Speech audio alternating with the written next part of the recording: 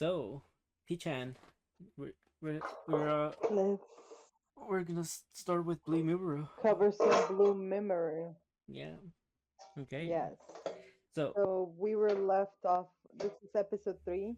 two. Um, We only right? cover Isn't we only covered up episode one, and we didn't cover episode two. So we're starting off oh with yeah, correct, episode 2. yeah, which is basically just Neo heading to the Miburo headquarters and like getting acquainted with Right, and starting the training. Yeah. yeah, getting acquainted with everybody, and we instantly see him do like this sumo match, right? With one of the Seems to be a tradition, I think there. yes, Yeah. we are getting his workout done, his you know basically just getting acquainted with everybody. And one of them was like, I think the one he wrestled was like a later one we meet like later on, or like more better like later on. But it's Hajime. He's the one that he ended up drawing with, and everyone's like, oh shit, like Hajime drew. That's crazy, you know. And Yeah. yeah, He's not a very physic person for sure. So he's really giving it his best. He's really going with the training, which is good. yes, Very good for that kind of that, yeah, and I the mean, uh, character characteristic for for a main character. So yeah, and it's one of those things where like pretty much this episode kind of focuses on like what Neo wants to kind of take in as his justice, right? Because he hmm hasn't really defined what his justice is as of yet, right? In this episode, yes, correct. and so that's pretty much like how this episode goes about. Obviously, the day-to-day life. The He gets acquainted with the fact that the Blue Mover are like seen as like kind of like uh evil people in a way, right? They Yeah, like delinquents or like gangs, yeah, like a yeah, like like gangers, like yeah, like but it's obviously as he's spending time with them, he's realizing like these are just like people that are very that uphold their own sense of justice to the bitter end. hmm So I think it was I gotta say the so far the leader, the samurai leader, hasn't given me a good vibe, but there was still I mean at least he has two good ones, with Hijita. I think that's the one he went with, right? And then the other guy Toshi, I think. yeah. But yeah, I like how this one was like they just kind of took him around the town, and they were kind of just paroling, right, as they usually do. And hmm you know they find like somebody that was like fleeing because they did something wrong, right? And then they were kind of like using their weapon and stuff, and they kind of like separated in different ways to like corner him. And Neo Neo saw like this one girl that was gonna get attacked, and he went in there and stepped in to save her. Yeah, later. Yeah, he's got a key perspective, very key. Yeah, very neat. Yeah, I like Theo. Yeah, Neo. It's, I love how his and we're slowly getting introduced to his like buddies, yeah, like the other two of his age. So yeah, it's good that we're finally getting yeah. I do like the that. game. Yeah. Yeah, I do like that this one in episode two though is kind of like we after that save happens, he kind of realizes, okay, so like my sense of justice is just I want a world where kids are free to cry, right? Because the little girl wasn't able to like cry as freely, or like he notices the kids aren't allowed to like cry as much because they're always the ones that like suffer at the Yeah. end of everything. So he just wants to make a world where everybody's like able to cry, even like the small kids, right? Mhm. But and like Yeah, I do like that, even though he did do a good deed by like saving the girl and stuff. He did say like he was sorry because he kind of disobeyed orders to, yeah, yeah. I noticed that too. and Yeah. the guy was kind of like, that's all right because you followed your own sense of justice, so like I can't really be mad about it. But yeah, that was a I think that was I like think it also fell into their duties or something. Like they're supposed to go around town and police and like guard and police and like watch out for. yeah. I mean, their You know. their essential thing is just So make sure there's peace around the town and yeah, keep as so many people safe as possible. So I it think, makes sense to say that that what you did was wrong when they're yeah, literally training you for that. So. yeah, exactly. And Mhm. it was kind of like it was very interesting because like I think at the end of this episode they're like, oh, the first Miburo purge is about to begin, and that's how they like ended the episode. So I was Mhm. like, ooh, we're already having trouble. And leading into the third episode, I think this is where we meet like the first actual like one of his first uh I guess you could say friends, or like at Yeah. least people close this age where they get properly introduced, and it was like Taro. Right. Yeah, the little worker seems to be a little servant instead of like a samurai. Yeah, and we do find out like We haven't found out yet. What's that about? Or what he's about, how he got there. we do kind of Because get he an seems tough. He seems tough, like, yeah. like, but I don't know. I mean, Neo does tell him kind of like his whole justice thing, and Taro does tell him like, you're pretty naive in your way of thinking. Yeah, I yeah, yeah, that's what I like. He seems pretty, like, it's tough. He will fight. I mean, and he went to, you know, dispose of body. It's not like, he's, yeah. so it's just, yeah. No, Wonder what his story is getting. well, I do think we do get like a pretty decent like background on him. Not necessarily how he actually got picked up and stuff, but like he did tell like Neo, like he would like rather like suffer getting beaten in the by the guy that he serves than to be out in the Hmm. street, because there's like nothing for him there, right? Like at least there he has a place to eat, a place to sleep. Yeah. And like you were talking about, like he took like no qualm and getting trying to get rid of the body because of his master like told him to, right? And that was pretty brutal. Like the master like killed him, and then Taro was kind of just like stabbing the body over and over again. Yeah, so I can sink deeper in the river. Yeah, It will take you know, longer to come afloat. yeah. So So, and of course, like Neo had like a very smart idea where it was kind of like they made it seem like it was like a bandit or something, right? Or somebody from out of town rather than somebody from there. hmm. And that pretty much got under the The skin. attention.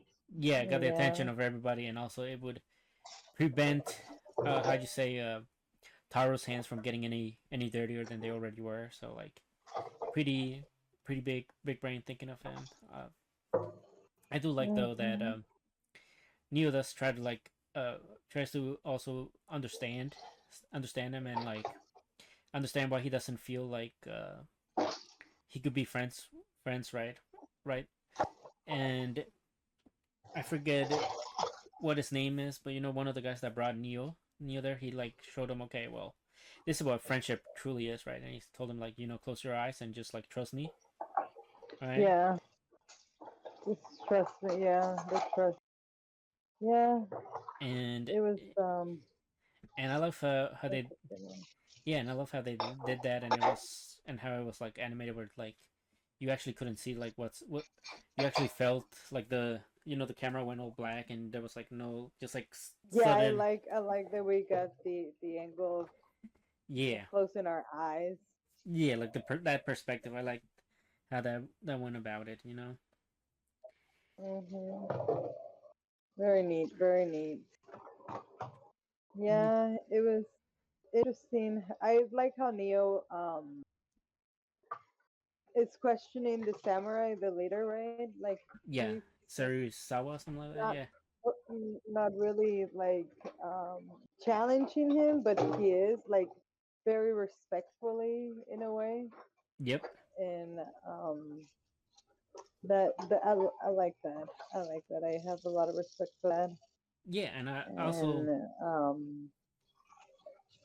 and he does his research. He's like, oh, you had a reason. It had to be this one. I found out this is what this guy was doing. You mhm. must have done it for that. Before just Yeah, kind so of blindly accusing him and he calling him insults and stuff. So yeah, he had to be it very was, careful, right? Because the only thing he knew is that this guy was kind of violent when drunk. yeah, Uh, yeah, and yeah, based on that, that's true. yeah, based on that alone, like he realized that maybe he'd have a short fuse, so he had to be very careful as to not like completely blame him, but also tell him like you did do the deed, but there was obviously a cost for it, you know. And I think one of the guys found out that the guy he killed was about to sell information out of the Miburo, and so he had to do that to like keep everybody there safe, essentially. Hmm. And Yeah, I also like that Neo and like Taro, like this third episode was kind of just like the different ideologies that they hold, right? Because even like with the soul, the way that they view the soul and stuff was like completely different, you know. yeah, Just yeah. Yeah, they definitely were trying to respect the resting of the soul. yeah, and One obviously doesn't believe in it, and the other one yeah, and does. obviously Taro was I like mean, that's the appreciation of life. yeah, and obviously Taro has his say, with on somebody's dead, they're dead, they're like there's no use, you know there's no point in like preserving your human dignity or something like that. Mm. Once you're dead, basically. So, um, but yeah, I do. It does after that this episode, right? It does seem like Neo's getting like more eyes on him because even the guy that he kind of called out but didn't really like put blame on him, right? Or say he did him, and it's Mhm. like he was kind of asking about him,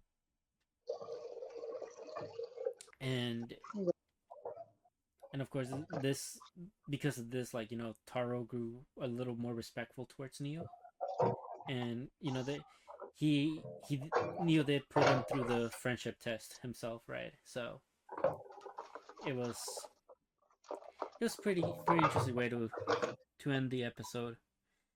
Yeah, make a full circle. Nice and neat. Nice. Good thing it worked. I wasn't sure if it was gonna work. That kid seemed to convince you, Yeah, me too. but I'm glad it all but worked I'm out for glad it did. me Yeah, too. I'm glad it did. And that was like So, the second wolf, and the fourth episode deals with the last of the three wolves, mm, mhm. which it was Hajime episode. Yes, And it seemed to be his rival in sumo, or yeah, like his challenge challenger, like the person that they would like put him against in yeah, the training.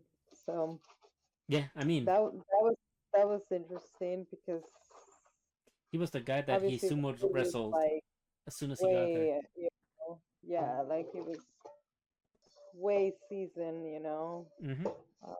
compared to him, and he was really like practicing for that, really good for the kid. I like how like from there, the that last wolf, the last kid was. I don't like the kid. He seems weak, or like he's like a lame, like weakling, like. And the dudes, one of the dudes that the one that he respects, if it seems like, Yeah, just tells him to, like just to hang around him, and that he would come to understand him, and and maybe once he does, he won't think of him that way, of weak, So I mean, yeah, he so I thought did. that was pretty neat because obviously he is. I'm not sure if it was in episode 4. I think it is when they meet that other kid, that blondie. No, that's episode And, 5. yeah, so it's well, it's just I like how from there kind of see all of them working together and their different perspectives. So Yeah, like I do like Hajime's like introduction, like proper introduction to Neo, because at this point we have hmm a servant who's not not doing anything for like the swordsmanship, but obviously he does a lot for like the entire right, Miburo, and right. so he is technically kind of part of it, you know. Even if he's not picking up a sword, he still contributes to it. Uh, And then we have hmm Hajime, who's already been here for a while, probably the first kid that Yeah, they exactly. He's been seasoned. yeah, and he does not want to help Neo whatsoever. No. Like he sees that he's off center, and he's like he tells him, but then he doesn't explain how to fix the problem he has. And it's I love we get to really see like a small section of how they train, you know, and it's like they're doing like 300 sword swings in the morning. Yeah. They run lap they run laps, and they also like spar after, you know. So it's very like hard Yeah, training. it's tough. They actually Like yeah, and they actually thought that samurai, like real samurai training yeah, and they actually from back thought in the days. yeah, and they thought that Neo was gonna like bail out on him like within the week or two, right? But he stuck around, and um, even like the guy that's originally trained Hajime, or like the Hajime's training under, he's the one that does like a hmm thousand sword swings a day. So then Neo tries to do that amount to kind of like Yep. match him, and the guy was like, "Oh, damn, he has like no talent Even whatsoever." even him, right? Yeah, Even him was like, I like that he had like the same kind of like impression or opinion as this other kid, yeah, that this guy is weak, that he doesn't have any talent, so and it feels bad for the kid for that reason. yeah. No matter how much he trains, he doesn't really see it happening, and yet it is happening, and it's just like, Well, you know. see, the thing that I thought was like interesting is that the fact that he didn't even point out to Neo that he was doing it wrong, but Hajime like instantly knew that what he how he was holding the sword and how he was swinging it was like off centered. And this guy hmm saw the same thing, but he didn't even say anything. Hajime at least said something, but he didn't want to hmm correct him fully, right? Because I think he's still pretty salty that after that first draw, the next time they went, like I think Neo just like completely like destroyed him. hmm So it was like Yeah. he's it seems like Neo is a pretty fast learner, but Yeah, definitely. and it came pretty handy because like he instantly like once they were like kind of on patrol duty once again, with the guy that brought Neo, once again. uh, he kind of told them to like stay guard outside or like just wait for him while he goes and takes care of some business. And there was this father with his daughter that he was, kind of threatening to kill. Oh yes, but and he had a whole like audience, Yeah, but they seem to be, acquaintance, like they knew him, so they were really trying to like sympathize with him and talk to him to like, yeah, not do this. That it's still time to not do anything that he will regret in a way. Yeah, that was a little intense. yeah. It was, That was with and someone's, it's your fucking daughter, and you're holding her like that in public and doing that. yeah, I think it was also because he had like PTSD because now there's like no actual enemy to fight. So now he had like no money and like nothing to like take his frustration out on. So like he just kind of like broke him a bit. But Neo was after like they went chasing him. Neo told them to like uh That's that much. Mhm. okay, Neo told Hajime to do that one technique that where you like quick draw really, Mhm. and he's like you got to do it while running, right? Because I'm gonna go dive in to save the girl, and you're gonna cut his sword. And Hajime was like, dude, I don't know if I can actually do that. And he's like, well, you kind of gotta learn on the fly, Like, Yes. and basically, like after that happened, and they were able to stop the guy from actually killing his daughter. And Neo took the sword, and actually like held it, Mhm. the broken sword, and it was like, because the guy was trying to commit suicide afterwards, and he was like, I like I Yeah. don't I don't have the answers for you. I don't know who the enemy is, but you got to look at you can't being dead won't solve any of your problems, So like got to look for who's still with you, And I think after that moment that's when Hajime knew, okay, so this is the kind of guy that they brought in. It's like this is somebody I can like actually get along with. Mhm. And then It's gonna go somewhere. yeah, Like it gets the job done, yep. just more in a passive way. You know. Yeah, Neo just like silently winning everybody over with, and he's not even been like actually like swinging his swords or anything. Mhm. He's just been himself, winning them over with his sheer like kindness and stuff. So that's pretty cool. Agreed. And Agreed. But it is pretty cool. and It is then cool when you win them over by brains yep, over brawl, like they say. yeah, and So. Neo. That's what Neo's got like lots of, and you know Mhm. after this whole ordeal, finally Hajime decides to actually let him know why his swings are awful. Yeah. But that was episode 4, and now we can get to episode 5 where we meet Seto, the blonde hair kid. So,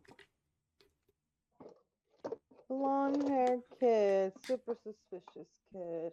oh yeah, but before that, we gotta talk about how they ended up meeting him, which was the Miburo got invited by like the Aosu, which is like the actual like governing force of like the shogunate or something like that, right?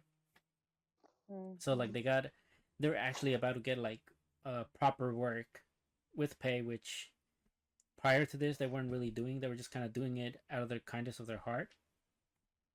But now it was like by taking this job offer, they were gonna get paid and serve like the shogunate.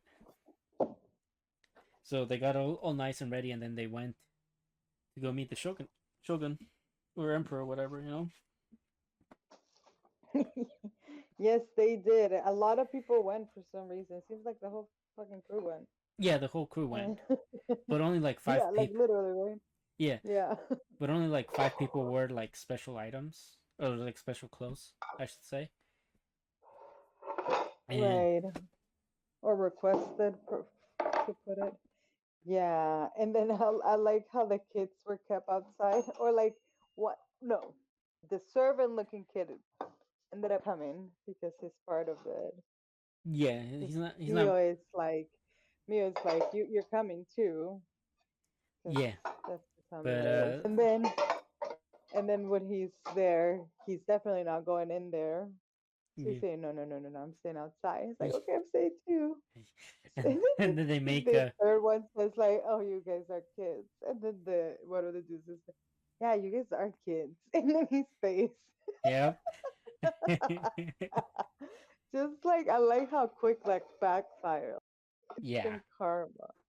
yeah. Like, No, yeah. that's They were like, funny. well, if we're keeping two of the kids out here, we might as well keep the third one that actually knows how to defend himself. You know, so you can, Yeah, so they can at least, like what is like yeah, might as well which to though. me was kind It's of stable smart. outside.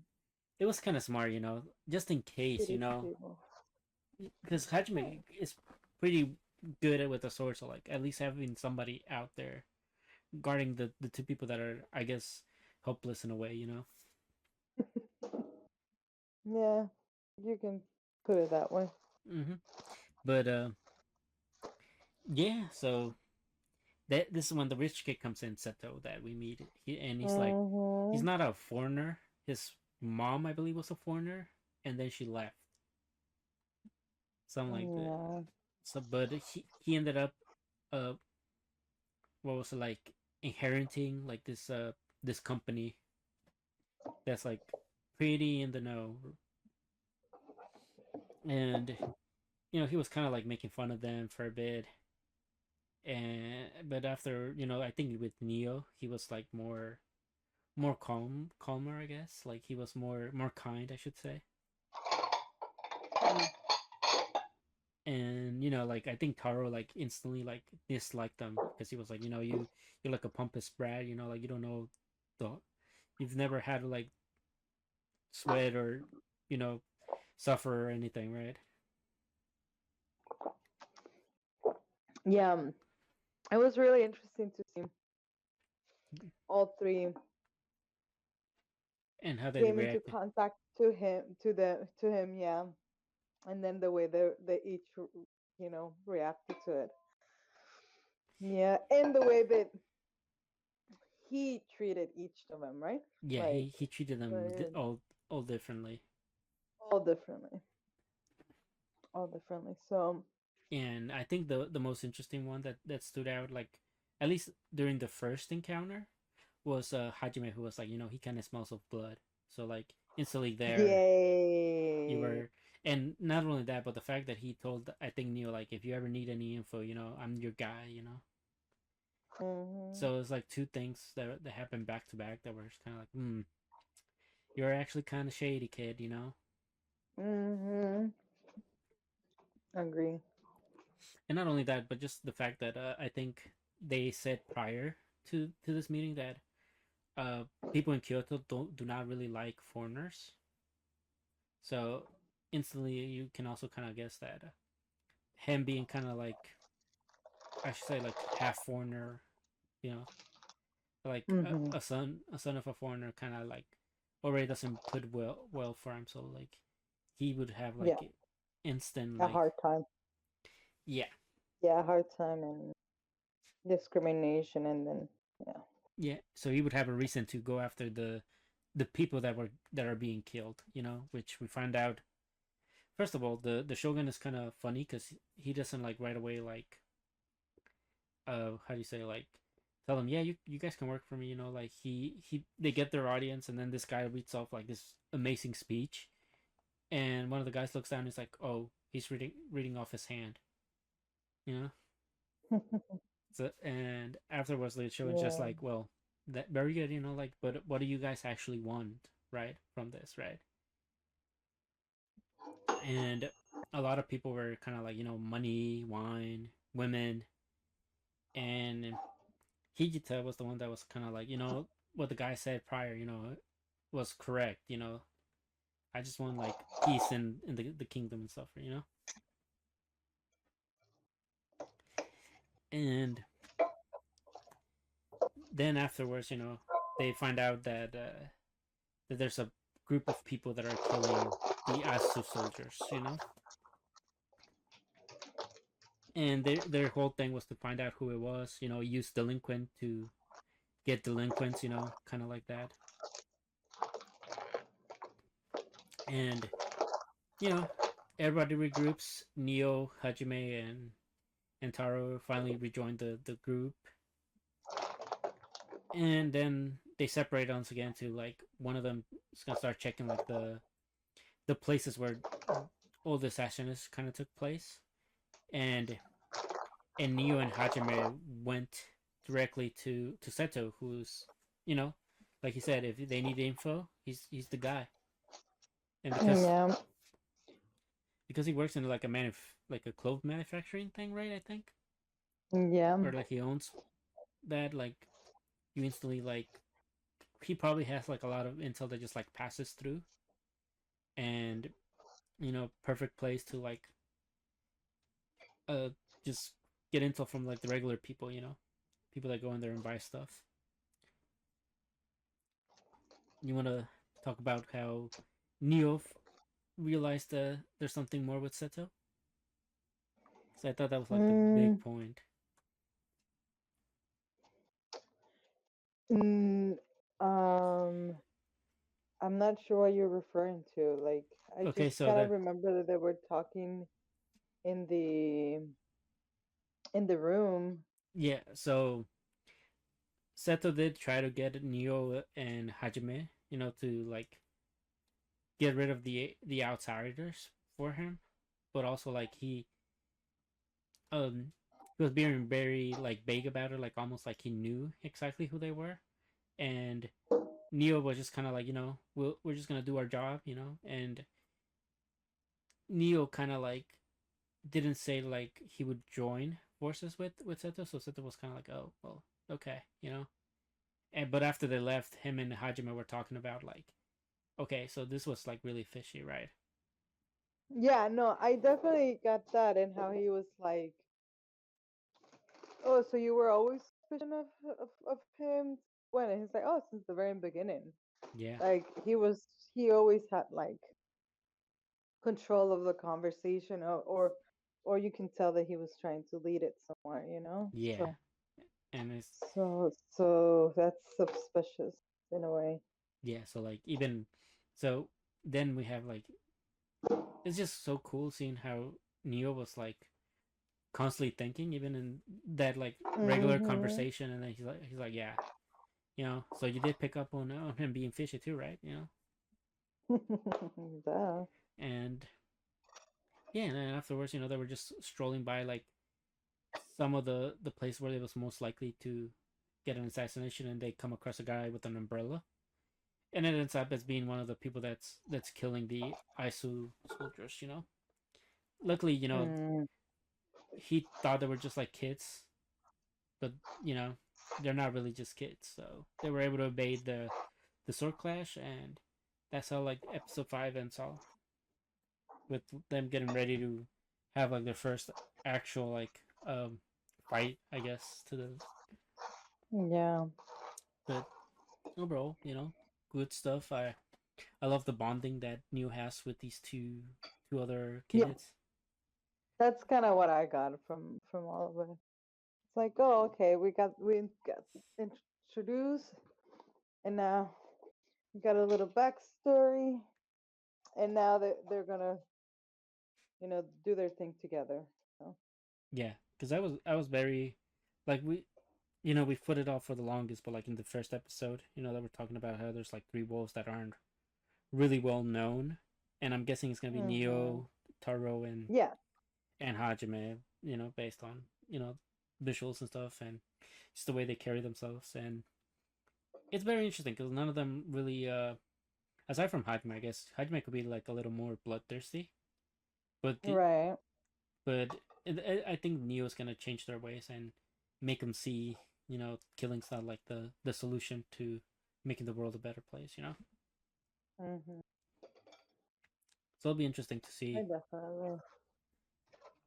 but yeah, uh, It's very nice to see that they don't. No, it's actually very interesting to see that they both don't have a good impression of Neo from the beginning, right? Yeah, Like and it's different, in a different way, but they both, you know, yeah. they both So, grew to like him in the end and befriend him. So yeah, hmm yeah, we'll see where this leads, but that'll be it for this one. On to the next one. Demon Lord. Demon Lord 2099, right? Yes. So Yeah.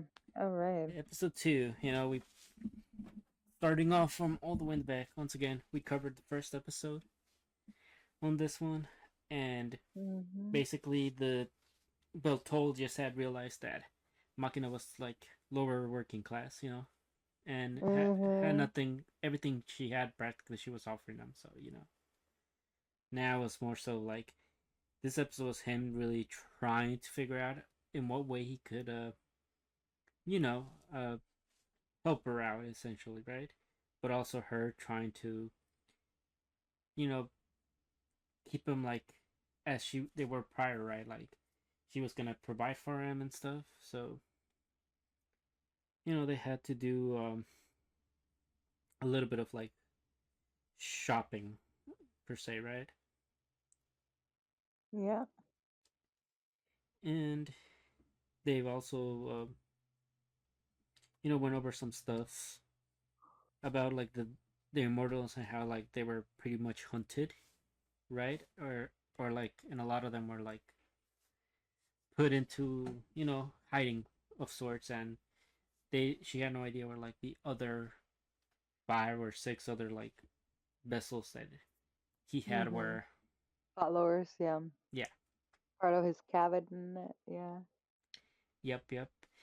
And there was also like him like growing weaker because nobody believed in him, so like he had to also you know figure out how to gain his power back to like you know or like at least to believe in him being the demon lord back. And Yeah. he He did. needs to get his recognition. Yes, and he He also uh met this hacker, which he runs into when yes. on his way, like, just when I he's mean, out and it's about. I can't remember where he was going. well, first he tried applying with the regular jobs, right? Because his resume and stuff was like kind of outdated, so he did kind of like try to use like his prior abilities, and they didn't turn out to be too well because mainly most of the workforce there required him to have a familia, you know, to for them to do like the standard jobs. And since he's not Yeah, a he's not which is just like this color, right? Like this kind of like, it's like this chip like that's implanted in yeah, everybody's in the collar. Yeah, yeah. like a necklace. Hmm. it makes it makes them use magic a lot quicker. So it's essentially what it does, but it is kind of unique in that a immortal kind of like, or Marcus was the one that built it, and he built it so that it was never going to be applicable to Beltol. Mm-hmm. And his job Hey, hunted can it. we pause for a minute? Yeah, so as we were saying, like Beltol was having a hard time finding job because Mm-hmm. you know he doesn't have the familia, so nobody hires him. And then Makima was like, "Ugh, it's not worth it for all this, human jobs either." Yeah, So she thought about her friend who has this weight of, you know, getting jobs. not just getting jobs, but like getting around without moving, like, Yeah, so she and has a lot of information, and if she doesn't have it, she can hack it. So, yeah, and this is the one that he met in the first episode that hacked everything, right? So right, they right, were kind of the like, one that he runs into each other and sees her doing something and grabs his attention. yeah. So this pretty much was. I loved that. Because of everything else that was because they already met each other. They were kind of like somewhat familiar. So she calls him like Belty or something, or like some like really like cutesy like name. And he was like, Mhm. and Makina was almost like about to like be like, you can't do that, because it's kind of disrespectful. He's like, nah, I don't mind, you know. He was very chill about it, and she told him the situation he was in, and he was like, okay, so what kind of job are you actually looking for, right? And, Mhm. he's kind of like, well, I need a job that'll pay me, you know, that will get me recognition and and and that I don't need a familia for, right? So then she's like, is there anything around that? And she saw the speak to her that was like on the news, and it's like, you know. And then it ends the episode with Bilto's intro, to his live streaming gig. So he's embarking in a live streaming job. Which goes perfectly. Sorry, it goes perfectly in my opinion. Yeah, it especially with like how things are right now, the where he's at, he could totally use. It's a good way to like get your name out, and it's so interesting because like of course like after the start of episode 3 now, right, we start getting into why he kind of needs that, and like also like the ups and downs of it, because Machina, I love how it's kind of like very old school way of thinking, because of how she is and how old she Mhm. is, and how it also kind of resembles how it is in this, you know, how most people thought of streaming, like when it was first like coming up through here, right? And it's kind of like Yeah. it's and how it is technically still, right? It is an unstable career, right? To like Mhm. have, so that's like one of the main reasons why she didn't want to do that, and she was kind of like, I'll take in more jobs or something like that, right? Or trying to convince him to like not do anything, and he's like, well, I can't really ask more of you, and it's like I kind of need this, So the girl kind of butters, Makina up, and it's kind of like, just give it a chance, Belto's already like limited in his options anyway, right? What's the harm that it can do? Right. It works out though. I think it really goes with it. I think he pulls it off too. He Yeah, has the look, and it seems to be working. So good for him. And we also isn't this when that happens? Like I don't know what happens to Makima that she has to go to work. I guess she has to go to work, and then he finds out one of his other vessel is like the CAO, or he goes call, or he gets called. Does he get? I think he gets summoned, doesn't he? no, No. How does he end up in his building? Like he goes there though and meets up with him, but oh, I think he sees that he's like super famous and goes to him. no. Well, that was in episode 1 where when he saw him up in the building when Takashi was kind of like hacking everything, and then they went back. He kind of saw it, and that's when he met Marcus. Is who I think you're referring to. But in this episode, it just kind of goes through the. In episode 3, it goes through him, like through the process of live streaming, how like he has very good charisma, so like he draws in a lot of attention, and he grew very rapidly to like 1 million basically subscribers.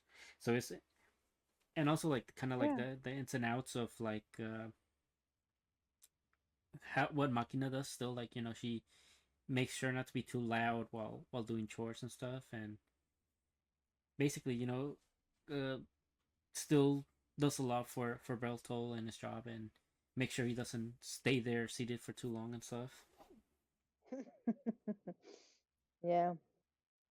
And I love how it was That like at first makes it the was meal. yeah Uh huh. at first he was it was like he's also, because he doesn't have the familiar, he's also limited in the games that he can play. So he's playing like very old school games, and they're supposed to be very very hard, right?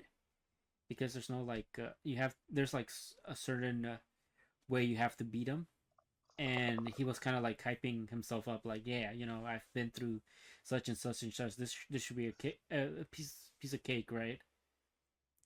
And he tries it out, and he like instantly fails. He's like, this may be harder than I thought. Hmm. But yeah, no. This is when afterwards, this is where he he has to go. He decides to go out and get some food after his live stream is done, right? And he meets. I think he meets the actual like hero from his past life in this episode. Oh yeah, he does. Well, yeah, he they have a small talk. Yeah, which was very It was disheartening, nice. right? For to hear the Mhm. hero's perspective, and how like because he beat him, they granted him like eternal youth. But after he like really defeated Beltol, there was like no real. He just started witnessing like all the horrors of humanity, basically, and he was just kept being sent to like countless wars and stuff. Mhm. And then after there was like no more need for him to go to war, they just kind of tossed him aside. So now Yeah. it's kind of very disheartening, because it's like, damn, he almost seems like, when I was seeing it like right there and there, I'm like, damn, he probably has like some PTSD from all this stuff. And you know the, there's got to be like a lot of mental toll that he's probably had to witness, like a lot of the people he knew and loved like just perish one after another for 500 years. Mhm. Yeah, the hero definitely seemed worn out and just tired. Yeah, Just just even you even think that he has given up, you know? But you can't just assume that from a hero, so yeah. And I love how when he was having that talk with Belto, he kind of asked him like, why you wanted to be the demon lord, right? And one of the his response was like, if he was the demon lord, that he could actually bring about true peace, mhm. through like his strength and domination. But it's it's pretty brutal, because both of them kind of like just right there and realize that they've both hated each other and ostracized each other and did all this and that, but like they both had like essentially this common goal, that they never were able to do it, because they were always at odds with one another. Yeah. You know, and I don't know how we get into the other part of it, which it's when they start investigating with the hacker. Well, it's actually in this episode, because after Yeah, they and I really don't know how it gets there, to tell you the truth. It kind okay, of so kind of just the like uh-huh. the hackers the hackers trying to do this job, right? But the her Ah, body that's right. She gets hired for to do something and then kind of pulls them into like, just come with me, just kind of come with me, kind of thing. Yeah, yeah, because I remember. I she was remember now. yeah, she was being trying almost assaulted by one of the guys that beat up Beltold before. And Mm-hmm. Yes. Beltold kind of came in and showed him how strong he got. It's like, oh, this is like 1 million worth of strength. It's like, but I can't really. Mm-hmm. It's like, I don't really know the full extent of my ability through here. And then she kind of saw how strong he was, and she brought him. It's like, you could be my bodyguard. And then they get into the job where they had to steal this black box, which was in. We'll talk about episode 4. Now, and basically in here, Beltol being Beltol, just kind of like blitzes in there without really thinking. And you he's really interesting part is he's able to replicate how the familia works, and kind of like hack into that frequency that lets him talk to to the hacker, you know. Mhm. And I thought that was like really kind of genius, that because he was studying it right prior with Machina, and when he like told her, like, just let me see your neck and stuff. So now it's kind of like really cool seeing how even in this updated technology, he still has the whereabout to see how things work and replicate things. And we went, and they basically just started like beating the people there until like this Makino gear came in, which was like where the real fight actually began, and basically the machine and Belto were like fighting, and Belto was actually had to change into his like demon lord form, and it was like really cool, like just animation, just watching them clash one another. And I think at a certain point, the person that was with the Mechano gear actually like chopped off Belto's head, and everybody thought, like, oh, that's probably it. Even Mhm. like the hacker was kind of like, damn, he kind of lost, and Yeah. and then he's like, oh, you thought you could just beat a demon lord just by chopping off the head? It's like, no, no, no, no, and he does unleash like this powerful ass magic, and he was just kind of like, pretty good test drive, for my million user power.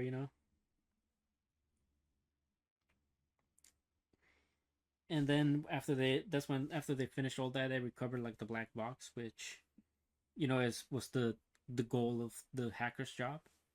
And then they had to like bring it to this informant person,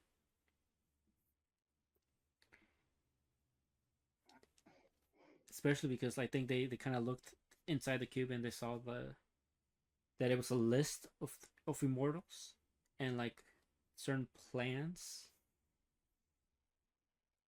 were like later revealed when they went to see the informant, and they found out the informant was kind of dead. Mhm. Yeah. Yeah, but They found him dead. yeah, they found the video that he left behind, and it was about the chemical reactor and how they were able to power it up through burning immortals. Sacrificing, yeah, burning immortals. That's So, right. and they were referred to them as kind of like, well, And then they showed one of his vessels being one of the first ones, right? yes, one of his, Yeah. yeah, Senol, I believe, was the one that they Mhm. said was one of the first ones. So like after they found out that, oh shit, immortals are being used like freaking firewood, like, damn, we should go. Bilto was kind of like right there and there. He tried to call Machina, but she didn't pick up. Mm. And that's how like episode 4 kind of rolled and ended, and then we get into episode 5 with Machina, staying at home, cooking, and then getting a Yes. surprise visit from her good old buddy Marcus. Yeah, that was intense. All right, go ahead.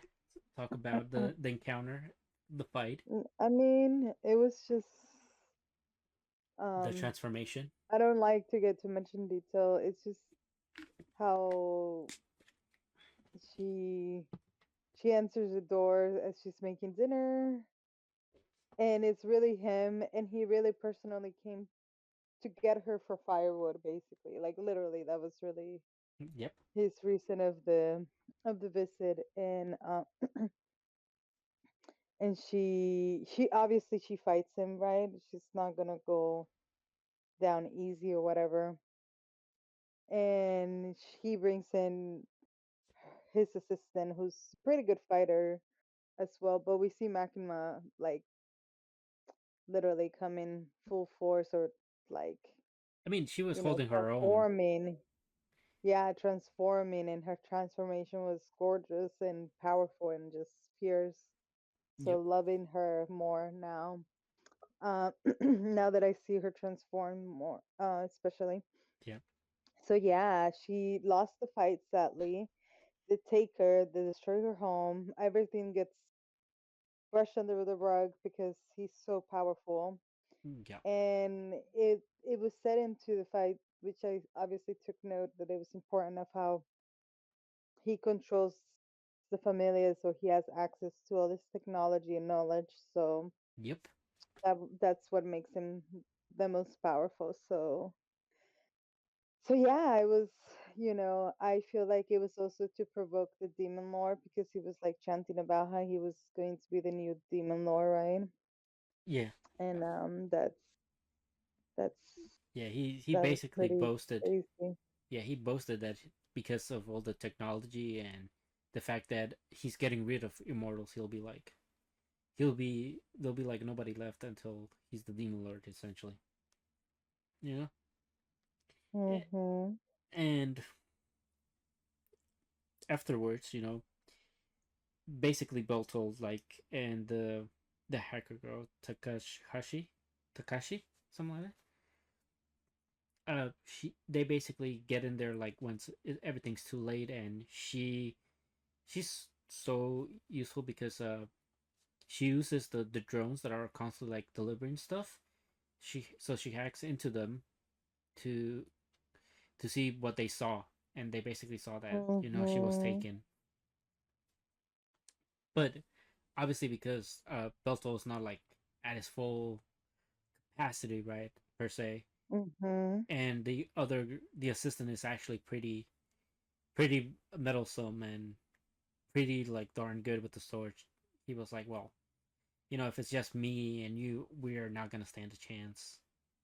Especially if they bring in more of those Makino gear drones, right? That it took him quite a bit to beat. He was like, well, we're kind of gonna need backup. Yeah. And he basically goes to the hero, and asks, Yeah, that was really amazing. Love him for that. yeah, because he He, realized, he's got my respects on that. yeah, I mean, not only does this mean like, he realizes the how weak he is, but also realizes that Graham can still like serve the hero role that Graham's been wanting for, right? Because that's also like what's kind of Mhm. causing him depressed, that there's no real need for a hero. Well, you know, maybe not for him, but his companion, Makina, kind of needs one right now. Yeah. But obviously, like Graham wasn't just like gonna be like, yeah, I'm gonna go with you. He kind of is like, damn, you've come so low as to ask me for help. Things must be like serious. Yeah. And I think they also put into perspective the position they're both in with the times, right? Yes. Like obviously time has gone by and with that their situation has changed. So Yeah, and also like the whole point about like immortals being taken away, also kind of pretty dire uh-huh. that they have this dark history now that's kind of like Mhm. known to them.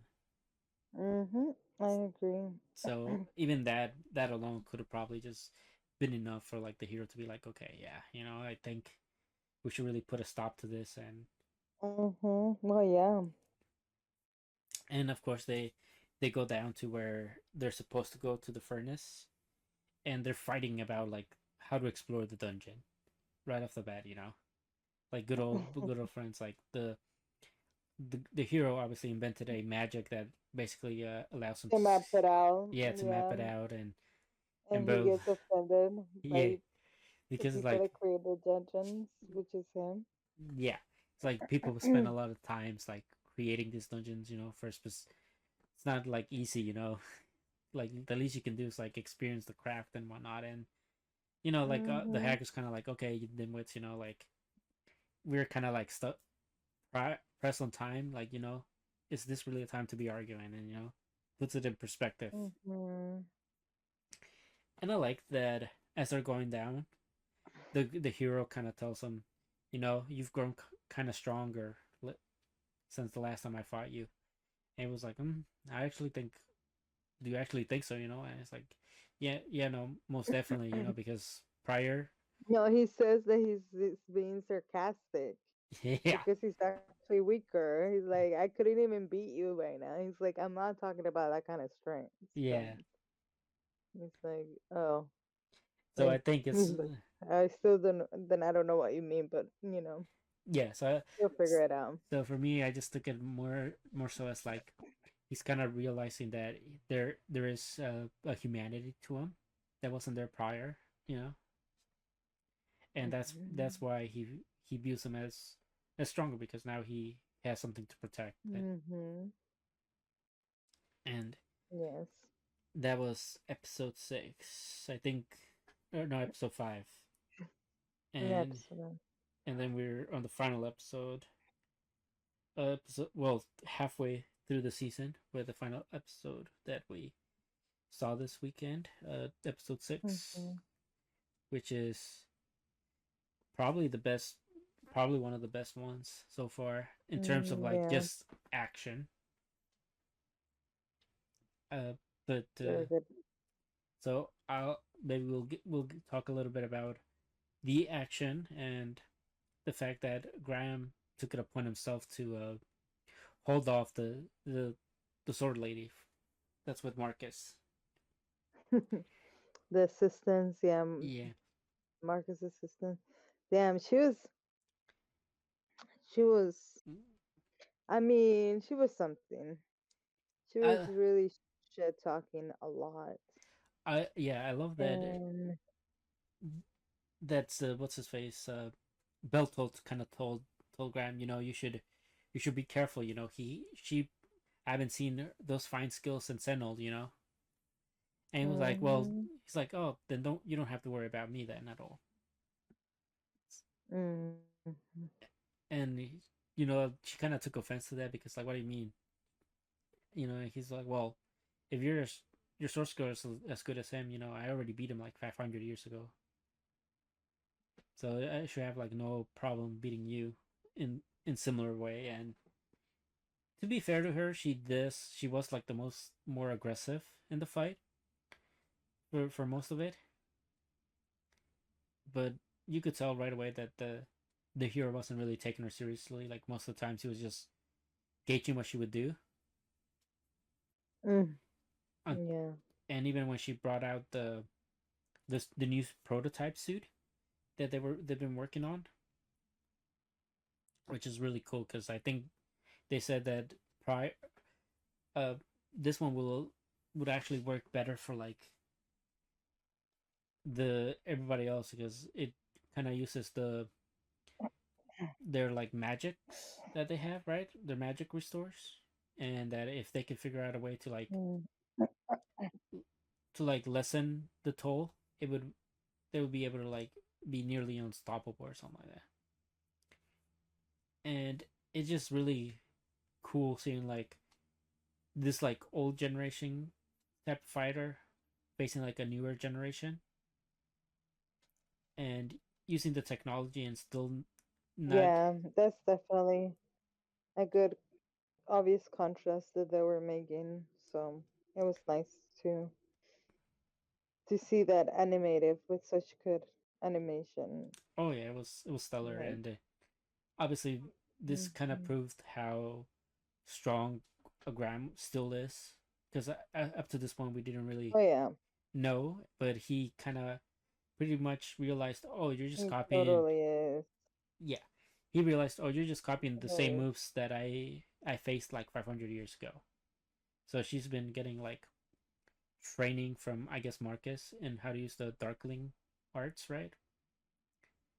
And Right. nothing really surprised Graham. So after he realized that, he was just started taking the actual like offense, and she was kind of like trying to like talk smack by saying like, you know, you just have this rusted out sword. What can you actually do, right? And Yeah. he was basically like, He didn't even acknowledge it as a rusty sword. No, because it It's was like, just it's the I holy guess sword. that's what it looks to you. I'm like, oh my god, It's- totally is though. yeah, he just It's busted too out the crazy. holy sword, and that technique. He was like, I kind of. He's like he kind of held back, but he was still kind of shocked that she left or something like that, Mhm. or that she was like, like that should have killed me, something like that, right? And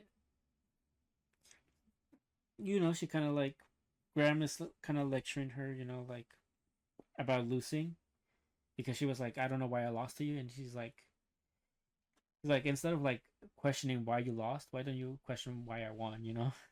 Mhm. And he was like, Yeah. the reason is experience.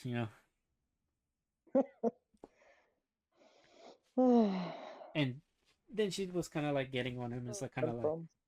yeah, she was kind of getting on him and was kind of like, shouldn't you be like out there with him, down there with him to help him? Mhm. And he was Yeah. like, well, he doesn't really need me. And she was like, but Marcus is so much, is like, is like stronger than her. And he was like, oh, just slightly stronger than you? Then he should be fine. He was like, I guess he hasn't shown you guys his trump card yet. I've been dealing. So we have a trump card that the Demon Lord has only used on Graham. Mhm. So Yeah. I'm excited to see that being used in the obviously in this encounter with Marcus because you know Marcus, we can talk about what happened now with Marcus and Machina and how he was like taunting her and telling her like you know she's gonna be the new firewood to resupply for a long while they actually look for a better alternative. Yeah. Because he knows he's gonna get caught. Like his time is up. Yeah. Yeah, which is gonna be very interesting once this all comes to light about Marcus, because he's been doing this kind of like in the dark of everybody. Mhm. Yeah. Yeah. Of course. Yeah, and you know he pretty much tells Machina, I'm the reason why Sunno disappeared all those years ago, and that he's been the one that's been powering it till now. So he was kind of glad that she shown herself, because now they didn't have to worry about it for a while. And typical like villain fashion, you you drop the person into the pit, hoping that they die, and who and behold, but Beltol comes and swoops Machina at the last second, right before she's about to fall into the furnace.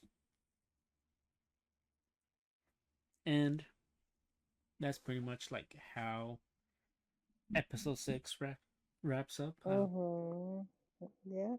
But yeah, no, like, With Makima tearing eyes yes. from her in the arms of her hero. Well, Demon Lord.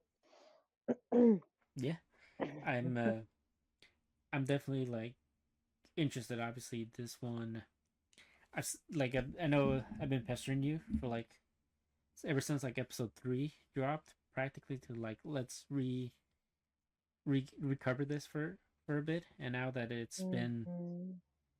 like the animation's gotten so much shine in these last like few episodes, Yeah, definitely. and obviously the story, I really don't know where the story's gonna go, but I'm intrigued by the whole Mhm. whole factor that there was this whole like dark side that we didn't know about in the prior episodes. And obviously I want to find out what happens after they find out that they've been using immortals, because they kind of at first they were kind of like hunted, and then they were kind of like given uh, I want to say like lesser rights than like normal humans, but Mhm. at least they weren't being hunted and put at display. Or I wonder if they're gonna be like, yeah, let's burn them all, and continue the hunts.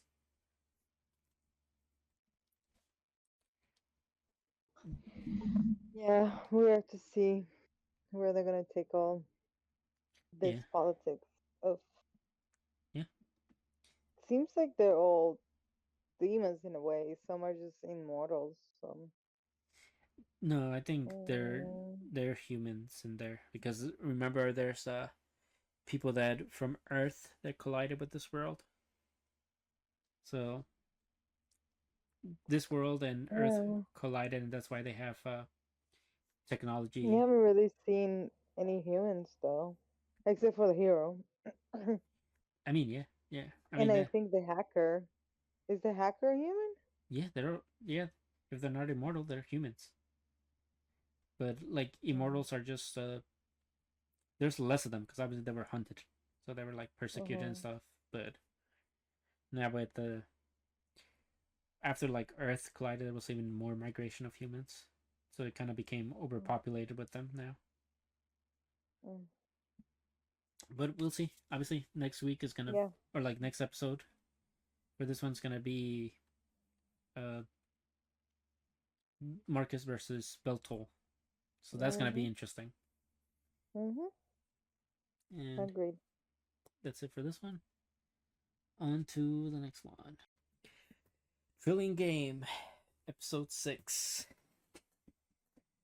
So where we left off with Trillion Game is they were just basically had won the tournament, and people were not very happy.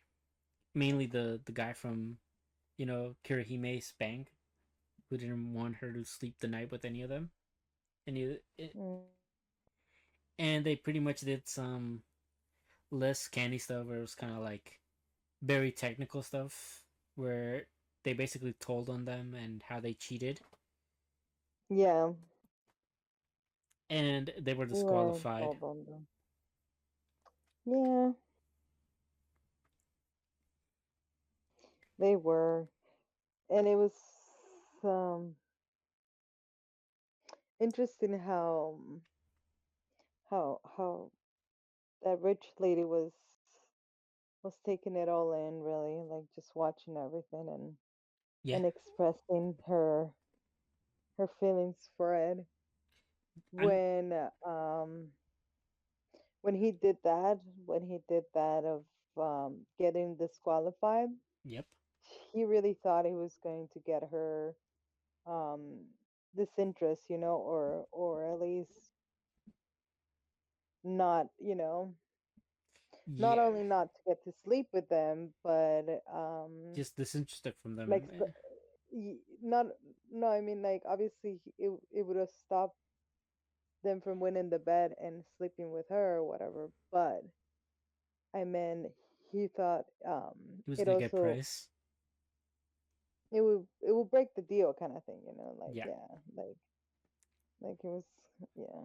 I mean it kind of did in a way because she didn't really go straight after them, but she did say she wanted them now even more, right? Mhm. But uh, to her surprise, to her, I guess, sadness, she's not the one that gets to talk to them. It was her opponent, Kadon, doing the negotiating of sorts. He grabs them and he pretty much tells him, I can invest like 30 million in you. Mhm. But he wants to like give him like tests first. So like he takes him to this like expensive like what is it like it's not really a bar, is it? Is it? Like a brothel, like, Yeah. I don't know, where they keep like girls and Uh, they in have a secret specific rooms and yeah. meetings. Yeah. They have a specific name for it, like a host club. There, that's what it was. Kind of like a Mm. host club, and basically one of the ways he tries to knows them is like to see how they can talk to women, and Haru pretty much ends up covering. Pretend Yeah, he ends. pretends he's a virgin first, and then covers it all. Yeah, Stupid. yeah, he's kind of covering for Haku, who is the actual inexperienced person, you know. And for the final test is basically like you gotta sleep with one of them, right? So pretty much Haru is the one that like has to go through with that, and it doesn't seem like very happy with it because I think he really wanted to be with Kirihime, but she didn't really choose him or give him like a better deal, so he kind of had to put actual like interest that he had in her aside. Yeah, which is Eh, kind of like bring him those words that that guy said, right? Like what he said, like two powerful people or two dominant people can't really like come together yeah, like or they like can't they be can't have together. Yeah. they can't you can't have two people with like similar personalities and stuff to it's like you gotta be able to divide the work for in order for like business to really flourish, right? Mhm. Yeah. And we get this pretty good uh insight of like why he's doing the 30 million, and that's like if they like essentially get like a billion, then his thing will like he's instantly guaranteed like 15% or something like that, right? Of anything. So like if they those 30 million that they put to waste don't end up doing anything, at least he gets like 2 million back or something like that. Mhm. And typical like thing that you have to do once you get like a lot of money. uh Haru pretty much Haru and Gaku both like take photos of themselves like in a bathtub full of money. Yeah. And now That's they're all Haru's idea though. what was that? That was all Haru's idea though. Yeah, Haru was the one that was like, this is something I've always wanted to do. And I love that Yeah. these people get like 30 million, and their first thing is like, okay, we should actually figure out what we want to do with the company, you know? Or like we should actually hire people first and foremost, right? And they pretty much that's how like the episode ends off with them doing interviews, or like them about to get ready to do interviews and introducing the company name, which is Trillion Gaming, name of the anime, you know Yeah. love that stuff. And now we get into episode 7 with interviews,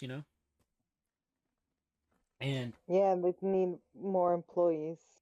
So they coordinate these interviews and it seems like they're doing it all professional.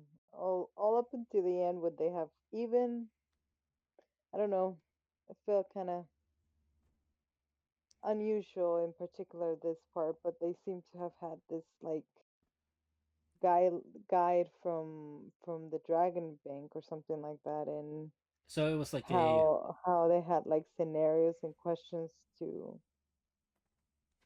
for employees, yes, so it was like a kind of like a an employee business. handbook. Yeah, it was like an employee business handbook. Yeah, so basically it was like basically how the I think it was one of the founders or whatnot that does that is part of the bank did like a whole Mm, autobiography and like questions he would ask like new hires and stuff like that was part mm-hmm. of the autobiography or whatnot, and they were just using those questions to gauge how people would answer. And I love how like uh Gaku was like, I didn't even do hot in any of my interviews, like here I am now like about to interview people, it's like Mm-hmm. how like the world's turned around, basically. And it was just like simple multiple choice questions that they asked, and one of them ended up like giving the right answer. So he seemed like the most capable candidate at the time until Rinrin shows up. And Mm-hmm. Rinrin pretty much like lets him know, hey, listen, I've had a lot of spare time.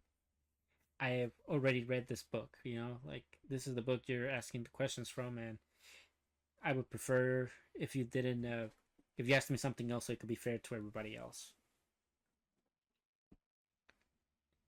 And even then, after they did all the interviews, there was more. Now it's like, okay, who's gonna get the job?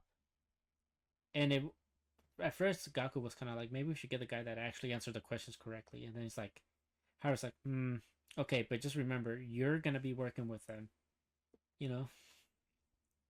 So it's like, who do you want to work with? Glad they picked her. Me too. She definitely seemed like the best to go with them, you know? Yes, It as definitely seemed like she was good chemistry. well, yes, and I do like that. As soon as they tell her she gets the job, she's over here like, oh, I got hired by this company, mom, like, or like anybody that would listen to her, get this Mm-hmm. job. She pretty much told to. Yeah. And then when she gets to actually go and see, and she sees Gaku, she's like, okay, so what do we do here?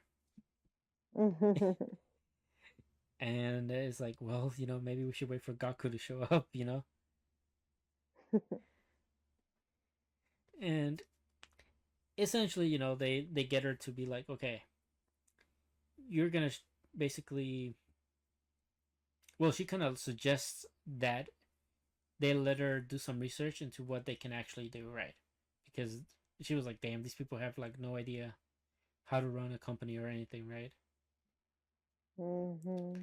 So she pretty much decides to take it upon herself to give them ideas on what they can do based on their skill sets and on the on what they can do with their workforce. And Pause. Pause. yeah, so Rin Rin being the president that they appointed, pretty much tells them, all right, we gotta sell Gaku's skills. He's good at all the computer stuff, so we can probably use him and Yeah, sell his they skills. finally have the company meeting. Oh my god, poor girl. Yeah, Mm. poor girl had to The assemble other a. dude, the other dude, I actually feels like embarrassed about it at least, but Haru does not give a fuck. He's all about this shit. I mean, he sells lies for a living, so like, let's not let's. Right. So basically, pretty much they after they realize what they could do, they basically you know realize, okay, we're gonna sell an AI, except it's not gonna be an AI. We're gonna do it ourselves, Mm-hmm. and that's where like the episode 7 runs off, and we get into episode 8. Rin Rin goes and shows up to Gaku's place once again. We see Gaku with a full beard, looked completely different, by the way. I was like, there's no Yeah, way he this did. Gaku. But she's pretty much like, damn, you've been working at this nonstop, and he was like, yeah, pretty much. It's just once I get going, I don't really feel like stopping. And she's like, have you eaten? And he's like, well, I do get a Gaku's or Haru's like famous fried rice every once in a while. And it's like a big ass plate of like fried rice. And you know, luckily for him, Gaku doesn't, or like Haru doesn't take too long to arrive, and proposes the actual like AI that they're gonna use, and how it's basically a VTuber. It captures like the head movements and stuff, and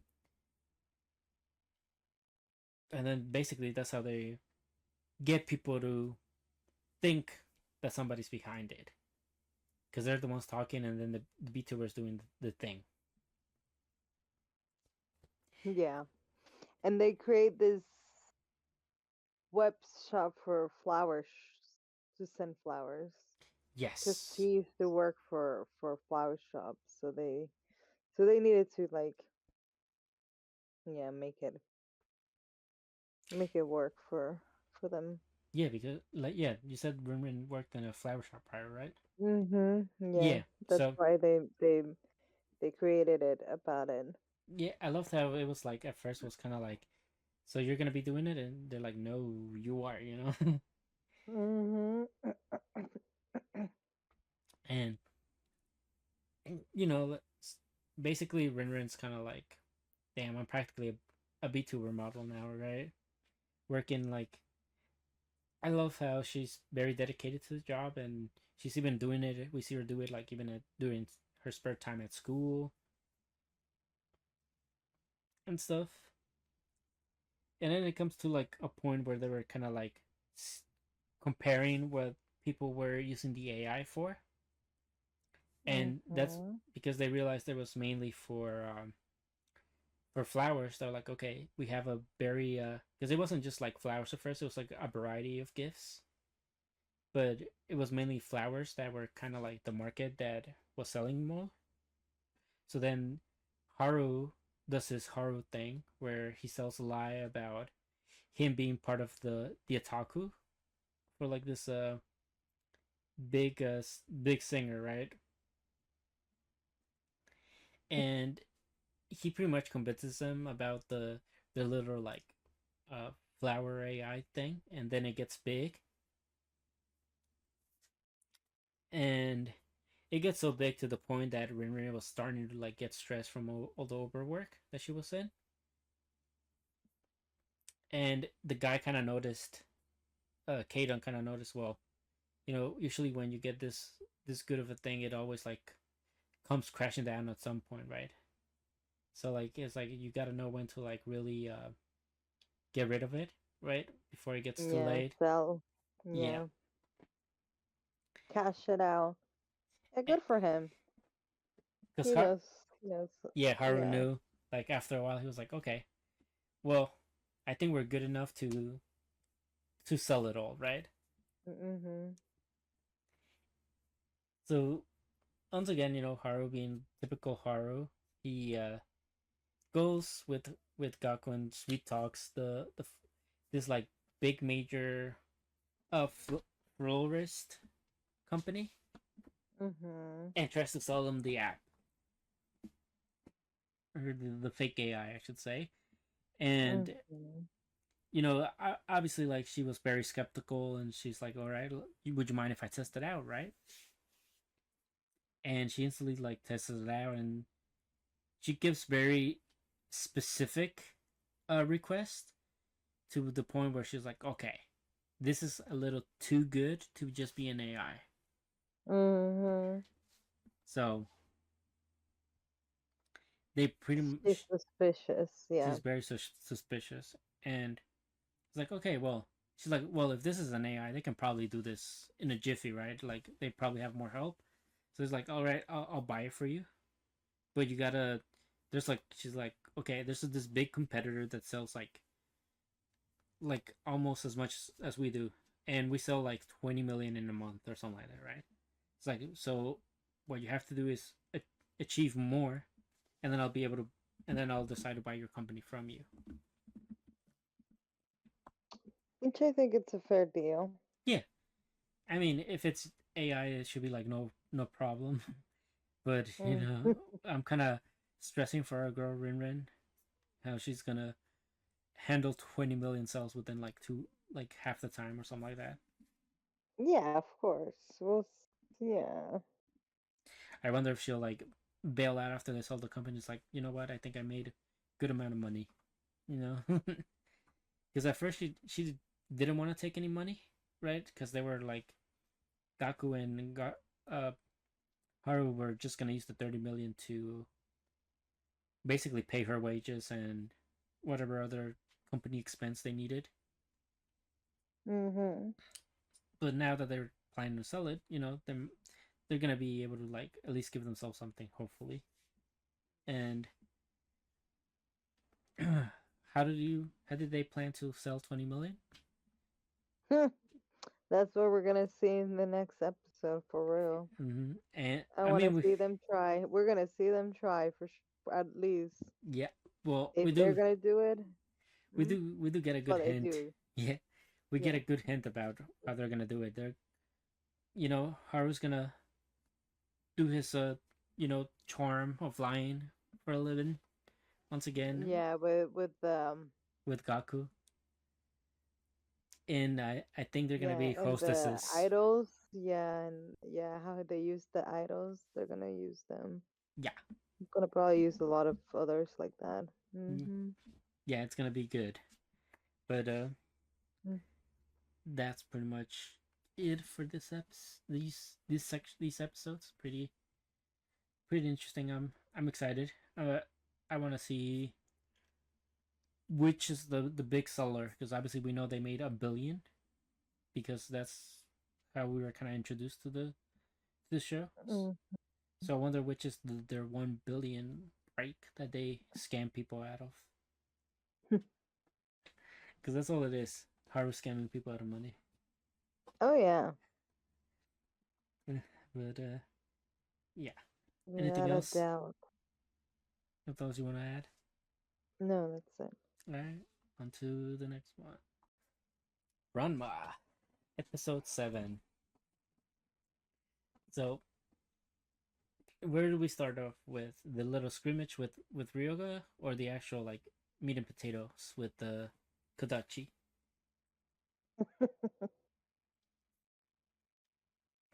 Meat potatoes. Well, like the main meal per se. I see. I see what you mean. Okay, well, whichever. So yeah, So, I guess Ryoga is just there hanging on the sidelines. well, not I necessarily on the understand. sidelines, right? At first, um, him and Ranma are kind of like supposedly training, you know, but in Mm-hmm. actuality, Ryoga's kind of like, if I injure you first and you have to like bail out, then that means you lose, and I get to get a chance with Akane. So Ryoga's there with the malicious intent, trying to actually hurt Ranma in the name of like practicing, with the weapons, because apparently in this gymnastics type of thing, they are not allowed to actually like hit each other. No, they has to be with tools. Yeah, they have to use the tools to like hit them or get them off balance and stuff. And I mean, Ranma picks it up pretty well, but they do end up fighting like the entire night. And I love that at first Ryoga was kind of like, oh, kind of, you can just go back and sleep. I'll make sure he's whipped and ready for tomorrow. And we won't stay up till late. It's like, okay, well, I'm trusting you guys. And I do like that she realizes, oh, Pichan's not here today. She disappear. Yeah. Yeah, she's she realized they disappears. Oh yeah, and you know, after they get to the school, there's like a lot of Ranma's obviously like very sleep deprived, so like not very thinking very well, and uh, Akane is pretty much on her A game to stop all the shenanigans that Kodachi does prior to it with the that the nails on her in her fingers, in between her fingers, or the falling like trace on the head and stuff like that.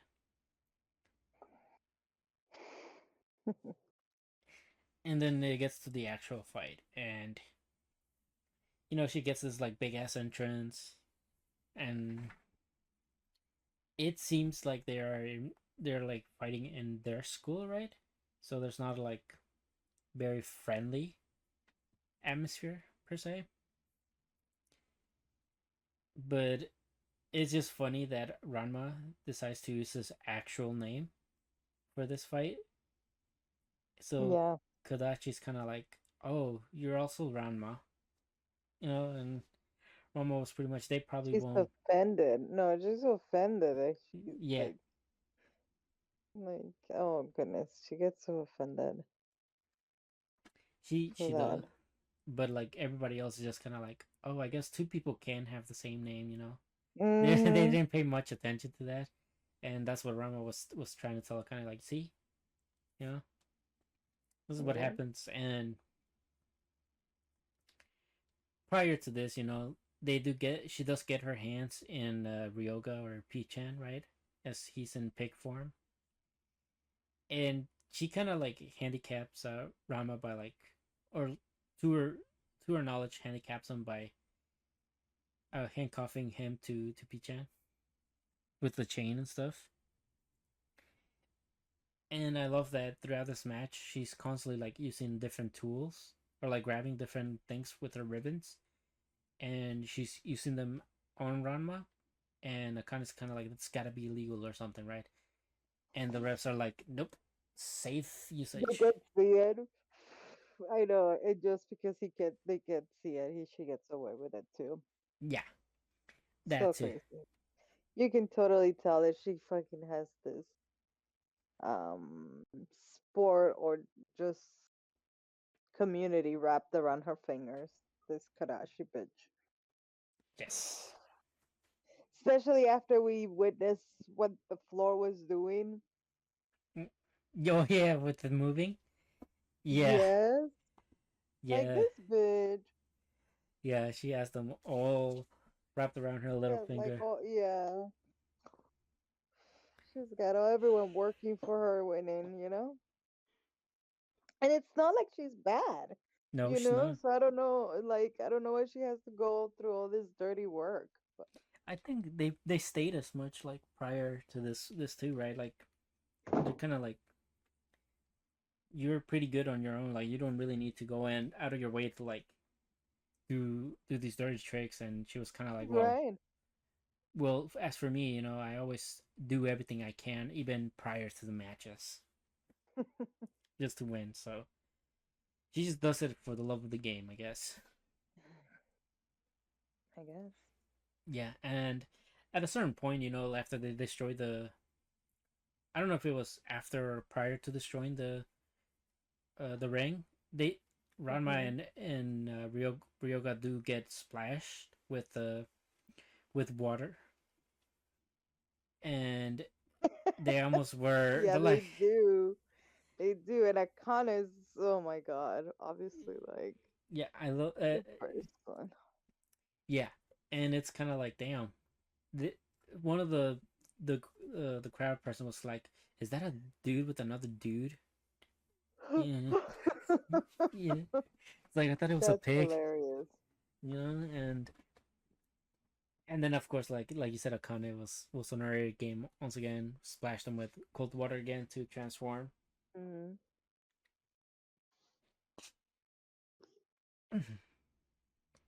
Saving the day.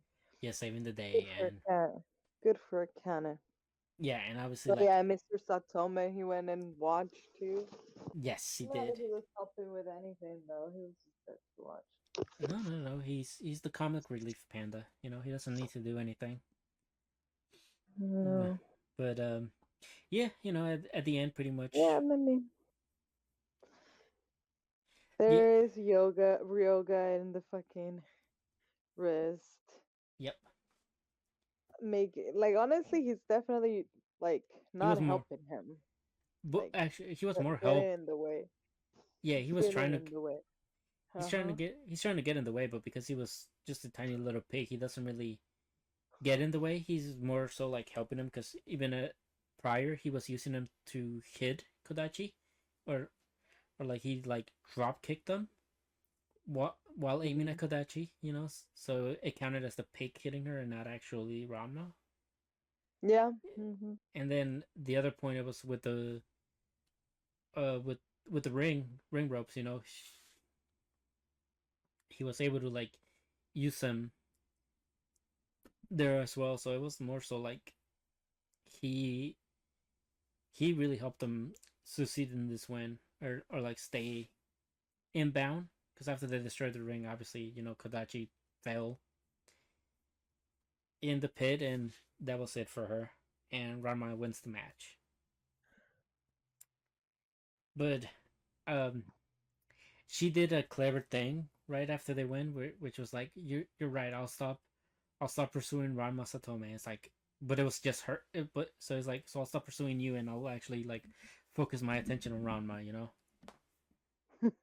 it's little tricky. Yeah. But Yeah, she knows how to get what she wants. yes, she So. does, and I love the fact that we have her and then her brothers after Akane. So it's like the siblings are going to try and ruin this arranged marriage themselves. Mhm. But other than that, love Rama. This episode was fun. Yeah, excited for to see the next one, and hopefully we made a new character. And on to the next one. Orb. Orb. Yes. So Yes. go on. Movement of the earth. Yes. So we have a new character who really is moving moving things here, or helping them go somewhere for that matter. Um, I Gonna be really a like key for how, sure. yeah, I really like how it is all by, putting a post or bulletin board, flyer Yep. with the problem, and them really seeing her putting it back, right? And Yep. That's how because it as we starts. know, yeah, as we know, this is in an era where, and in a world where, The Earth is still believed to be the center of the world or the yeah, no, universe. no, no, the women's are not, Oh, considered enough or like serious yes. to do anything. So obviously, as she gets Found out. confronted or just Yeah. like, you know, looked at or approached, she she kind of obviously, tries denies that it's her and that it's Her someone master. else. But the guy, Yeah. She. that religious guy, he's a smarty pants. He doesn't get fooled easily, so Yeah. Badini. Yeah. he just goes along and you know, to try to. Get info out of her, right? Because he Mhm. realizes that she's the one that put it together, but he's also like, well, we should just see what how far she's willing to go, also, right? Because he's kind of like, the fact that she's a woman also works in our favor because Mhm. obviously the whole point of it, like, either one, people are not gonna believe her, or two, because she's a woman, they're gonna think she's a heretic, so she's gonna have the so she that's also gonna deter her from actually wanting to reveal what they're working on. And Bidini kind of asks her like a few questions about like whether she likes astronomy and like about all these other theories and whatnot, right? Once they get into like the actual quarters of her supposed master, right? And what ended up happening pretty much is they kind of were like, all right, well, so and so said this, but what if it, like, it's actually like, those they basically tell her about the theory of like this like fire that's in the center of the universe, which we see it and they were like instantly like, okay, that's definitely they're talking about the sun here, right? And they're like, we kind of want to pursue this truth, you know. She pretty much tells them to like leave, and I think it was because basically she was kind of taken back by this knowledge that they're proposing, and she's kind of still like conflicted as to whether to really stand out or to just like bite her tongue and whatnot. like her father Yeah, wants. she's And definitely. yeah, and it wasn't really until like she goes back to down the well because she's realizing like the other like people are discussing about like perfecting the model that they have now, right? Hmm. And that's when like the count asks Jolanta what like why aren't you like joining these discussions, right? It's because he's like he's the one that's like paying her, and he's the one that actually noticed. It's like the that like paper that the other guys sent was actually from you, right? It wasn't. It wasn't because of Kobo, right? Like it wasn't his work, and she's kind of like says like basically yes, like, but he was um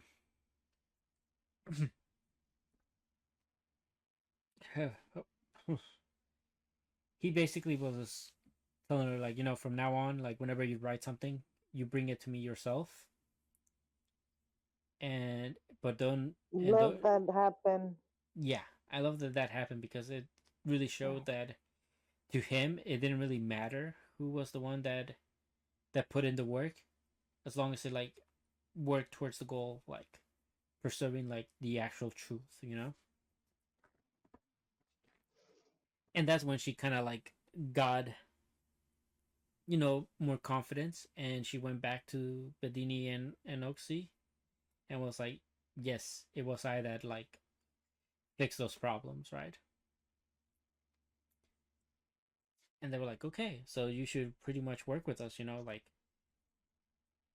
it'll be great if you join us. And she was like, well, actually, I work in so Books and I use, yeah, but the materials I use, I'm not allowed to use, or I wasn't. Yeah. yeah, it's like I work for discount, right? And the guy was like, okay, we're just leaving then, you know. Because he was like, no, no, no, no, we can't get that guy involved. His whole thing is that the way the world works is perfect, right? Or like the the system that they have in place now is the truth, and he would not like take kindly to them like trying to disprove what he's dedicated his entire life to prove is correct. But she told him, if he may be like stuck in his ways for like this long, but like he wants to actually find the truth of the matter. So to her, it was more so like if they propose this to him, the worst he can do is say no, but maybe the curiosity would get the better of him, and he'll actually like give him full usage and pursue this new truth that they found. And basically, they're like, okay, we'll go and meet him. We'll propose it, and then we'll bounce. And they proposed it, and the guy was like, so you're telling me like the thing that I spent my entire life trying to perfect was actually wrong the entire time. And they're like, yes, that's exactly what we're trying to tell you. Hmm. And he rejects them, and it's like, leave now, right? And we get the a little mini backstory of him and how like he is like a noble, noble family, gifted with like incredible eyesight. So he was basically almost disowned from his family for like wanting to study astronomy, but he didn't mind it, and obviously he went to the one place where they were like really studying astronomy, and he met this one guy that gave him this item that's like supposed to be really good for uh stargazing and whatnot. Kind of looks like the one that orb like that Raphael has in like the visual, and also like the one the other guy used when he was looking at the stars. And pretty much it was like a passing of the torch of who's gonna carry on looking at the stars next. Yeah, I like that this dude that was afraid of looking at the stars so good at it, or has precision Yes, and that was like for the one of the the bidding coins, like one of the coins that were he was betting on, telling y- him, and yeah, obviously telling him how he is seeker of the truth, right? yep, Instead of instead of anything before anything else, before even a nobleman. yes, So, mm-hmm, and I definitely think very good. I definitely think that's like really good. Obviously, there's like the whole point with Jolanta is like essentially, like like they said, she is gonna be the one that really has the most to lose out of everybody, being so that she's a woman, right? So Mm-hmm. they don't even have to do anything. If anything goes wrong, they just put it on her and call it a day. But because she's so gifted, well, she's so she's smart and she can solve a lot of problems. They can also use her in that advantage as well. Now they haven't said whether they're gonna pay her, but I'm assuming they're gonna Mm-hmm. pay her somewhat to help them. And Yeah. of course, if they get access to this astronomy wing from this one guy, that's gonna like extend their research even more. Like it's gonna make it even more accurate. So I'm excited. I've seen like a couple things that uh people are kind of like not liking the story a bit now. Like ever since like Raph died, it's kind of been like getting like worse for people, and I disagree. Mm. I mean, I can see but this girl it's gonna make it worth it. So I definitely I think think. I yeah, I definitely think like obviously I think the more so thing that's happening now is that this seems like it is gonna be our final crew as of right now. But Mm-hmm. maybe, it'll happen later on that they are not the final and then we have to pass it on to somebody else more Yeah. capable.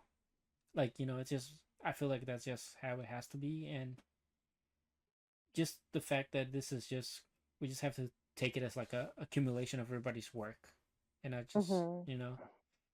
think that uh one person is going to be the main one. So yeah, uh I'm excited for more orb.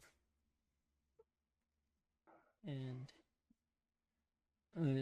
you got anything else you want to add? Mm-mm. All right, well, that'll be it. TsumaSho episode 8. Okay, so this is quite the episode, if I do say so. We were just Mm-hmm. in the previous episode, we had just found out that Marika finally came back. You know, like Mm. the The actual original. Mm-hmm. the actual little girl, that Take was inhabiting, and we did get an explanation this episode about that. Do you want to save that for the end of the talk, or Sure. okay? Yeah. Because I do like how it. Luckily, uh, Keisuk and Mai were not really imprisoned. Because Marika kind of like bailed them out or whatnot from their police station, and she took or Maya, should like or Chica, the Marika's mother took my home and stuff, and she pretty much did Yeah. They were taken to the police, and the mom was called to clear all that up because it definitely looked weird. yeah. That Hold up. Yeah, so they were taken to the police station where the mom had to be called to clear up everything. And good things that she was already in the know. And imagine if she wasn't, it would have really been bad for them. Oh yeah, for So sure. so it was really really neat that they can call to the legal parent Yep. and clear up the things at least with the public, and Yeah, with the police. Yeah. And I definitely understand the girl's reactions, right? Like Yeah, how she, feels confused and scared and whatnot. I definitely am surprised how the mom was handling it so well, yeah, you know. Um, like well in a meaning like she was like flaunting that she was happy, yeah. and I mean, she and not necessarily flying, but she did say she liked it better this way. yeah, of course, So yeah, so she was, she was dealing with it pretty well in my opinion. And And the and I like how the little girl noticed all the changes in her mom, right? and and not just that, but I like how the daughter noticed how she wasn't her mom anymore for real, like this was like yeah, the original girl, like it was a different person. yeah, Or even it wasn't even like her mom, like back to her child like either, like no, she yeah, kind of like thought like, oh, because you know how they thought that she was reincarnated, yeah, so they thought, oh, okay, she, but they start seeing even like differences from there. yeah. I Mm. do, I do think like the whole this is a good way for me to like get by the whole amnesia, plot line where it was kind of Mhm. like introduced in episode one that the Take they had no idea how what was her life prior, right, to when she awoken, Mhm. and now that Right. yeah, and now that Marika woke up again, like that entire year that Take, or like nearly a year that Take was inhabited in her, like she had no idea She that hadn't. Yeah, she didn't remember until yeah, exactly, like they said, until March or something, which was the month she took over. yeah, exactly. So. So I definitely like how they're already like giving a sense of these are like two separate characters in inhabiting the one body, you know. Mhm. And I do like how there was like obviously different reactions between the Chica, the mother, and then the Nijima family. Obviously the Nijima family was uh kind of like in mourning again because now it's like damn they're losing their cornerstone once again, right? Like the mom, they're losing her once Mhm. again, so like they're not even sure if like she's gonna come back. And of course like Chica being like the fact that she's a single mother, she still needs help. She's kind of still allowing them to be part of her life, like introducing them as her actual friends, but she Mhm. does put up like really good stipulations on them, right? Yes. Yes. Like they're not Mm. allowed to call her anything but Marika, I believe was one, and they're only gonna like really like look after her while she's working because she's Mhm. starting a new like full-time job, I think, and she needs to get accustomed to the schedule. And the third one was like the most brutal one, which was like if Take never comes back, like they have to give up, right? If like the members never come back, they have to like let her go and just accept that this is Marika for now and forever, right? So, which is like what they feared the most, right? That they'll never be able to like see her or talk to her again in that way. But yeah, I mean, I did enjoy the fact, like you said, the mother real also like handling well. She even took like responsibility for like the way she treated her, right? To the school, which she technically didn't really have to do, but she decided that Yeah. this was like probably the right thing to do. She And even apologized to the real Marika because she realized that she didn't hadn't apologized to her per se. yeah, So that was also really really sweet. And I really really enjoy the second part where obviously the dad goes back into a turmoil where he's the grave once feeling again. lost, depressed, Yeah. and just very emotionally weak. And how he ends up in that Buddha temple with Yeah. this With the Buddha. It was yeah. really, really, really. Um, I believe it really clears up even better the situation for us, and how it's not and how it's not even a reincarnation. Yeah. Um, we were told then that it was actually a possession, and Yes. because she had unfinished business by have left them, Yeah. She um, had basically hanging, with lingering ties to so. the world, is how he Mhm. described it, and that was probably the fact that she left her family alone, and she Yeah, and out of sudden, because it was a car accident, so yeah, that's very sudden. yeah, and also the fact that it's not really up to Marika if she's gonna come back. It's really up to Take once she like resolves her lingering ties. And I think just when we were in the last episode, there was like inklings that maybe like she was gonna fall into a deep sleep. Like I was saying, like it looked like, Mhm. and it was due to the fact that most of the stuff she was seeing was resolving all her ties. But I guess there's still something that's holding her in this world, and I think that's just the house now. You know how they have the sign that brought her back, right? When Maya was gonna teach her like in the place, Mhm. that sign that basically says that's their home. That's like her last tie. I want to say to this world now. The fact that this is their home.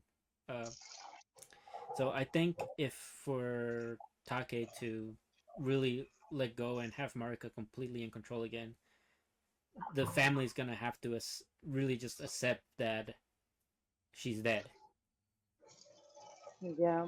Because up to this point, they kind of did, but they kind of have not. They're still, Mhm. and I think I felt really bad for the mother because obviously Yeah. the full time we were having Take used this like phone that had like no actual service just to keep in contact with them. But now Mhm. that the mother's financially a bit more well, she was able to like finally give her a gift of the cell phone, and that kind of like broke Take because she was like, "Well, I'm sorry you're not giving this to your actual daughter." Right. Yeah. She realizes what the priest is explaining to the husband, Yeah. that she is taking the place of her daughter, Yep. and for her own selfish reasons, and that must be that must be hard to do to a mom being a mom. Yeah. Exactly. So She so obviously, I think my like she moves in with the boyfriend, she'll be fine. But yeah. Kasuk also like just needs to start dating that coworker for a bit, and all. Mhm. Maybe that'll like help her move on, and finally like Take can have like her lingering ties to this world finally cut off, and you know. Mhm. But you know, I just want to like harp a little back on the discussion with the monk, and how he said like he was saying that if you put words or like hold on, putting grief into words helps bring peace, even if it doesn't like fully like feel the whole left behind, right? Thought that was Mhm. like a really nice way to put it, and that's really what they're really tr- haven't really done, right? They haven't What's really, happening? Yeah. What's really happening? yeah, they haven't really filled that hole, or like come to peace with it being there. So Mhm. yeah, I was this also like let's see. No, yeah, I think that's really like all there was, right? And then Mhm. yeah, I mean, Mai gets to spend time with her mother again now in study sessions, or like she still needs them. Who knows? It's been like a month.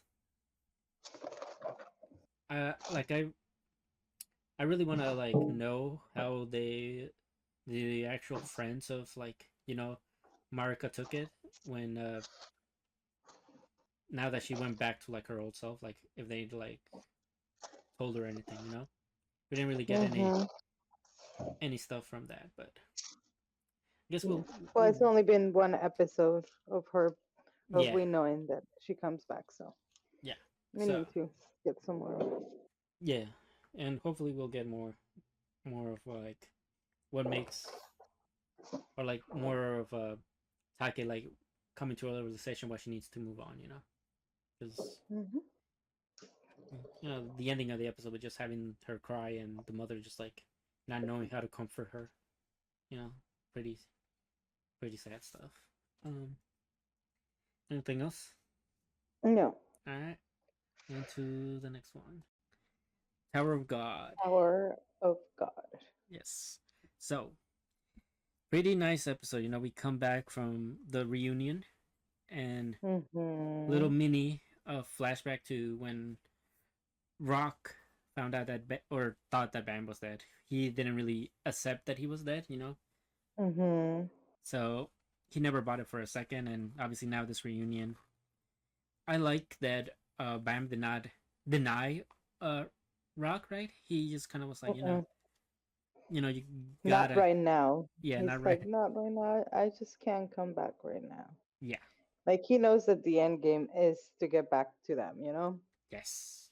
Um, And Dorsey also was like there, and now she knows, right? And she got confirmed too, yep, with Rock, and and even slipped the date there. yeah, she's like, you owe me a date. Robert. When once this is all Yep. done, you owe me a date, and it's like, oh, okay.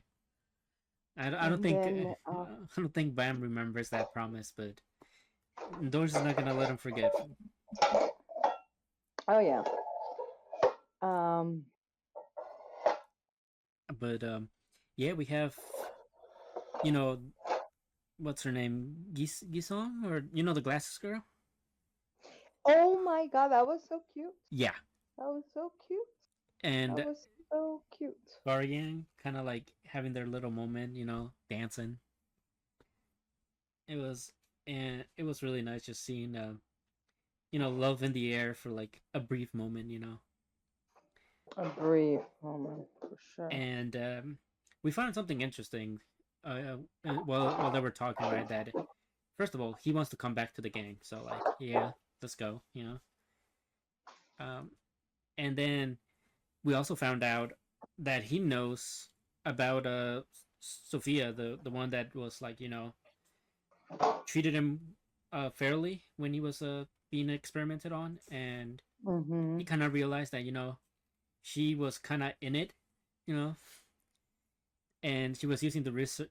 She was like the head of the research for that thing. So now it almost seems like her whole persona was kind of like a lie. Yeah. So I like that we're getting that kind of like connective tissue now that everything's like getting out on the table about this ignition weapon starter, right? And we do have Bam confirming to Novik also that he does plan to like leave after the tournament start, right? He plans to go back to his old crew, and he kind of confided in him to help him out, right? Mm-hmm. Yep. Because he had that That was one. Yeah, that was definitely needed. I'm so glad he made that move. It's a good move on him. good move, but also probably in the plans as we are gonna we find Yeah. out. Like uh, this whole tournament was just all a ploy to just get him and kind of puppeteer him into the weapon they want. Because you know, first of all, we have his old crew that's battling the development tournament, which is to face the winner of who wins between Fug and Team Mad Dog, which we find out they're pretty much working together in this tournament. Mm-hmm. Yep. That's what we find out in this episode. That it was a trap Yeah, from the beginning. So and this was laid out all the way in the first core, essentially. Like ever since Bam went to go see the bunny girl, everything was laid out since then. That they were mhm. to like trap him in here and force him in here, and then to trap him even more. It's not it's not looking good for our boy Bam, and at least Kun is there though. I mean Kun is there, but not really there yet. Not yet, but he will appear. He will make sure. I mean, he's looking for him. I mean, So yeah, he just has to kind of deal with the little tournament that the other loser bracket is in. mhm. Which was kind of interesting because they can like essentially anybody from the other side that loses, he can bring to his team. So they were kind of hoping to like use that to kind of bring Bam in there Yeah. and force the rules to have him be on the team. And we also found out some pretty interesting lore this episode about the Thorn, you know, ignition weapon thingy, which is that was done that was used to kill one of the administrators of this floor, right? By Yeah. an irregular at that, and they're calling it like the Godslayer weapon, right? Something like that. And pretty much they've been using this like piece of this piece to pretty much do all the experiments that we learned in the previous core. Yes. Sorry. Mhm.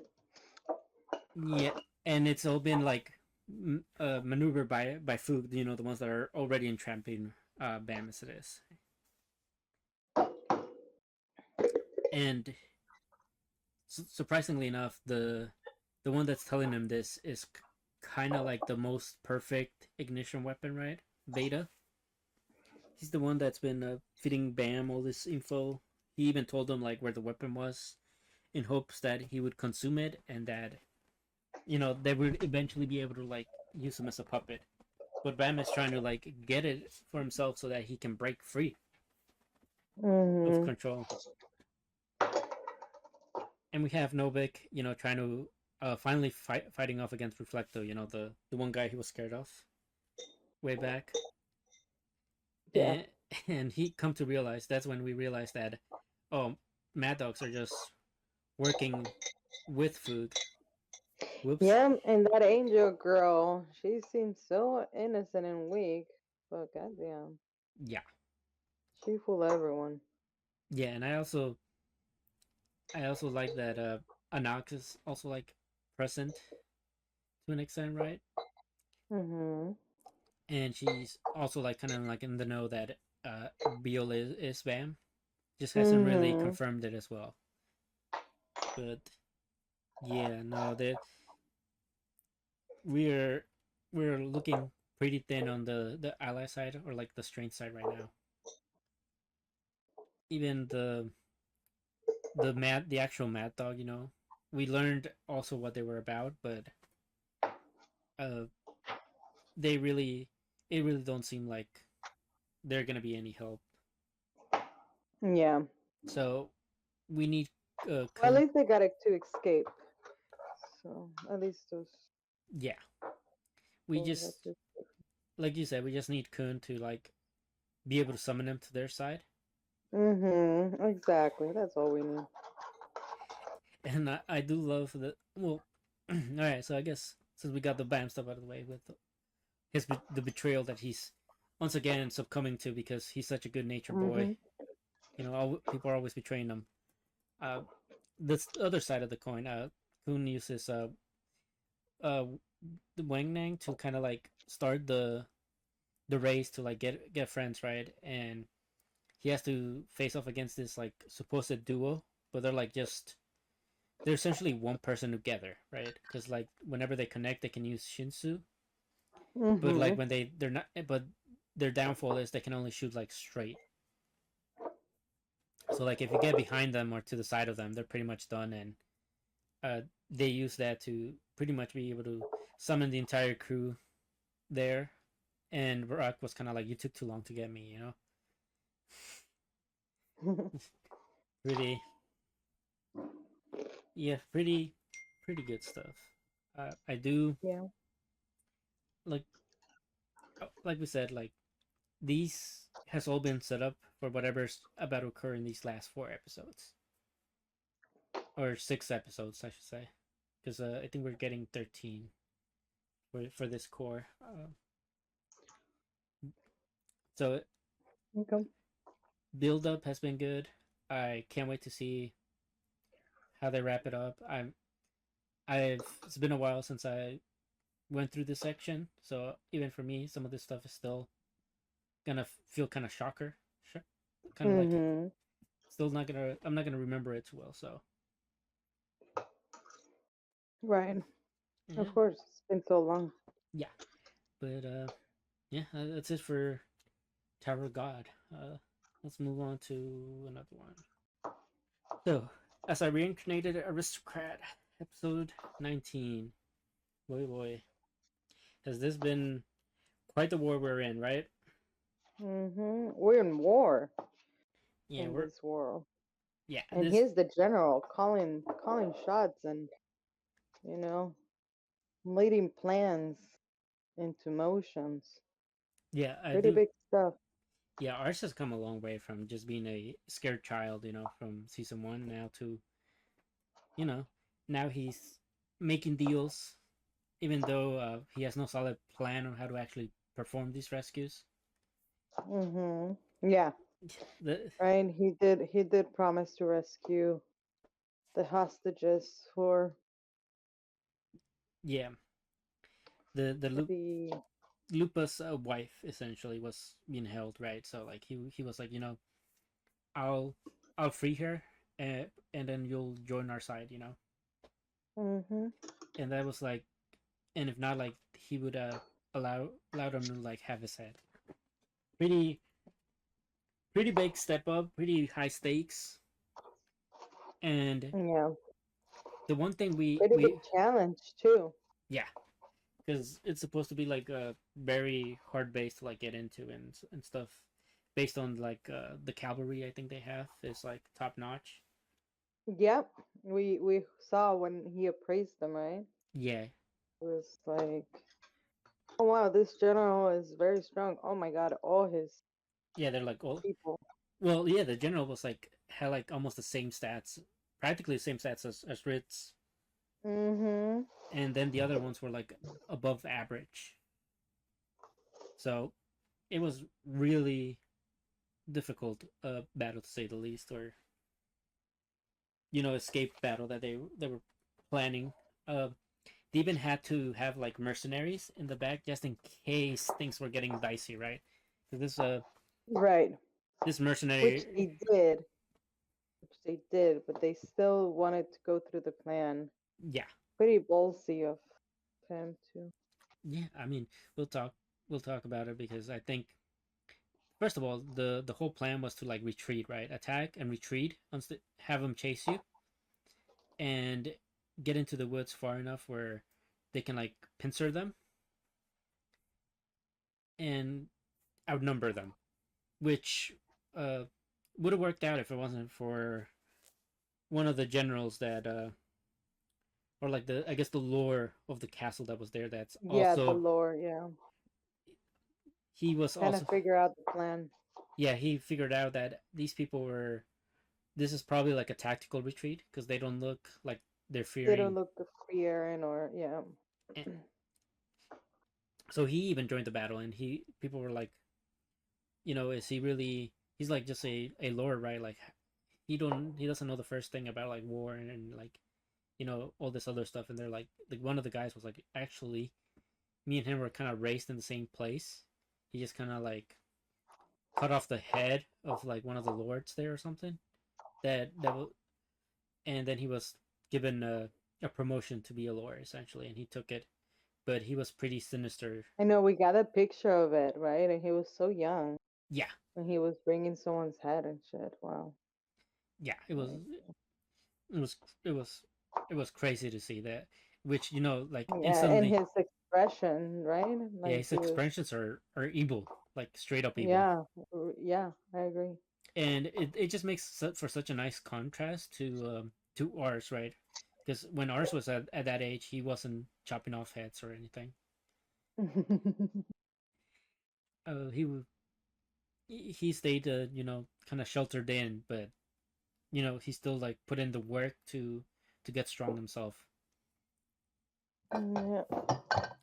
But anyway, he kind of like made it more difficult for them to retreat, to the point where one of the generals that was with our side actually said, like, it should be, we should probably just call this plan off and call for the mercenaries, right?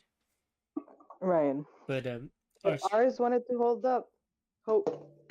yes, he gave a pretty good speech. He said, like, if the people in here still have hope in their eyes, like, I can't just let that go. Like, we must Hmm. persevere or something like that. At all costs, they needed to continue with the plan and reach their goal. But this was like the real first time we see one of Arceus, or like strategy, one of the Rosell strategy not really play out as he planned, and Yep. we were kind of getting really used to him calling all the shots, and also like calling everything right. But this is the first time where he met somebody that was actually, probably a step ahead of them. And if Hmm. and if it wasn't for Lupa, that ended up still coming to save Ars and them, right? Him and some of his men went there and they showed betrayal to the Lord and stuff. He They would have probably been wiped out. They thought they were gonna get wiped out once they saw that. Uh, well, at first they thought Lupa was an enemy because it wasn't like the same gear as their soldiers, but it was Yeah. Lupa went in there and swooped them up to really save him, and also like he took a pretty nice arrow to the back for his betrayal, but he really pulled through and was like, if you're willing to do this for me, who am I not to? As a knight, I couldn't just stand idly by and not risk my life. So Yeah. Yeah. And the general, he really. yeah, and I mean, ours was pretty much like, yes, like, we could use your help, and while all this was happening, er, the good boy that the one that fits all the info and that does all the espionage and stuff, he's out here in this castle trying to like uh get the hostages to move out. And for the most part, he does lead them to where they need to be, but sadly, because of Lupa's betrayal coming too early, they might have made it a bit more difficult at the end for them to get out. And what really sucks is the wife of Lupa is the Hmm. is the one that decided to be one of the last ones to leave the castle. So it looks like she might. Yeah. It appears like they might be caught. Yeah, we But are to see that. Yeah, we're to see that. At least, yeah, found. At least found. We don't know if they will get caught, but yeah, they might be found out. definitely Yeah, can. but yeah, I do like this episode because of the mercenary that was introduced to. Right, I know we talked about him slightly like appearing, but he really was the what he said to Ars was really important, because he kind of told him, like, you've never been in a battle where it was just like it was your life or somebody else's, right? Like, it's like you've never been at the brink of extinction or like a brink of annihilation, unlike us mercenaries that are constantly living in that state of mind, right? It's either Hmm. it's either we win or we get wiped out. And that was pretty powerful. Also because that guy was Ars like kind of looked into him with his appraisal skill, and he was like also pretty top chalon, you know. Had more like I think power than like Brits in certain in strength and stuff. Right. Yeah. But yeah, Pretty good episode. pretty good episode. The Warriors continuing, and hope everybody makes it out. And oh, Charlotte also stayed behind. We didn't talk about Charlotte. She kind of stayed behind to keep the Lord busy while Ars got away. So hope Charlotte's okay.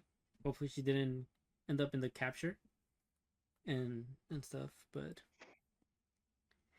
yeah, no, good episode. On to the next one. Yakuza Fiancé. Fiance. So we're getting. So they're still on this trip. Yes, they He's are. still being sneaky, and but she's. But I don't know. You know what? I haven't really even figured this girl out. Like, Which I one? don't really know if she's good at catching on things or she's naive. I don't even know. I don't even. Yoshino? Cause yeah, Oh, yeah. okay. But I'm I'm really enjoying the way that they kind of like you know they're getting along in this trip or they're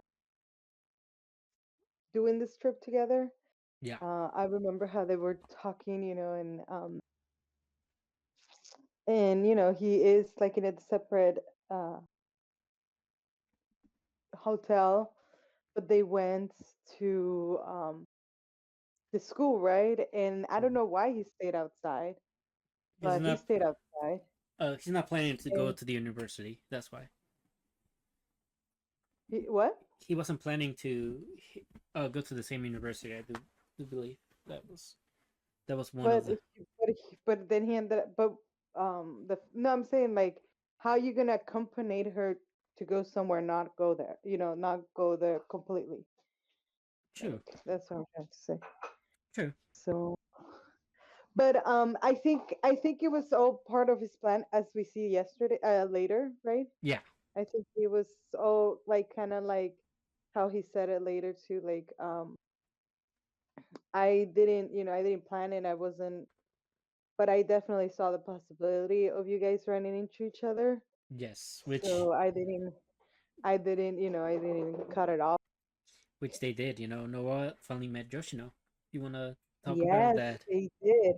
She went for her, right? Like she obviously we saw in the last episode that she noticed the girl on his phone. That he Yeah. had a girl on his screen, right? Yep. And and sh- and then she sees them walking to college together, and he doesn't go in, so she just runs into her, and she really is like debating if she's gonna talk to her, but then Joshin ends up talking to her Yeah. anyways, for like directions and all. Yep. So of course she went along, right? And They were both. and they even got to exchange contacts. So that was interesting. They Yeah. even found out that they didn't know him, mutually, Yeah. even in that same moment. So yeah. Yeah. Yeah. So I do like that. Noah was kind of like saying a lot of like the earlier stuff about Kurishima that we were privy to, right? She was like talking about even like some stuff that we weren't privy to, like possibility of his parents being alive. I believe was one of them, mm-hmm. of which we didn't have like prior knowledge to. And and it is kind of funny because like the reason why Yoshino like went up to her was because two girls from the campus like recognized her from her weather broadcast or whatnot, and they wanted her autograph. So she just thought that maybe she knew around the campus, and that's why she went to ask her. But Yeah. the interesting thing is that Yoshino did realize, oh, she gave me a burner account, which is I think Yoshino just plays the part of being naive, but she's actually very cunning, and kind of like not as trusting. Which, fair enough, she is part of like a Yakuza family, so maybe she was taught not to like take everything, you know, like think everything is like an opposition or something like that. Like Right. not let your guard down. That's what I wanted to say. Like not let your guard down on anybody, no matter what. And after that, I do like that. Not well, like it's a strong indication, but also kind of like pop up again. Like the X, and he pretty much was like uh blackmailing her. Like black. Yes. He runs into Noah again, and he was blackmailing her with like all this other stuff that suggested that he could like spread rumors about her carrying marijuana and all this other stuff, and people would buy it because it was during the time when she was with like Kirishima, because he found out somehow that her and Kirishima were a thing back in the day as well. And she does confront him a bit about like, oh, girls that were with you like ended up going missing, and then he pretty much like put that blame on Kirishima. So then he just kind of like is like, okay, if you don't So we want, kind of think. So that's when I kind of knew why he was what he was really after. Obviously not her, but using her to get to him. yeah, Because he has been using his name, yep, so nobody gets away with that. no, and I do I do think he tried to be clever with it, right? Blackmailing her and like telling her like, you gotta bring both Kirishima and Yoshino to this location that I sent you to. Otherwise, Yep. I'm gonna make your life like, live in hell, basically, And I did not like that it came to the expense of Kirishima and Yoshino's aquarium date coming to a close so soon, because this is like the first time that we're actually trying to like get to know one another. Like I think Hmm. this is the first big Oh, didn't she like actually made him a handmade one of those that he took yes, he did, and just gave it to him? with the Oh, key to her apartment. yeah. But yeah, it was nice because I think he already knew like about her birthday, but she was like, okay, well, what about yours? And he said he had like two birthdays, right? One that he just like is fake for like everybody else, and then his actual birthday was like on November, but like no specific date. So now we know he's like a Scorpio, and that's about like Oh, yeah. all the info we get on him, at least personal wise. Hmm. And I Yoshino does tell Kirishima like about her favorite foods and stuff, and there was a moment where it looked like they were like, you know, possibly having like a moment, and then it gets interrupted by Noah calling him, and he's like, okay, well, I gotta bounce.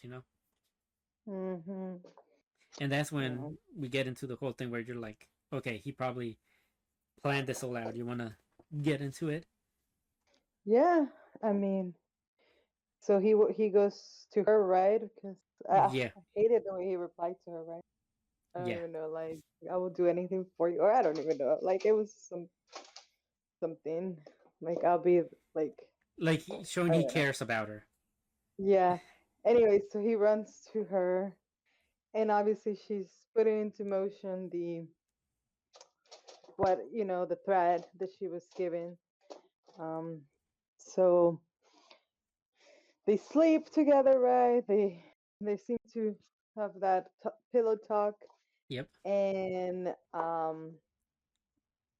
They kind of put the laundry out, like put they no more like the cards on the table. He just kind of confesses to her that he was using her to get to him, Yep. and that he knows that uh, she's being contacted by him, and that But he to also knew. basically come clean, like that he already knows what's Yeah, so like he did.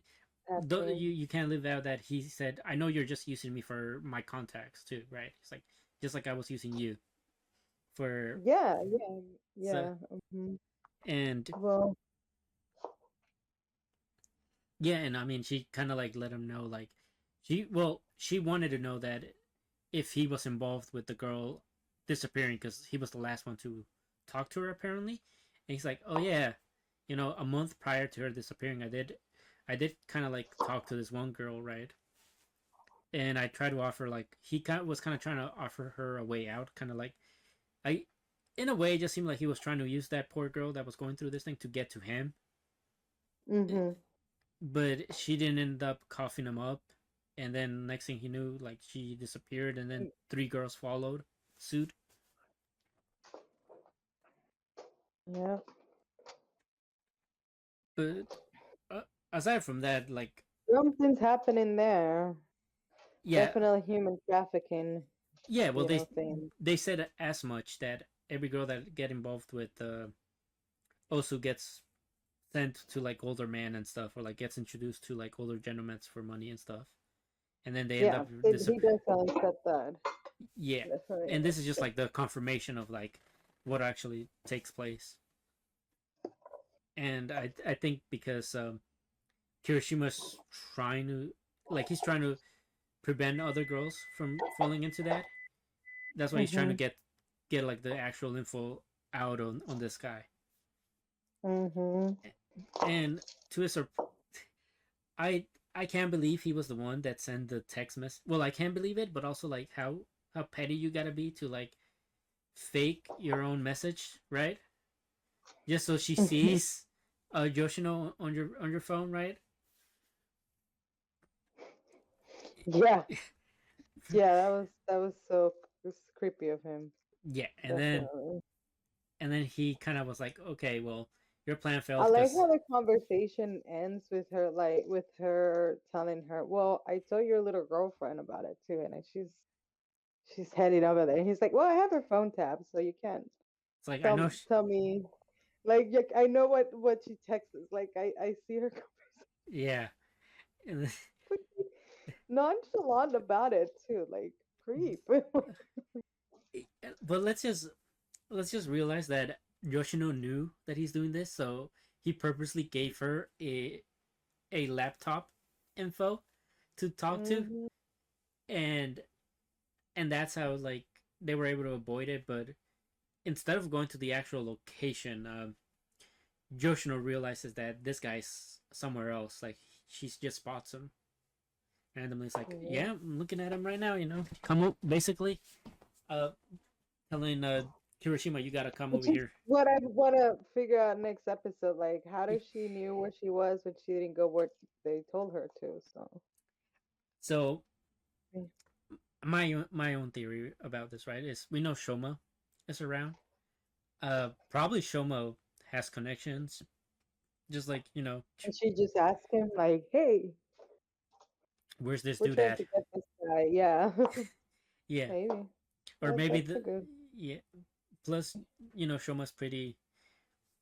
I just I think we need to get more of Shoma honestly because it just feels like his screen time is so limited, and I feel Hmm. like he has so much more to play in the background that would be really cool to find out at least in one episode or like in the next episode because Hmm. prior to this we just know that he was the one that provided the connection to her getting the kidney or like the supposed Yeah. kidney stolen which was just blood. No, I thought it was the cousin, the woman.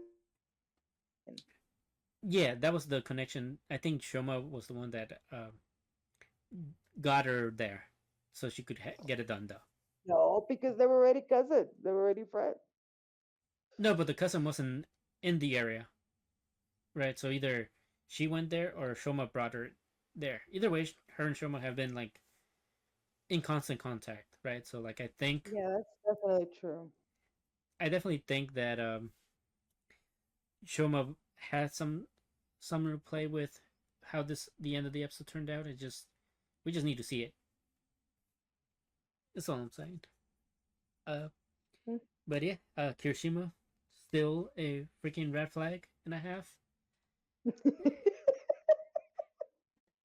Ay, my buddy. Yeah, and My buddy, though. yeah, and that Noah girl also a red flag. Yeah. Like not, she's so twisted, but this show gets interesting with every episode. It's just Yeah. drama over drama, so I like It's it. so sexy, too. Yeah, I definitely love the art, the style. yeah, the art style is the probably one of the best parts. Hmm. But yeah, that's all I have on this one. Let's move on to another one. Arifureta, episode 6. So we're finally heading into one of the last dungeon, one of the few last dungeons left, right? But prior to that, Hmm. we do get a little. The episode starts off with Lily coming through the gate that Hajime opened and landing on her face and stuff, and she's kind of like denying the fact that there's something between her and Hajime, and the fact that he never saw her that way, but she kind of wants to be seen in that way. But also, like, how can he not see her in that way after seeing her, uh, half naked or naked thanks to the Princess Salt. Yeah. And everybody just kind of like there enjoying a meal and also like kind of confused, but also like, yeah, that sounds like Hajime. And yeah, no, that is really. Oh, and they did ask her like if anything major happened, and I think she just said that they dance, or she implied, that they danced, but he never complimented her dress at all. So Lily's just all over the place, poor girl. Um, and then we get to the actual like group with Hajime and the rest just entering the labyrinth, and instantly we get hit with the test right away, which is Hajime noticing that three of the his his group were not actually part of his group. They were just like illusions by the dungeon, and he like destroyed them, and everyone was kind of like, "Whoa, Hajime, how can you tell?" And he's just like, "I just know. They're not they're not the people I know, right?" And one of them was one of the other tests was the fact that they were transformed into like monsters, and he had to like identify them without being able to speak to them. Just kind of like, you know, Yeah. and he was able to Oh my identify. god. Yui. Yeah. It's Yui. It was so funny. Yeah, he was able to That was identify that it was Jue in the goblin form, and it was so gross. I was like, oh, it's like I hope they don't kiss because that would be kind of. I don't know. I want to see that. You know, as sweet agreed. as sweet as it would have been. I'm like, that's not something I want to see. I do think they went through that relatively quickly, right? Because I think the next one they found was Tio, and everybody was like, yeah, we don't even have to like think too hard about this one. We know it's Tio Yeah. because they were enjoying. Even the others could tell. Yeah, Everyone could tell. because he was enjoying getting punished as usual. For not no for because they knew that she wasn't a real goblin or whatever. Yeah, and then the third guy that was with the night guy, the other. Hmm. I don't think we even saw when they picked him up. He was just there at a point, and I'm just like, okay, well, I guess he's not that important. We don't need to find out how they picked him up. And I love that this time when they were like about to head into the next stage of the labyrinth, everybody just like grabbed onto Hajime. They didn't want to get separated from him this time around. And then we get into where the last episode left us off in, which was Hajime back in his old world with Jue at his side. Yes, It was interesting to see that was part of their test, right? Yes. To kind of like build memories and a life where the reality actually took place in his world, Yes. original. Yeah. Basically. Awesome. It was very, very interesting. Yeah. Basically, make the his old world like the perfect world where everything would be suited to him essentially. Even like obviously Jue was the girlfriend. Like she acted just like Jue this time around, right? It wasn't like Mm-hmm. like he could even tell like it was her, but also he could.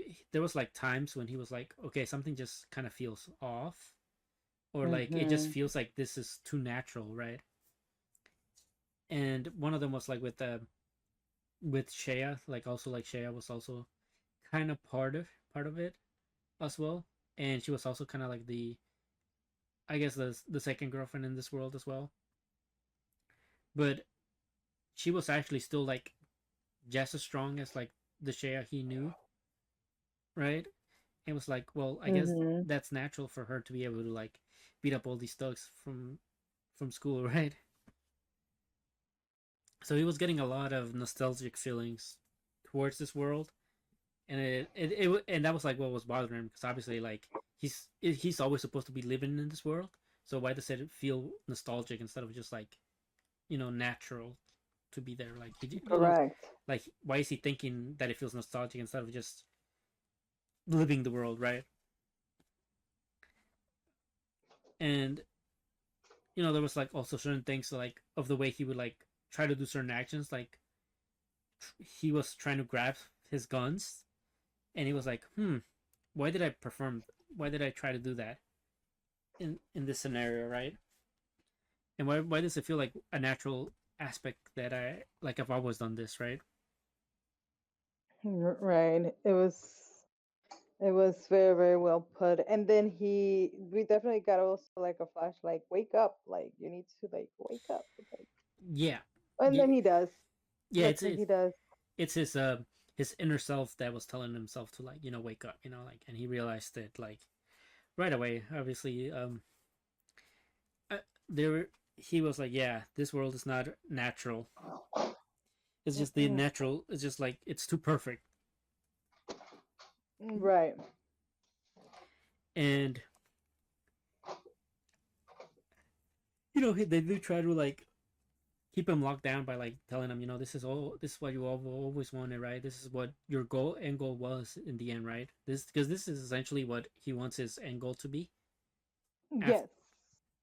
so that's also like why it's a pretty hard test to pass, but then again, he realized that it was all a facade, and he stayed grounded to like the reality that he currently lives in, and he realized that in his that even if it was like the his own ideal world, it wouldn't work because these girls never go with his own ideals.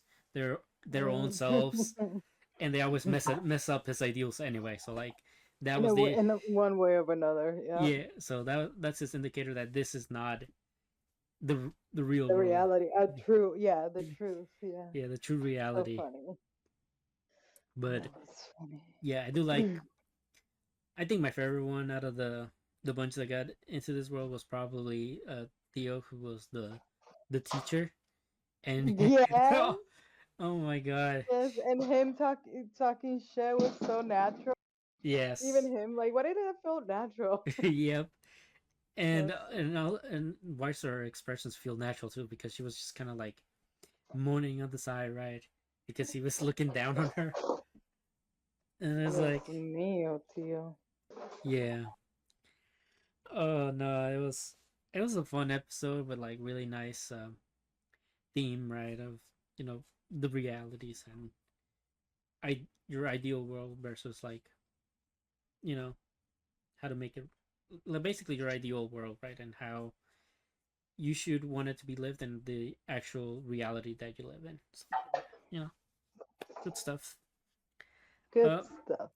yeah. So I guess the last thing I want to say is that I do like that this kind of like just emphasized that Hajime does not want the girls to do everything he wants. He says he doesn't want puppets. So like in a way he wants them to be themselves and cause them problems regardless, of how it makes them, Mhm. which is pretty nice of him. And he wakes up and he realizes that he's the only one that has passed the Yeah, test yeah, basically, and that's where we're left off. So until the next episode. But good for him. yeah, I don't think Showing we're why gonna. he's the leader. Yeah, I don't think we're gonna see the rest of the. Oh yeah, the realities. Yeah, I don't. Definitely don't think we're gonna have time Maybe for that. Yue and Shea and most, I think. And maybe just like 2 seconds, like when they're about to break it or something. Yeah, I think that's Yeah. what we're gonna see next. But it would be too much to have us go through all of them, and also I do not care about the knight's reality at all, or like his Mhm. two companions. Like I hardly know them, so I'm like, okay, no, thank you. But yeah, that's it for this one. On Mhm. to another one. Ron and Yes, his miss in his cases. I don't yeah, even know the title that well. it's wrong Kamonohashi's forbidden deductions. Yes. Forbidden Reflections. I Yeah, do need to learn that part. Yeah, so we got the case. So this is when he cases closes the case for the hummingbird.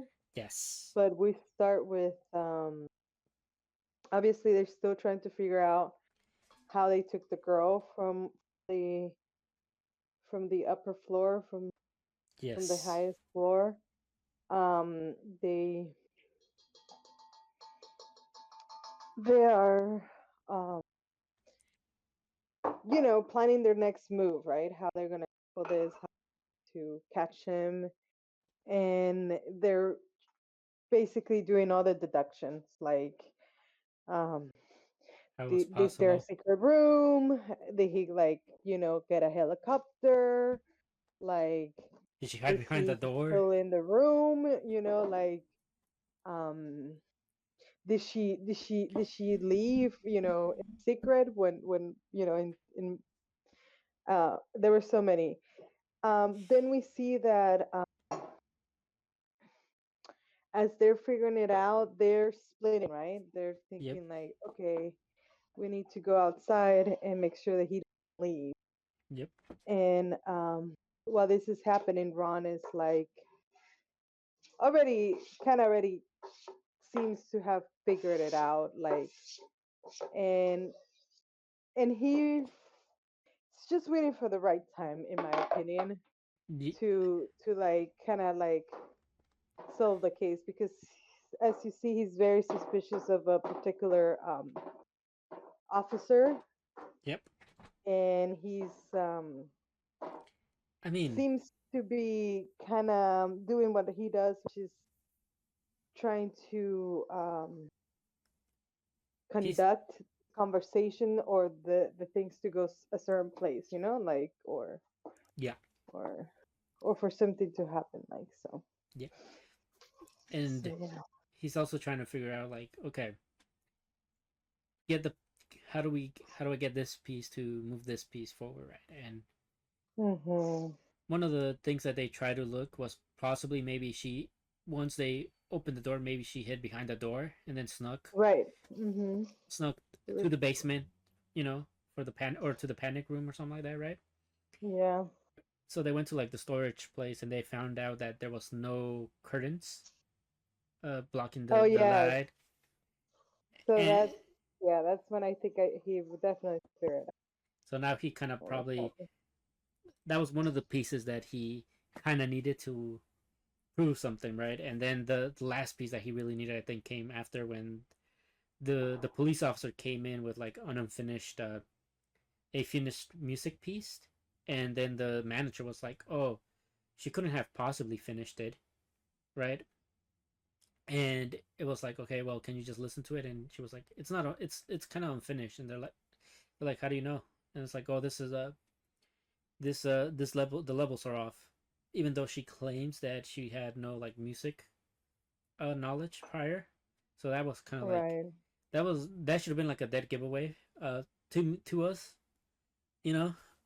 But I didn't think too much of it at the time, and then it came to the point where they they got a call later about a suspicious guy, I do believe, and they were trying to detain him, and one of the other police officers went to ask him questions, and then Ron kind of like, well, prior to this, Ron did give like total like the breakdown of how it all went down, and it's like, okay, well, wouldn't you like to hear the actual uh hummingbird, who we think is the who Toto thinks is the hummingbird, right? Yeah. And they go into it, and they kind of figured it that the manager was the actual Union, the actual famous The composer. manager was the actual, yeah. And the hummingbird didn't even know. Oh, he kind of figured. He kind of figured it at the end.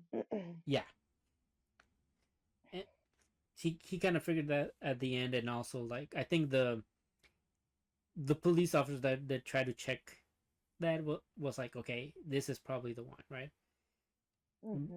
Because the people that were outside were the ones that were working for him, and they saw the girl jump down, so instantly they made him aware that the girl jumped down, and he was like, okay, so that's not the one, because the actual Union is scared of heights, so she wouldn't jump down from that height at all.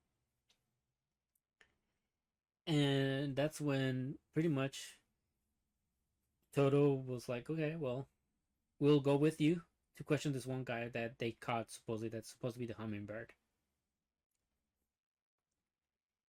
And obviously Ron was like, okay, well, Toto needs to go in the back to keep the manager safe, and I'll just be in the front, and I'll tell you so that you don't have to look back because you're the driver. Mhm. And they pretty much tell him like the step by step of like, you are the actual hummingbird, and which, it was pretty obvious that he was the hummingbird. I think Yeah. we Yeah. I think so too. it was just, this was more so of like, how were you able to pull it off, right? Mhm. Right. And then the mystery of what he was doing with this, right? Or Yeah, of like or what how this wasn't a crime, like how he was never um you know uh, parts with it, purchased, like, yeah, like given any charges or like pursued for any which charges. yeah, which we found out that Toto called one of the people, right? That's a very big fan of him. That it was like a journalist, right, or something like that, that was given the intel, Yes. and Yeah. basically we found out that they all didn't press charges afterwards, because pretty much he gave the They backstory. understood his reasoning and they give him back like inspirations and Yeah, everything. because of the Like daughter, they right? met, yeah, because they met a girl that lost it all for that. Yeah, So, and I did like, I was kind of like, I did like the backstory of the daughter, obviously, because she was like, yeah. she got the talent of the mother, pretty much, right? Yeah. So this guy, instead of like, um he kind of like forced her into embracing the talent, and that made her kind of Right. hate it, because the daughter realized that she was all alone, and there was like nobody that could understand her. But like Hmm. when he was showing her like clips of all these other talented people, that's when he realized that the daughter was like more emotional, and he kind of like figured Yeah, like, because she was sympathized to them because she knew what they had to go through to be there. yes, but So, that was like the interpretation that Ron gave, like at the end, right? Because I think he just wanted he felt that the daughter was numb to everything except this, and he just wanted the daughter to feel again, right? So hmm, that's why he was doing everything, and because obviously all these talented people share in that same pain of loneliness and stuff, she brought them inspiration for like their next work that did even better than prior stuff, right? yeah, And that's why they didn't really press charges, because they all agreed to like help him out in the end, to see their daughter, see if they can get her to like be motivated to like do things again, right? And he pretty much was like, yeah, I guess I'll. You caught me, They asked him, "Where's the girl?" Right, the Yeah, sing. because Tocho wasn't buying that. He was like, "No, that's still illegal. That's still a crime. Yeah, What you're doing is wrong." yeah. Toto was not having it. He was like, you're still doing a crime. Where's the girl, right? And there's like Seems like Ron understood it and sympathized yeah. even. I mean, let's be fair. Ron is also kind of like in the same ballpark where he has this insane talent for like deductions and stuff. Nobody really knows Right. what he's No, of going. course, yeah. Nobody knows what he's really going through, being that lonely, and also like his problem, also being making him feel like in that same loneliness part, right? Uh, enhance that. Like he probably sympathized with this, so like he didn't really try to catch him out, which he tricked Toto into like thinking that the girl was in the trunk, and he just Yeah, so bolted he out. can escape. Yeah, Nice little detail. yeah, and Definitely seems like the pills are working. I'm just kidding, but yeah, I agree. And it ends with like the Ninion actually performing again, but this time she's actually on stage with the singer. You know, yeah. oh, I guess we kind of like skipped over her part a bit, but basically the composer was kind of being forced to like either come out in the limelight or just compose in the background, right? But the thing is she was trapped to like compose and make music regardless, but because she didn't want to be in the front face, Mhm. they kind of like hired the singer to be the face of the product, I guess, that she makes. Yeah. But yeah, I like that. This meeting at least led her to you know reconcile with the fact that she has a presence and now she's gonna use it. Pretty pretty good way to round up the episode. Um, we have like four more. I need to know if we're gonna see we're probably gonna see the House of Emma again, Yeah, I'm sure we're gonna see them. but it's been a nice, I guess, break from the House of Emma stuff right Yeah. now. Getting to know more of Toto and Ron's characters. But yeah, got anything else you want to say? Uh, and mainly, do you sympathize with the father? I should ask. Yeah, yeah, yeah. I agree. See the whole thing. Okay.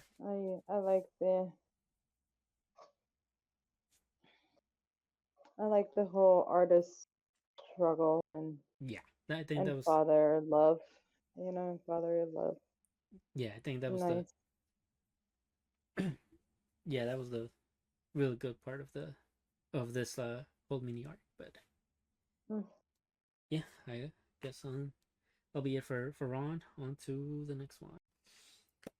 Nina, the Starry Bride, episode 7. Okay, so we start off right where the last episode ended, which was the tiger about to attack Nina, and we instantly have Seth Saber. Obviously, he takes a big scratch, but he's able to save Nina by shooting the poor tiger through the mouth. Hmm. With his gun. Yeah, with his gun. Very important. Very important thing to notice. Got a gun. Yeah, I think this is the first time we've seen an actual gun in the show, so Yeah. we know at least they're this technology advanced to have to own guns and stuff. Even though Hmm. we've mainly only seen them use swords up to this point. Right.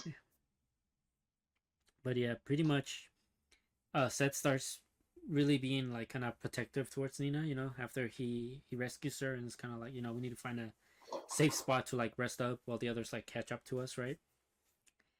Yeah. And Nina starts like really noticing that she's starting to feel a little more comfortable near him, and also the fact that I mean, he tells her to like not sit near him, and then she takes it like, personal, like, Yeah. oh, sorry, I can't touch the prince. But then she comes to see that it's just because he cannot show weakness, right? Yeah, I Like mean it that. seems to be that Yeah, he is not to show anyone any weakness, which is especially if, just like a royalty thing, I think. You know. right. But before that, we said is kind of getting sick, or like he's kind of getting a feverish from that attack that he took from the tiger. So we learned a little bit about his dream, his past life, because he was like, I guess, Oh dreaming. yeah, he was kept by a priest, or what's it Yeah, clergyman, I called? Raised think. by a priest. Yeah, priest, clergyman. I don't know, but basically, that priest or whatnot was like showing him things about love and overprotective of him, and then eventually he ended up killing himself, and Mhm. that kind of twisted his perspective of love, right? In a way, Right. where now, And I think they also mentioned that he kind of is obsessed with the woman that birthed him, yes, because as they kind of mention, they're all birthed by different women, yeah, him right? and his They're all the brothers, kings. yes, Yeah, they're all the kings kids, but they're all different women, and they all come from like very different like lineage of of it. Some are like, you know, nobles, some are just like entertainers, yeah, some were just, you know.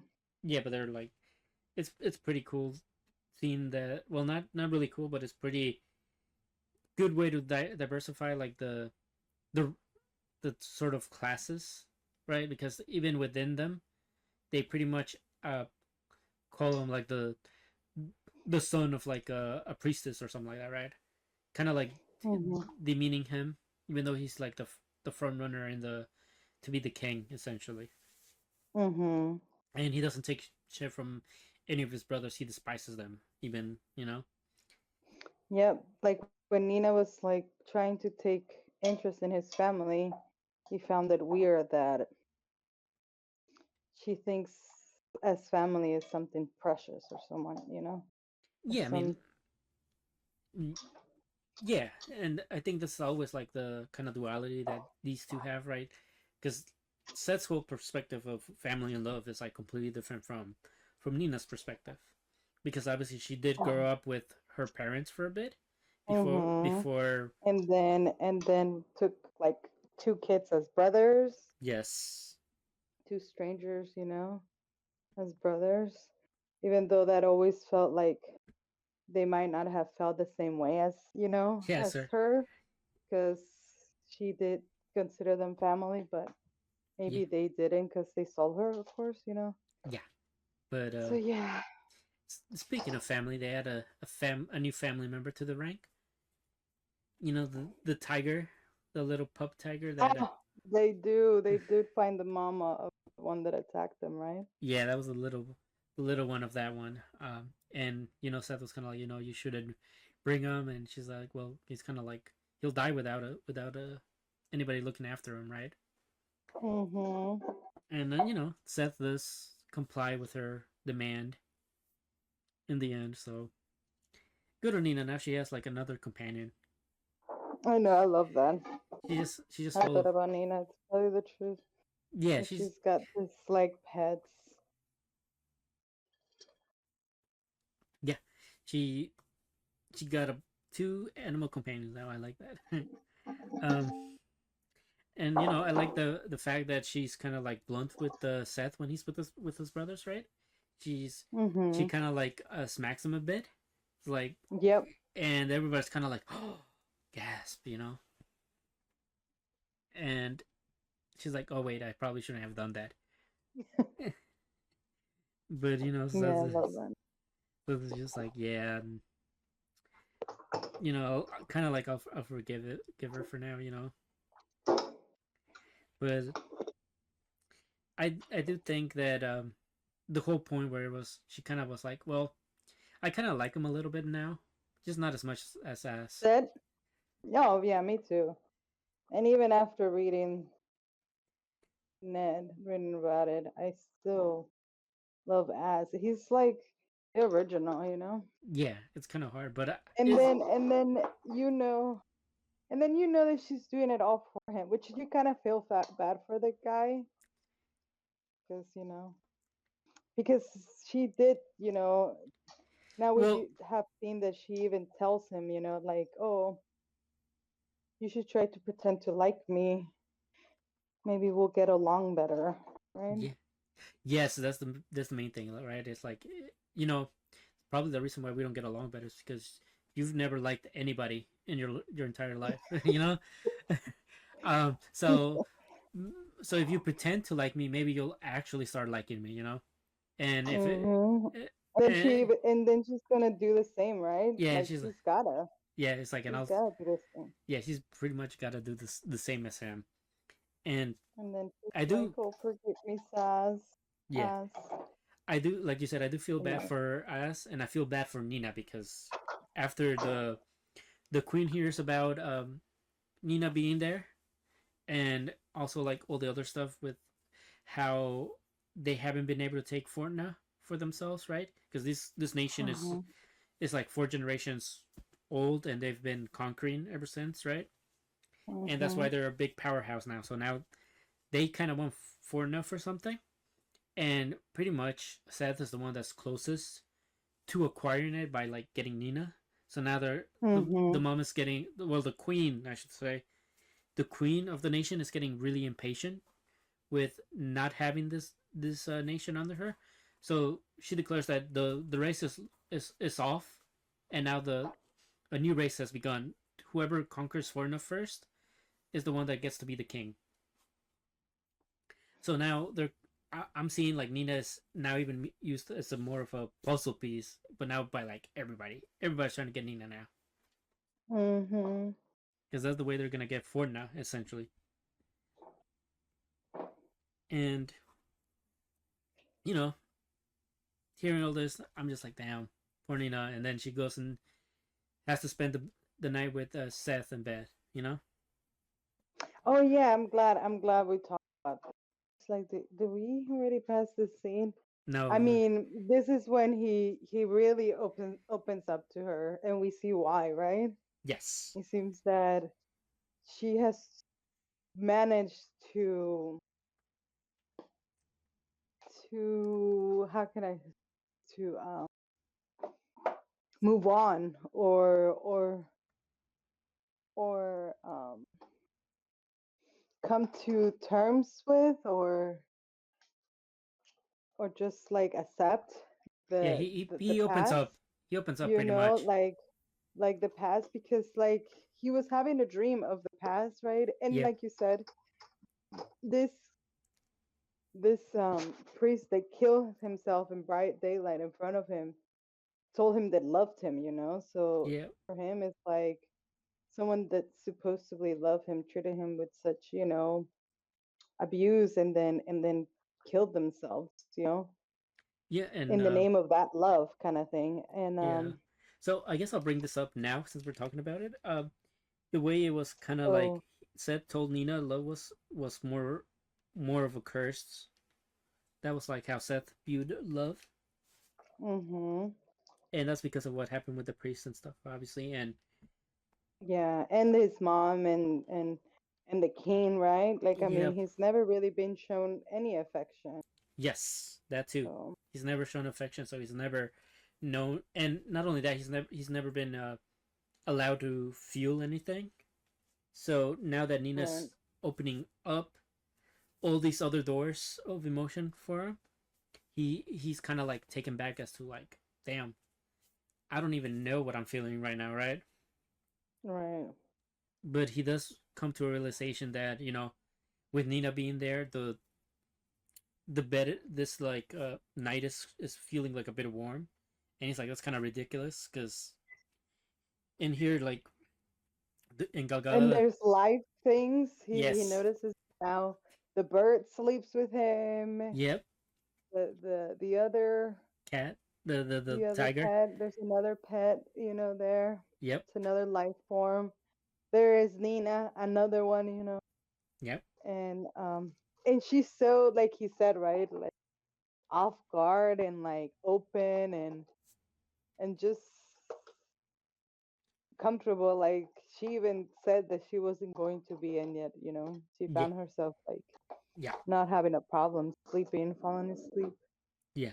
And I So, and I think this is the first time when he actually doesn't and feel we, the loneliness, right? Because I think prior to Nina, he's always felt the loneliness because there was like nobody near that he could actually like uh be vulnerable with per se. hmm yeah, it was so nice to see. Um, and then this is the moment that his trauma turns into his reality, right?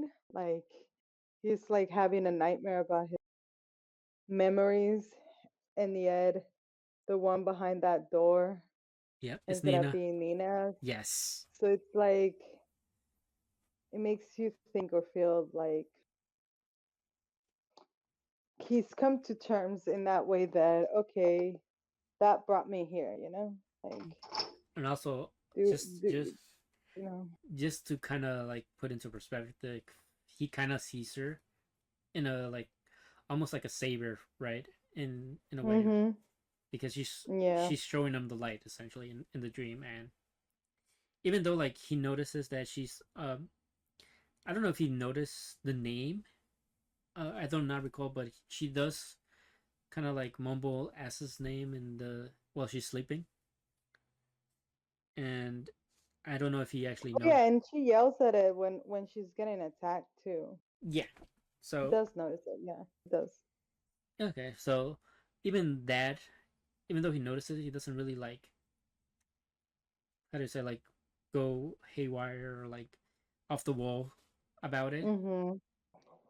It's more so Yeah, I like he, agree. he's also like accepted that maybe uh G has different feelings too, right? So I Correct. I definitely think this like bed scene with Nina and Seth really makes us feel more warm to him than the previous few episodes. Mhm. I I can totally see like this changing everybody's, or like starting to change everybody's Yeah, perspective. how I definitely will split you know Yeah, the ships between him and us.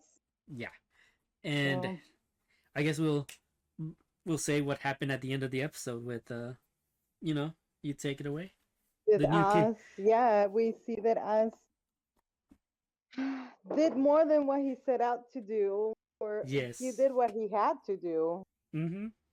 I think to get Nina back, Yep. he's set out himself to get her back, and for that he needs to have the power of a king, real, and he managed to be given. I mean, how when we see the first three episodes, right, that He was just happy.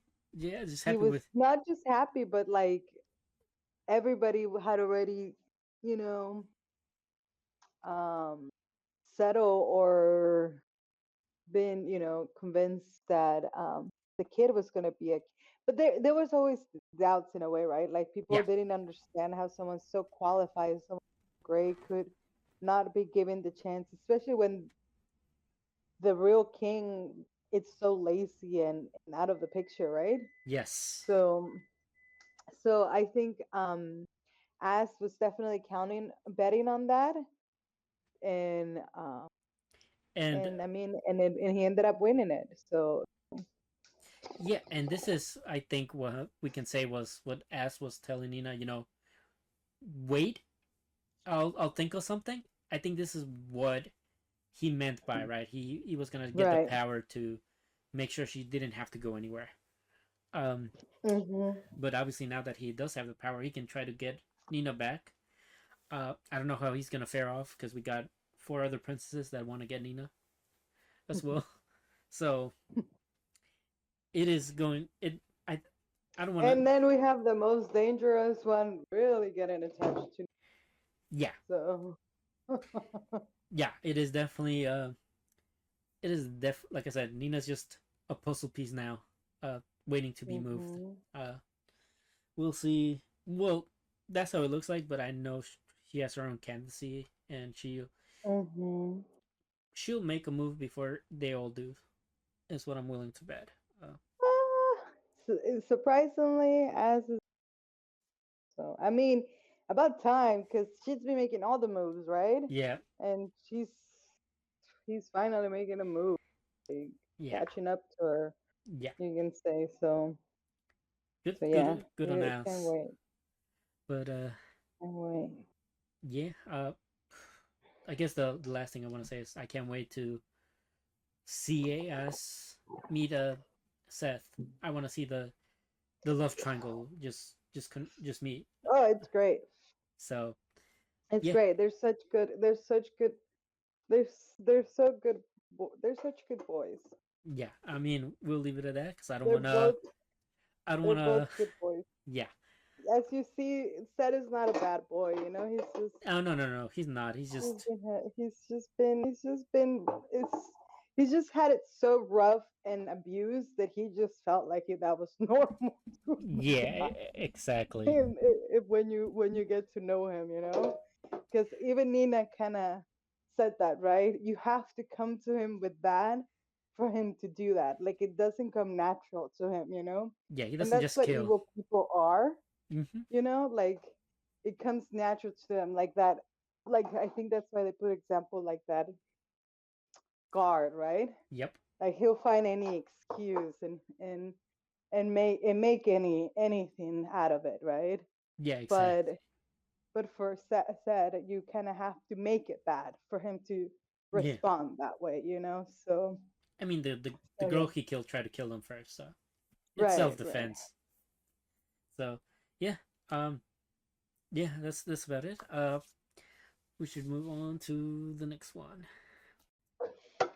The most notorious Most top. notorious talker. Yes. Okay. So kicks off right where it left off with Pinocchio like coming in to like be the witness to the duel, and I think this is the first time we get in. Maybe I didn't pay attention during the second episode when when they were introduced, but this is the first time when they're like, okay, Noel's calling her a she, and I was like, oh, it's a she. So my mistake if I called her, wrong pronoun. But basically, they get to pick their fighter, and the one person that Albert picks is obviously Koga. He had to go for the slave that wouldn't oppose him in any way, and basically Noel had a choice, him or Alma. Now, Right. He uh, chose himself. he chose himself, but I think it was pretty calculated. He knew that Alma was going to try to kill him. The next time. So I think that was a pretty calculated choice on his part. Um, but yeah, Had like a good reason. yeah, good reason. And basically, it's like, oh, it's a talker against a swordsman. Like this ain't gonna go well. He obviously took the potion that he did last time, but they're kind of like talking, and it's like, yeah, third time's the charm, and it's like, okay, but enough talk. They get into fighting, and pretty much it's going as well as you expect. Like Noel is keeping up with Koga for a bit, and then Koga starts getting kind of like the upper hand. So like Noel has to be like, okay, now I gotta start like really diving into things. So pretty much before the fight started, he planned a lot of the how the fight was gonna go, and he put certain things into play. Like first of all, the bullets that he was using were like ice bullets, and he made Koga think that he ran out of them, right? But he just ran out of the bullets in the gun. So when he went to charge for Koga, or Koga broke one of the bullets that he had in his hand, and that activated the magic, obviously, and that's how Noel was able to like pick him off and do like this diving like kick on his chest and knock him out. So that was the fight. Noel wins. Granted, he almost lost an arm because of it, but once again, very calculated from Noel. It was really cool though when he like clenched his muscles to remove the blade. I thought that was like really cool in this part. That was a great fight. That Yeah, was a great fight. Noel really is a beast. yeah, and I think they make that's also like why Koga like really is fond of him, right? Because he's like the Hmm. weakest class, but yet he's fighting so much grander than what he is. And we do get like that mini insight of like how Koga like thinks of Noel, and he realized the difference, right, with um Koga being like always feeling insecure and weak and not really standing up for himself. So he wonders like if everything that made him stronger, like all the fights in the gladiator and stuff, if they would have been meant more if he was more like Noel, which Noel like was the opposite, where he's always very assured of himself, very much believes in himself and his ideals, and Koa has like none of that.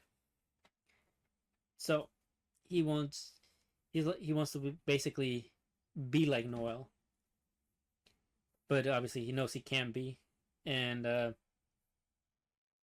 like after the fight ends, uh, it's time to like get a good yelling from Alma because she did not like that Noel was taking her job and put it, Taking her job, yeah, and doing what she's there to do. yeah, essentially be the muscle. She basically let him know, all right, this time, this time there will be no more next time. If you're gonna be this, how was it like this? Naive is not the word, but this dumb about it. Like I'll take you out next. Basically. And lo and behold, Pinocchio like pops up and is like ready to congratulate Noel, but it's like, all right, I kind of need to be with you by myself. So like Alma gets shown the door. Noel tries to negotiate with her, and we find out she's like a rank scout, which which is interesting because Alma is also like a scout, I believe, but she's like a sea scout. And they are able to do this very nifty trick, which is just like stealing people's hearts. And he's able, basically said the way that he was able to activate it was he made Noel an offer to join the the family, right? And Noel refused, so that left him no choice but to grab his sword and kind of like force him into it. So Yeah. So Noel wins the fight. Thank God. yeah, Thank God, because he really, deserves it. And then seems like the guy's so fascinated, and the guy gets so I love that. Oh my God, what happened between that clown guy and Noel with heart? yeah, Fuck. That was so like you really see what makes Noel strong, right? Like yeah, where that strength came from, and I mean this guy is literally gonna use his um, power to manipulate him and get him to be part of his familiar. And Noel really shows that he has no fear even to death, as long as he is what he is. and Yes. nobody tells him that what he is, you know. Yeah, he basically straight up tells him like, So you can yeah, it's like you want to bribe me into like hey. using my talents, right? Like, but Mhm. I'm not up for sale, like there's no negotiating here. I am gonna get reach the top. So it's Mhm. like you just wanted to, because I'm such a I'm so talented. You either wanted me under you, or you want me gone. It's like Yeah. those are, but so like your two options are either to let me reach or like let me go and I become a threat to you, or you kill me now when I'm at my most vulnerable state, and you get rid of the problem for Mhm. the future. He's like, but I just want to let you know that I'm not I'm not working for anybody. I am my own person. I decide my own future. You know, Fuck yeah. that was so cool. Like I just love. He just seemed like a complete psycho in one of those like poses, and it's just like the imagery they have of him with like just all red and always like serpent like like getting ready to strike. And it was so Mhm. cool seeing him turn that situation and bring fear into the guy that has his heart. You know, Mhm. and the guy was and Pinocchio was like, "Oh man, how am I trembling, right? I'm the one that has like the upper hand here." But Yeah. you know, Noel, being Noel, does not give in to control. So they let him go, but the guy Pinocchio pretty much lets him know. All right, now that you've said this, there is no turning back. You have to reach the top. And Yep. Noel's like, yeah, that's what I'm here to do. And of course he's like, he got after like she leaves. He does kind of get a big sigh of relief, like, oh, I was able to pull that off there. Alma not too happy because she knew what was happening, but Mhm. I think we gotta really pour one out for poor Arbor, who should have just chosen death, honestly. Yeah, I mean, and honestly, that dude, what's it called? That Pinocchio, mafia, yeah, the mafia dude, whatever. How I love how he she, goes outside after threatening the clown guy after doing the whole thing with with Noel. He goes yeah, outside and sees that crappy dude, the mafia, the one that just lost, yeah, and just kind of compares them, right? yep, Like one has how they both face or act in the face of death. yeah. It's really decent comparison, and yeah, this guy, like I said, he should have chosen death because now he's gonna have to fight for his life between the pigs, I think, right? Because they're gonna chop off his limbs, and he's gonna be crawling. Make him a pig. Yeah, Yeah, he's gonna make him a pig. That was crazy. yeah, basically living the life of a pig, and then I don't know, and then also he said that maybe they might even eat him if he's not careful, you know. So these are some pretty vicious pigs, and yeah, I would have chosen death in that scenario. Um, Hmm. so now we get to the I guess the introduction to our soon to be newest member, uh, Koga. Uh, basically he wants Noel to lead him, right? But Noel is not too sure of that because the way that Koga initially wanted to join Noel was as a slave, and that Mm. and Noel was like, "Nope, I got you your liberty. I'm not here to get a puppy. It's like I need a freaking wolf. I Mhm. so so he asks him again. Like what is it that you want to do now that you're free, right? And Koga pretty much tells him, I want to see you reach the top. I want to be there when you reach the top, basically, right? And he's like, if you can make use of me as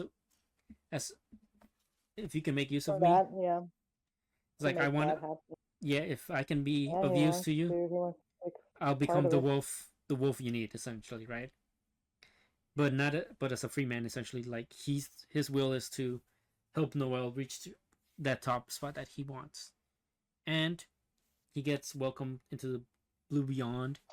They go on their first like little mission, you know, which they literally obliterate everybody, and pretty much they still him and Koga are not in the best of terms. They're still bickering over like No. who got the last kill, Noel's affection, yeah. Noel's affection, and also like who got the last kill. Approval, yeah. Yeah, and Noel has to put them in their place. Like no more no more stealing kills, and you know, no more fighting between us, right?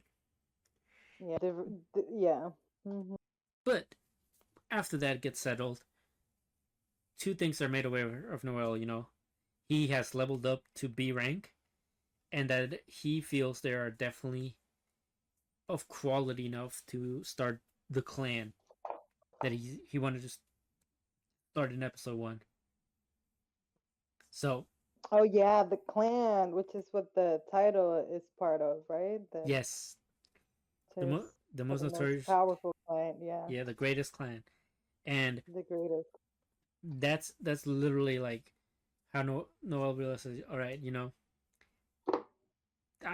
we're gonna start this clan, and I'm gonna start gathering up all the major like prospects, right? Or like everybody with the best skills is gonna start working under Mm-hmm. me. And also like this means that they're no longer gonna need to share their bounty, because they were the way that it works here is seekers that are not part of a clan have to help out other clans, and they only take a portion of the reward. But with this, they would get like their own like missions to themselves now. And he gets the mark, obviously, that he's leveled up to B rank now. So he's getting an upgrade. Next episode, we're probably going to see the start of his clan, and hopefully by the end of the season, maybe we get a new member added. Mm-hmm. So yeah, that's pretty much it. That was, like I said, this is one of my favorite new ones I've enjoyed. Obviously, Noel just has such good charisma, such presence when he's in front of people, and I'm basically Koga is just a representation of me. Uh, you know, Noel is the goat. Yeah, for sure. Yeah, For sure. Can't wait to see where he takes me too. And that'll be bit. That'll be it for this one. On them. Mhm. to the next one. ReZero, episode 58, the finale of the first core until February. This was such a good way to end it off. Obviously, it starts off with you know Reinhardt finally joining into discussions, and they're kind of like Mhm. setting I the. really like Go ahead. how this episode was really a a strategy like war meeting. Like, Yes, mhm. they really go into a bit of depth into like how they're who's gonna take who, and who's gonna Mhm. stay behind. Well, the people that are left behind to like guard their their place right there, and also like more in depth, also like how they went into like strategies of like what all these people that they've witnessed have, like all their powers and stuff, and also like all the other stuff that Otto was hiding from us, um, which is really like one of the major points I want to say, like that we didn't have no idea, or maybe I missed it at the end of season 2, but apparently uh Mhm. Otto has he recovered the Tomb of Wisdom, and he wants to basically he brought it Yeah. to the city to restore it. But also say and realize that her good friend Subaru has everything that they want. Yeah, they made that realization that basically you have everything they need and want, so Mhm. it makes very fitting for Subaru to be the one that declares war on them, right? Mhm. Even more so then. And not only do we have Reinhardt join the discussions finally, but also Priscilla also joins. Mhm. She came in Yep. there like a bad bitch, like came in there as like, all right, you're gonna let me in. And I like how her servant Ale was trying to like, or Al was trying to like be like, oh, you're here, queen, right? And she smacks him and is like, so why weren't you looking for me? Why were you in here? you know uh Trying to get along with everybody but not include me in the discussions. Right. And we found out that the reason why she was going all over the town was to look for the other servant that she has, the little guy. Uh, so good to finally have that wrapped up right there. And like I said, freaking we said, the Tomb of Wisdom was like, even Subaru was kind of taken back by it, and the fact that Otto was able to recover it. And Otto was like, he apologizes for like not letting him know sooner, but that Right. but that he feels it was essential because that tomb has like the entirety of Roswell's plan. And Otto does not like, not that he does not like Roswell, but he also finds it odd that he wasn't very how do you say, like, opposed to them going to the city. Mhm. And he figures, like, if we have this Tomb of Wisdom and everybody thinks it's gone, it's to our benefit to figure out what Roswell's planning, because everything he's been planning is written in this tomb, in this book, right? So very important stuff that we found out there. And Yes, I agree. obviously, I like that. I think Odo has a job as well. um he's pretty much gonna go to the governor or something, right? Or like he's gonna go somewhere else where, like, he's not gonna be a participant of battle, but he's still gonna have to get around all the demon beasts and stuff to do something. And Mhm. he pretty much says, like, I managed to do it, without Reinhardt. So like I think I can do my own job, right? Secure the place he needs to secure. And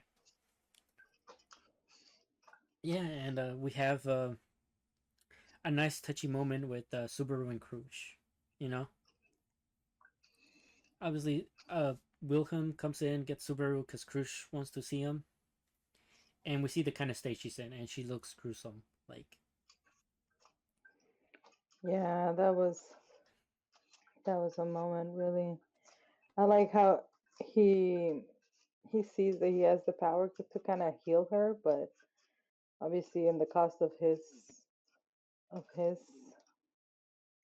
and she stops him, yeah, letting him know that he has better things for, you know, yeah, and kind of other reinforces. other places to be and Hmm. do that sacrifice for. Like, Yeah, and to her, this is her own battle that she feels she needs to overcome. So like, the only thing that she really wants from Subaru is for Subaru to tell her to rely on that she can rely on him, right, to get the job done. mhm, So that was that was pretty much what Subaru like let her know. Like, I don't worry, I got this.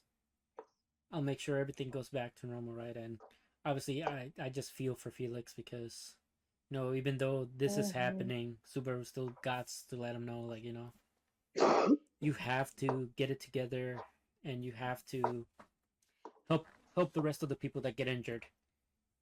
And Felix is just mhm. kind of like moping, kind of being like, what's the point of being able to help other people if the person I want to help the most I can't do anything for? No. And that's just so soul crushing. But it just this section really has made me like appreciate Subaru's character. But I mean, it's the same thing that Subaru is doing. Yeah, yeah, He's not running to Amelia as much as he wants to. and not only that, but also because we're gonna get into the pairings for the fights. I want to say like the one aside from Emilia, the other one that you could say like almost Subaru has a big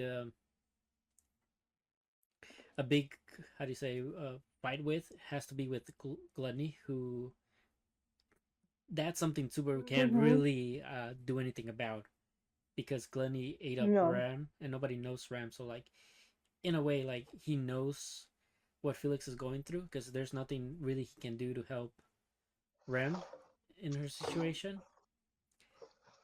And it just seems like obviously with Subaru being able to intake some of the pain and also like I think they said the dragon blood traveled to him as well.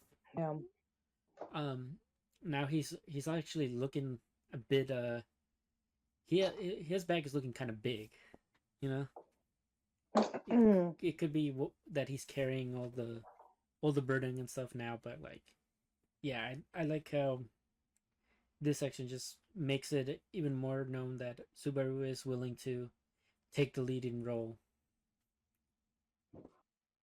And then we get into a little bit about Wilhelm talking to Subaru once again and letting him know about the people they fought, right? Because I don't know if I told you or like maybe I just thought about it but never told you. But back when they were Mm-hmm. fighting the Swords people, I said, what if the one of them is probably gonna be Wilhelm's wife? Right. And he did say that. Yeah, he did say that it was her, and that was kind of like confusing to Subaru because it's like okay, I thought your wife died, during the battle, right? And kind of Wilhelm lets him know that they There's have magic and spells and forbidden. yeah. So the swordsman family has a thing called like the divine protection, but it's not something. It's something they inherit, but they don't choose who inherits it. Like that that like I guess ability or protection gets chosen by a will of you know that protection. So in the midst of Mm-hmm. Reinhard being born, the protection chose to transfer to Reinhard, and that's why the wife died against the whale.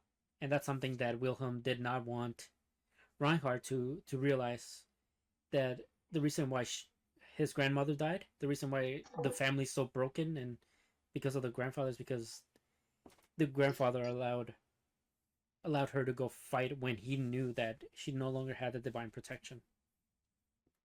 Mm-hmm. So he Damn.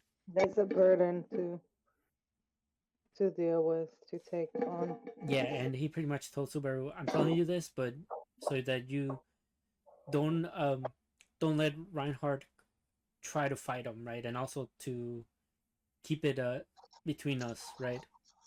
But they do let everyone know, these are like corpse soldiers, so these are people that have already died and were brought back,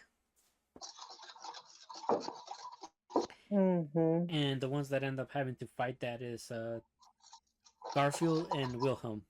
And Reinhardt does kind of try to intervene right off the bat, like kind of like Wilhelm predicted, and pretty much they shut it down, and they let basically Garfield let him know like you gotta help the boss out, you gotta. I'm trusting you to help him and get the job done with him. So then Reinhardt kind of like saw his conviction, and he's like, okay, well, I'll promise you that if you promise that you'll get your job done, and taking the people that are swordsmen and also like Lust, so Garfield's gonna go up against Lust and those other swords people. Yeah, they definitely did a good job on dividing the work, right? Like I said, they spend a good time of the episode like just planning and strategizing their attack, Yeah, and like like a real war. And yeah, they really needed to, because even like we kind of wanted to know who was going to be the one to take on Wrath, and obviously Priscilla ended up wanting to be the one that goes into battle, but she's bringing Liliana the Songstress and kind of tricks her. yeah, which is perfect Yeah, because we can see that that's like a remedy to that curse. So. yeah, and also she has like another divine protection.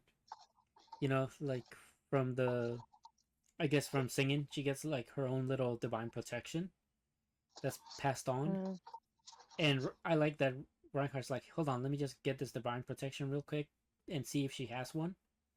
And Subaru's like, that's kind of weird. mhm, You can just get that automatically, you know. mhm. It's just really funny stuff, and it's so good seeing Subaru trust Julius with Gluttony. You know, Yeah. so Well, he can't be in two places, and yeah, he can't be this on two. is this is not, you know, weak. No, he's not, and he also has the wolf guy. I don't know his name, but Yeah, yeah, you're right. That. they're both gonna go after Gluttony, so that's good. And of course, that just leaves Subaru and Reinhardt to take care of the main one, Greed. Mhm. So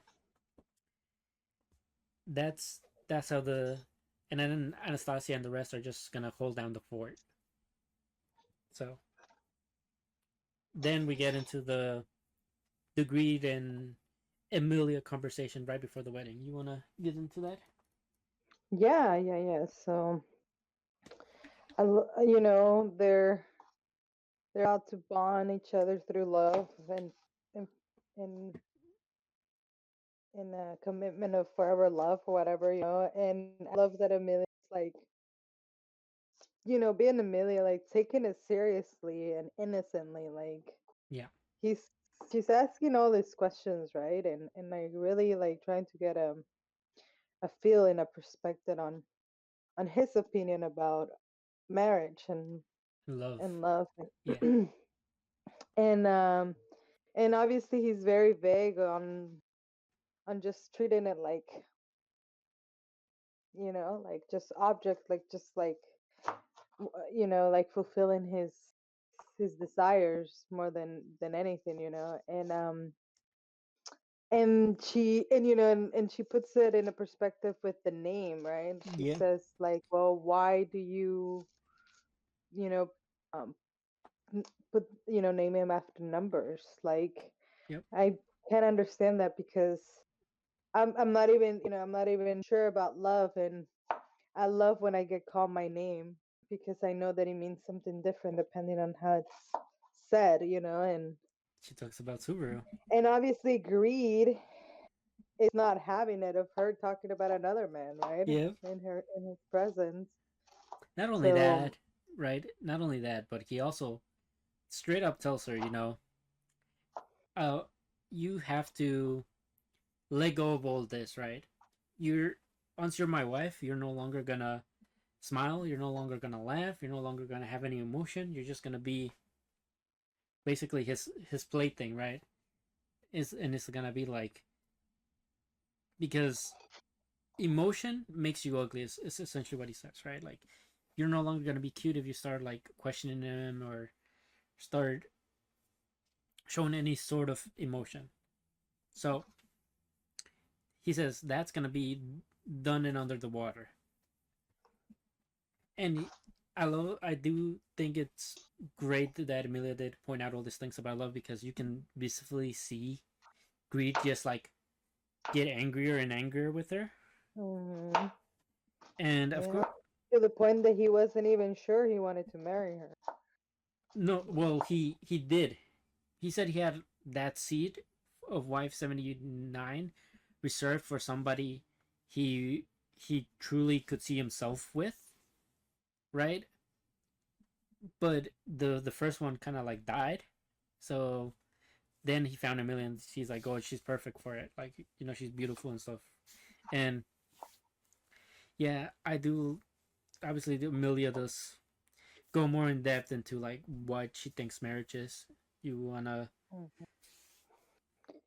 No, no, I don't. I don't really want to go into detail, but I do want to say how like she says that she's not.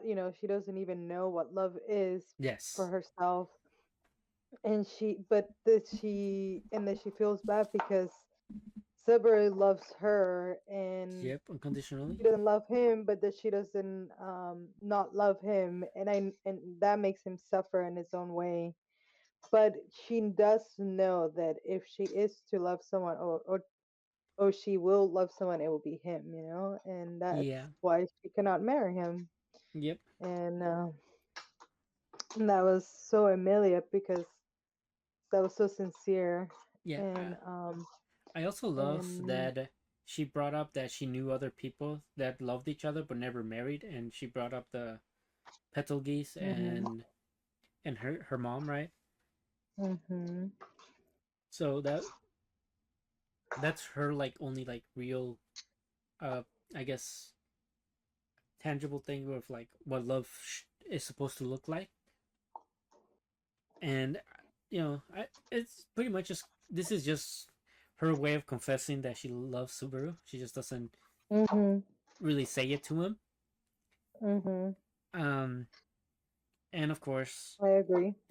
yeah, and of I course, definitely thought the same thing. I was like, oh, I mean, even the title says it. Like, that's already loving someone. yeah. And then comes the knight in shining armor with Reinhard. They break in the door, and Subaru's arguing with them like, Like, man, when you just to this communion. well, yeah, and he also tells Reinhardt, "How am I supposed to look cool when you just kick shit so much farther than me, right?" And of course, Reed is kind of like, "Who ruined this thing?" And Subaru's Subaru's like, "That's me." And basically, it ends with like, "This is the counterattack starting." End of core one. Um, Ending. yeah. Uh, super. I could not be happier with this anime. Like, I think for the season, this is the my favorite. Mhm. Like, yeah, even like Dandadan's not up to this part, but it is close. Right. Uh, like you said, Yeah, Restore is definitely special.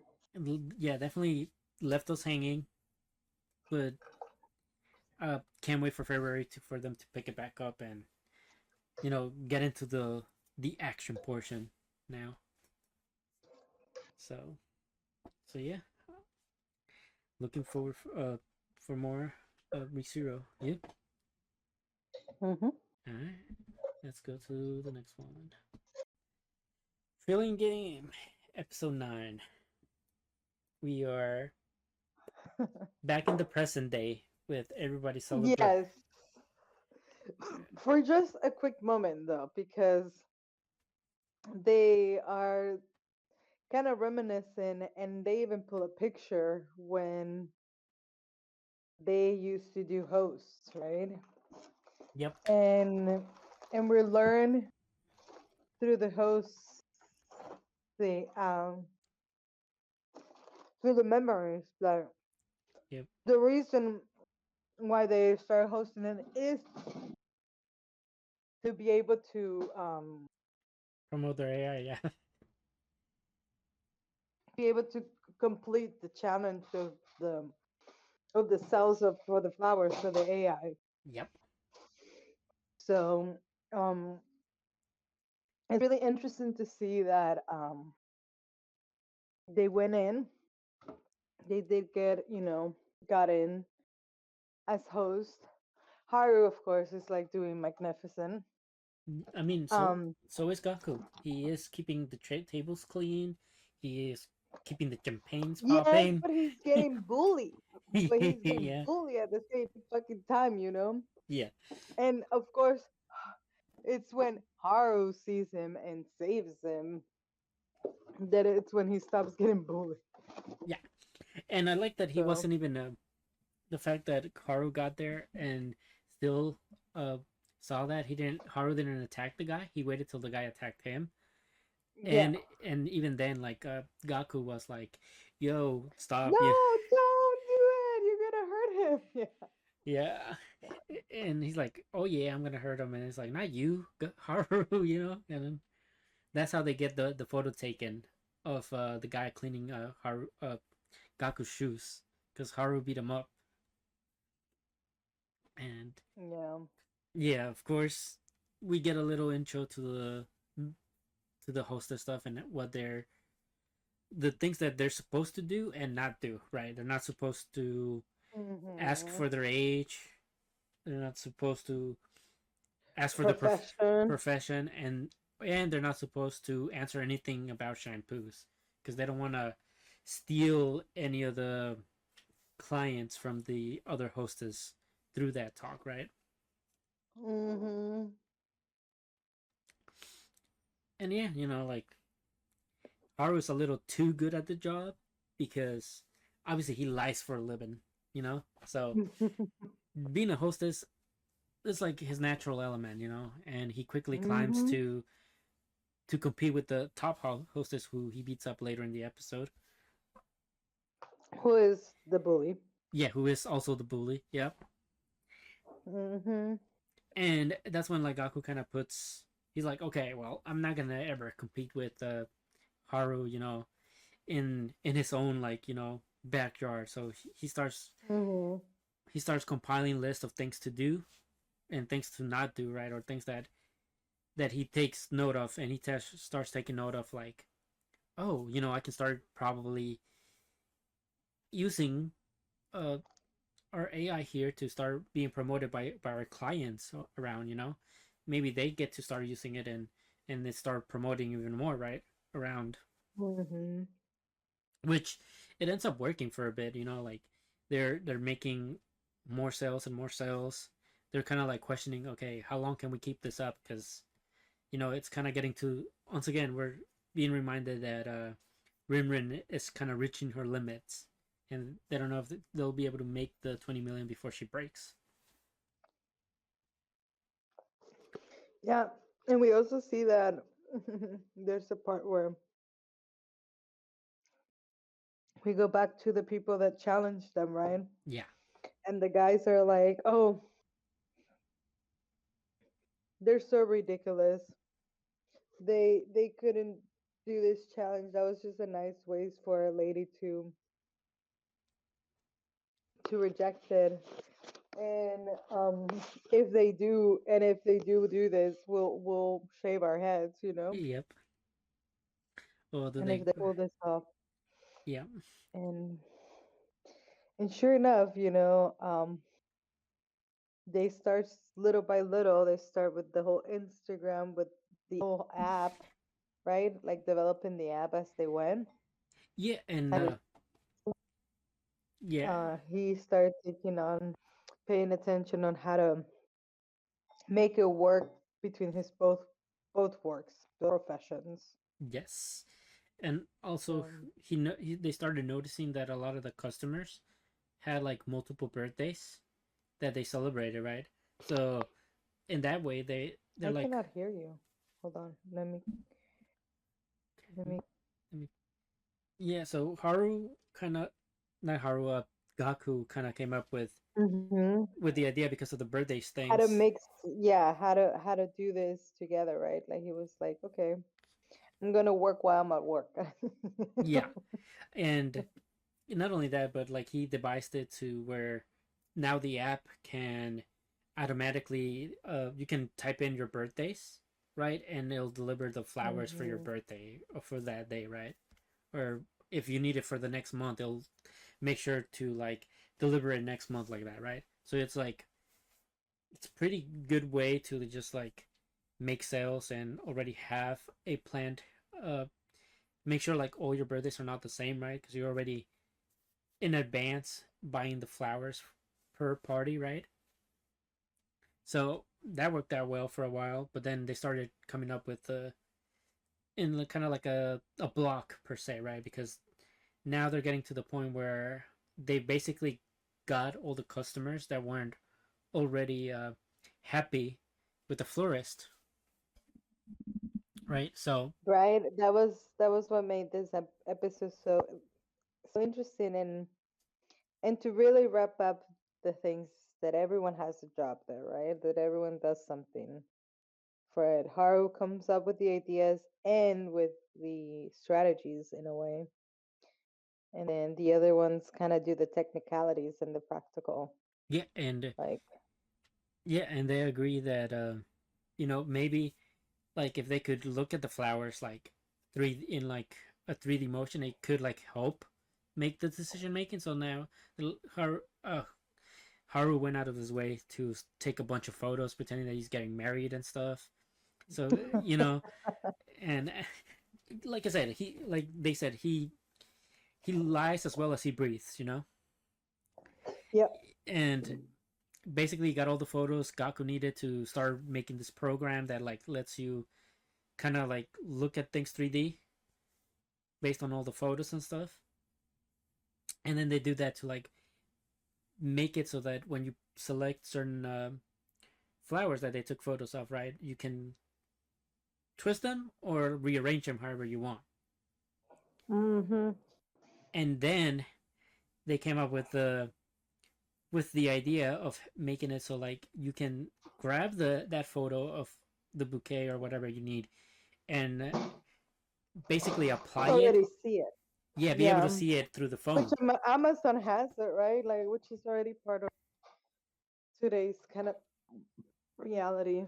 Yeah. So that was You even can like do that. better. That was even like So they were just like, yeah, getting with the time. Excuse me, getting with the times, and ahead of a lot of other companies, as we see that the company they're trying to sell to, yeah, they're having a hard time, taking customers away. like, no, no, no, not that. I mean, like, doing things the new way, right? Like, Yes. Oh yeah. they That. don't, they don't, they don't know how to do, what to do, like, even understand what's new. So. Oh yeah, they're very old school. They say Mhm. they prefer like going in shop and like getting in that way, right? So like this way wasn't really this is like a new breaking ground that they haven't really mastered fully, but obviously because they were still shy of the 20 million, they were like, okay, well we're already doing this, but we need to make it in a way where we can actually charge more uh per sale, right? So Mhm. so what do they do? They were charging 1 million a pop, right? So they Yeah, just needed like 20 pops at the end of the fucking month, yeah, and but they not did. but the reason why they were able to charge that is because Gaku went out of his way to set up champagne bottles, right, and use the same program so that they're able to actually put the champagne stuff and also like the glasses on a table to then see how it would look rearranged with all the flowers and stuff as well. So Mhm. thanks to him, like they were able to like make that big purchase necessary, right, and make the prices go up by also ordering the champagne glasses and stuff. So they were successful. They hit their 20 million mark, and that means they're ready to make and close the deal. And lo and behold, the people that were like, "Oh, we're gonna shave our heads if they actually do it," guess what? They're Yeah. bald. Yeah, Yeah. Funny, funny, funny. yeah. At least they owned up to their word. So Yep. thank God. I And agree. I do think the owner or wanted them to succeed, even if she kind of has an inkling that their AI is fake. Oh yeah, for sure, for sure. Because at that point, you're buying off a name and then a whole procedure. Yep. Like because she's got that, you know. That's what I thought of that episode. You know, I was like, she's got the personnel and the people that can pretend to be AIs themselves, you know. Yep. Exactly. So And at then, the end of the day, she can just copy the same trick yeah, and use exactly. it. So, But to not a loss. yeah, but unlike her, the ones that are winning gonna be really winning is Gaku in them because now they're gonna use that money to actually make a proper AI. So now they're not gonna have to go through this whole process again just to resell things and get more money. They can actually sell a proper AI for something else now. Hmm. So pretty pretty cool episode, you know. Well, thanks, and you know Agreed. I can't wait to see who else they scam out of money next. Agreed. Yeah. Anyway, on to the next one. So, My Happy Marriage OVA finally out, and we are really gonna talk about it, and it's looking like I need a rewatch this anime because it's just stunning, and I need I need to remember a few things, but basically we're gearing up to this this dance, right? Where Hmm. where she's gonna supposedly be his plus one, and she was doing all this training to be a proper lady for it, so that not to cause any embarrassment of him. And now we're finally seeing the fruits of the labor. And first of all, she looks stunning in that dress. He looks so gorgeous. Yeah, Miyu Mhm. does look great, and she's still feeling like she's not worthy of this I opportunity. know. So that's kind of like heartbreaking, but Still shy. yeah. But luckily she has her best friend there. Like her sister, uh, Hasuki, and she basically tells us like you've been working really hard for this. I've seen how much you trained for this. Be confident in all your practice. And all the studies you went to get here. Right. And that effort that you put in, right? Yeah, and the effort you took to get here, and not to mention all the other BS that she had to go through the entire first season. But you know, it's still, Mio's still like very much like the pressure is really getting to her, and you can see it, right? She Oh does, yeah. and it isn't until like she really meets Kudo there that you start kind of seeing her like less stress, but also not still a bit stiff, but just like less stress. Hmm. And I I like love. how Go ahead. they're getting stared at and talked about, right? And she Yeah. obviously notices, and she makes the comment that they're all doing that, and then he says how they just need that they just surprised because this is like an introduction Yeah. to the you know to the declaration of their marriage kind of thing, Yep. to their union. Yeah. It's like rare for the family of her name, right, to come out or even be seen in public. Yeah. It's very Mm. rare. They basically seem they have been considered like extinct in a way. Yeah. So, and I like how like we meet the kid, right, and who happens to be none other than the son Hasuki, of of Asuki, the the sister. sister-in-law. Yeah. So that was really cute because we can totally see that he's not a fan of our girl. Like, oh come on, she's so adorable. Yeah. Like, how can you? Literally. I mean, I do like how there was like different interaction, right? We saw the talking behind the talking behind their back, right, with everybody. Then we have the Hmm. actual kind of like jealousy and kind of like I don't want to say hatred, but kind of dislike of her. Hmm. Yeah. and we have Kudo, who's just like, oh, you're beautiful. Uh, I'm I'm sure they can't wait to meet you, right? And that's why they're talking. Which in a way was true, Yeah, because we do see like towards some parts of it, people are like coming to her and just being very curious. yeah, especially the You know, ladies. Like all the girls went to go talk yeah, to her. So yeah, and she seemed to handle that pretty well. I like how yes, yeah. I mean, the only thing she kind of like was I was almost like waiting for it to happen where was she actually like bowed all the way down like the kid suggested. hmm, It's like yeah, um but I'm glad she just stayed true to her training and was like pretty much okay for the most part. And it was hmm, it was really until like Kudo was like, okay, we should just kind of like take it easy. Let's go outside. I got somebody that you need to meet, but let's get some fresh air. yeah.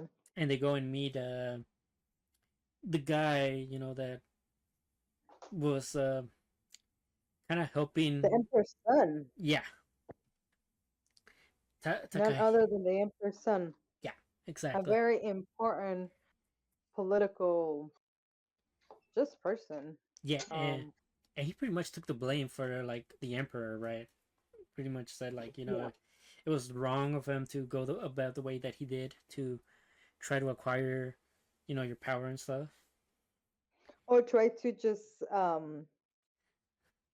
minimize his potency, right? Like, Yes, or minimize the potency of it, because they went into the whole thing of like how they try to do that, right? Because I think one of the her father's side of the family was nearly wiped out due to it.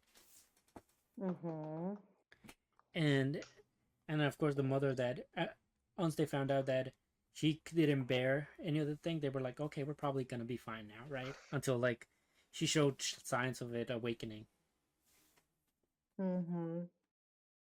And of course, like uh Mio being Mio just was like, yeah, we're good. you know because like I definitely love how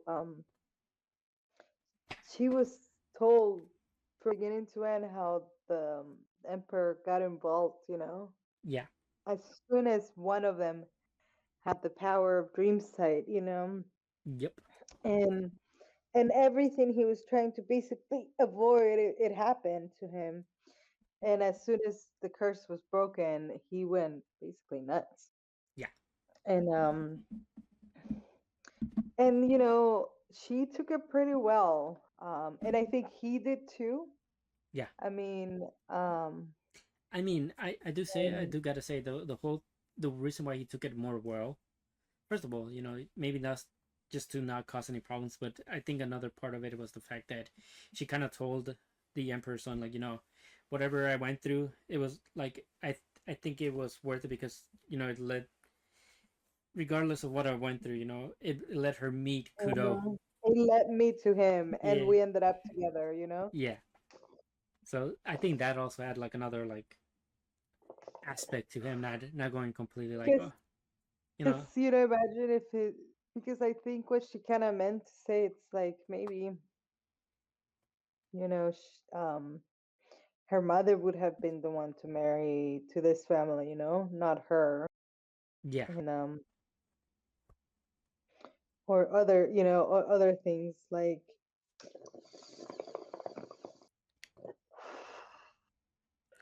she ended up marrying with other yeah.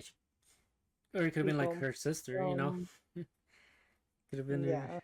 It could have been her stepsister that ended up in her position. But you know, all is good in the world, and then go and meet we go and meet the the son, of the sister-in-law, and also the father is actually the guard that The was father, yeah, was the guard of this emperor's son. Yep, son.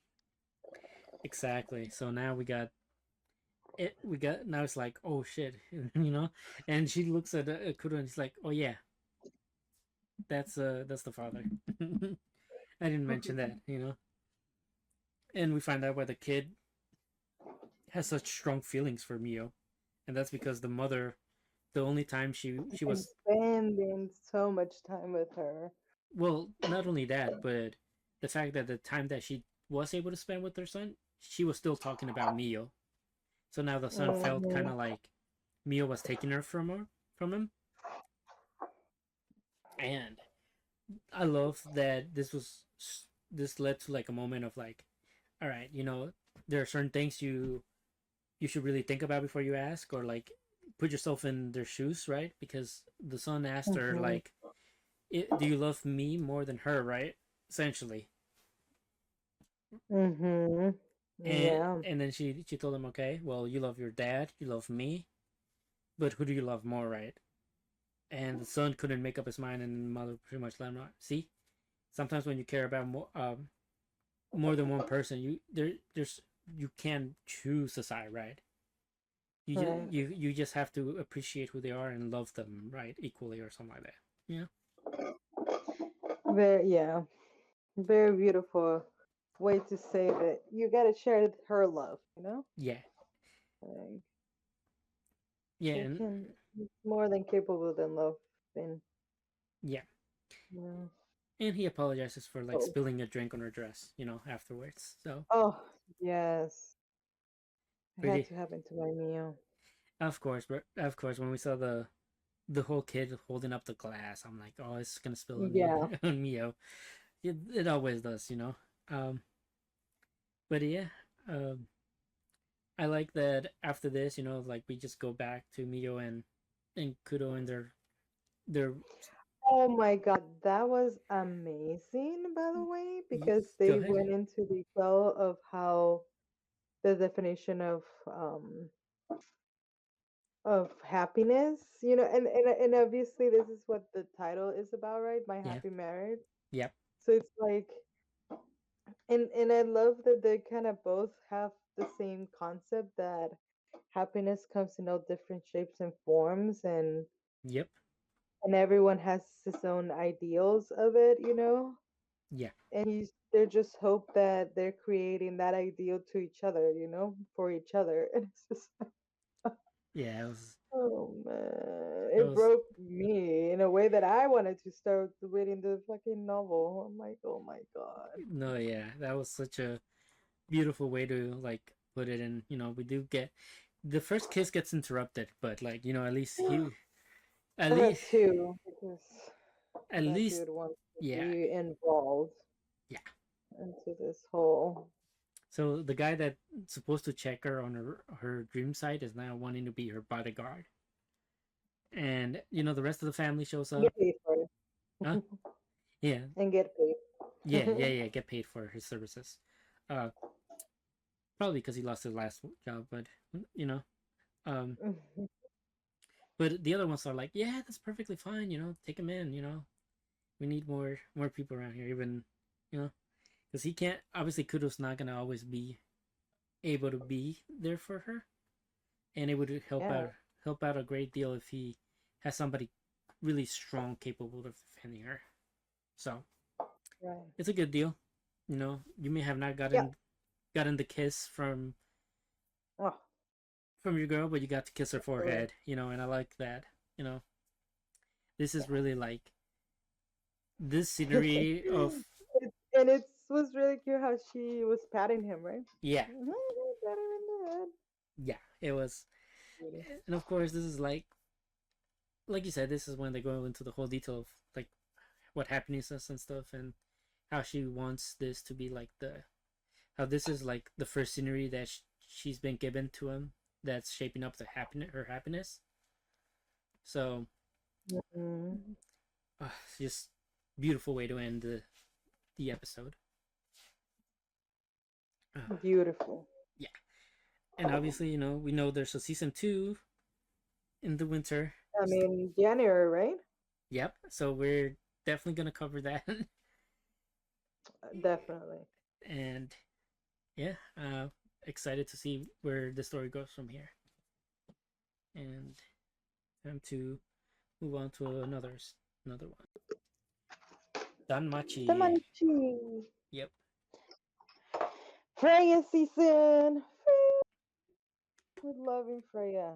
All We, right, so we get start with obviously him and getting his training. I'm sorry, yeah, it's he's also hellish. getting Freya season, but Yeah, yeah. in He's a getting very more than Freya season. But yeah, hellish training. Go on. yeah, he's going through. We see that he's putting up with the training, right? Master seems to be like the toughest, and everybody seems to be catching like a whiff that he's doing it more than the the usual reason of just training him. So they have this little meeting right after the train about what he's really doing and to him and how he's affecting him. And we hear and then we see that he tells them right that he needs him to break because the god is doubting her choices and her way of doing things because he's not breaking and that's really really really obviously not part of the plan and Yeah, it's really I mean it's gotta be interesting disheartening.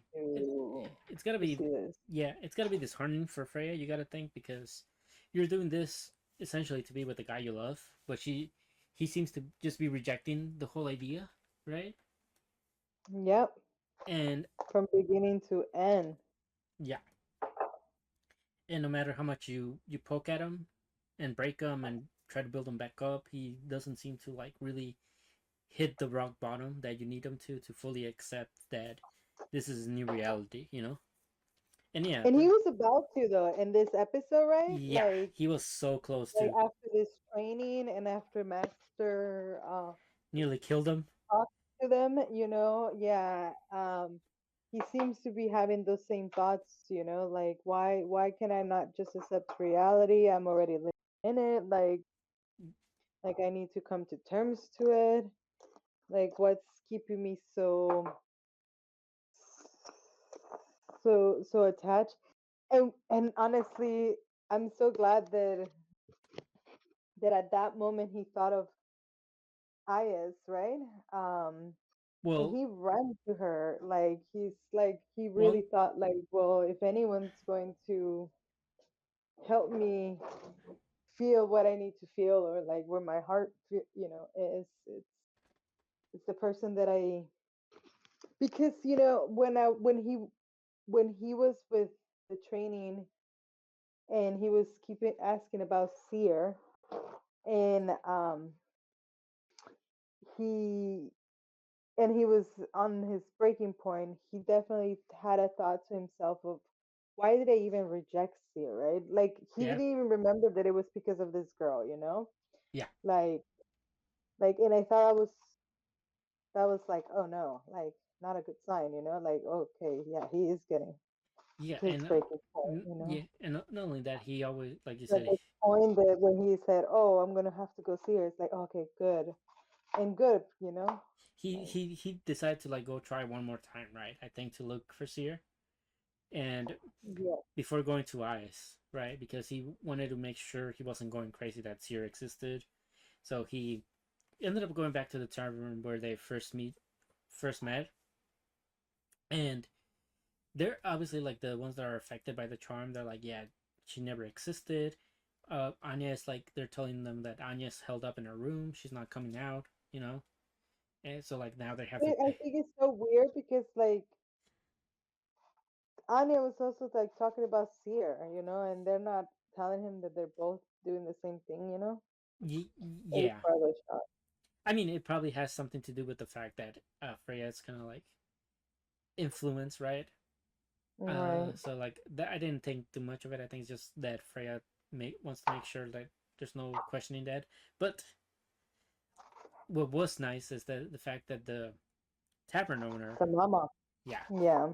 she is essentially part of the Freya family, so she wasn't affected by it. But she does tell him like, I am an outcast of it, but you know despite it all, she tells him something she told him way back in season one.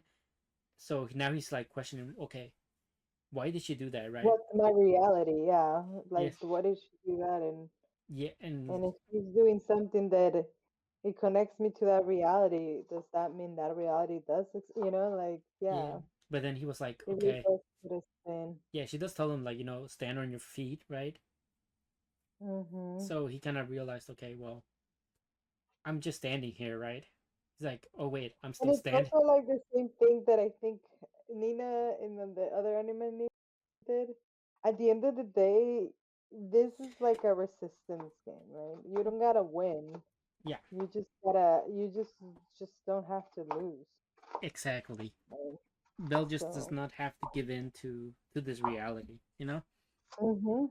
Mhm. And that's what he decides to do. He decides to stand on his feet and then he runs to ice. Mhm. And you know he was for sure like, if anybody was gonna get him, it's her, right? and Right. and the fact that all the other ones, the friends of ice, kind of just like left them, and did not think anything of it. She was like, you're the one that I train with, right? It's like, I have this, my body has this inkling that I need to be training with somebody, right? And Mhm. On top of that wall, yeah, and she's like, is that and you? it's that you, yeah, that Eh, you. Something in my heart says it, like. yeah. And like, obviously that just breaks Vale, because he's like, yes, like, because this vicious cycle was really getting to him. Like, train, die, rebirth, go sleep with Freya. Mhm. You know, well, not go sleep with Freya, but Mhm. see Freya at the end. It was really getting to Mhm. him. So just Yeah. finally having a first solid evidence that he's seen that his old life did exist. That's Yeah, enough. just even a small remnants, Yeah, it and doesn't come even from Freya, like I just you found see it that like, when Freya yeah, says about his memory, he obviously because it wasn't her, it's because it gets him all confused. yeah. So basically, like, this, like, really, um, this is an eye opener for Belle. Like, it's, and also there's other inklings that are also here that Belle has not seen, which is with Hestia, right?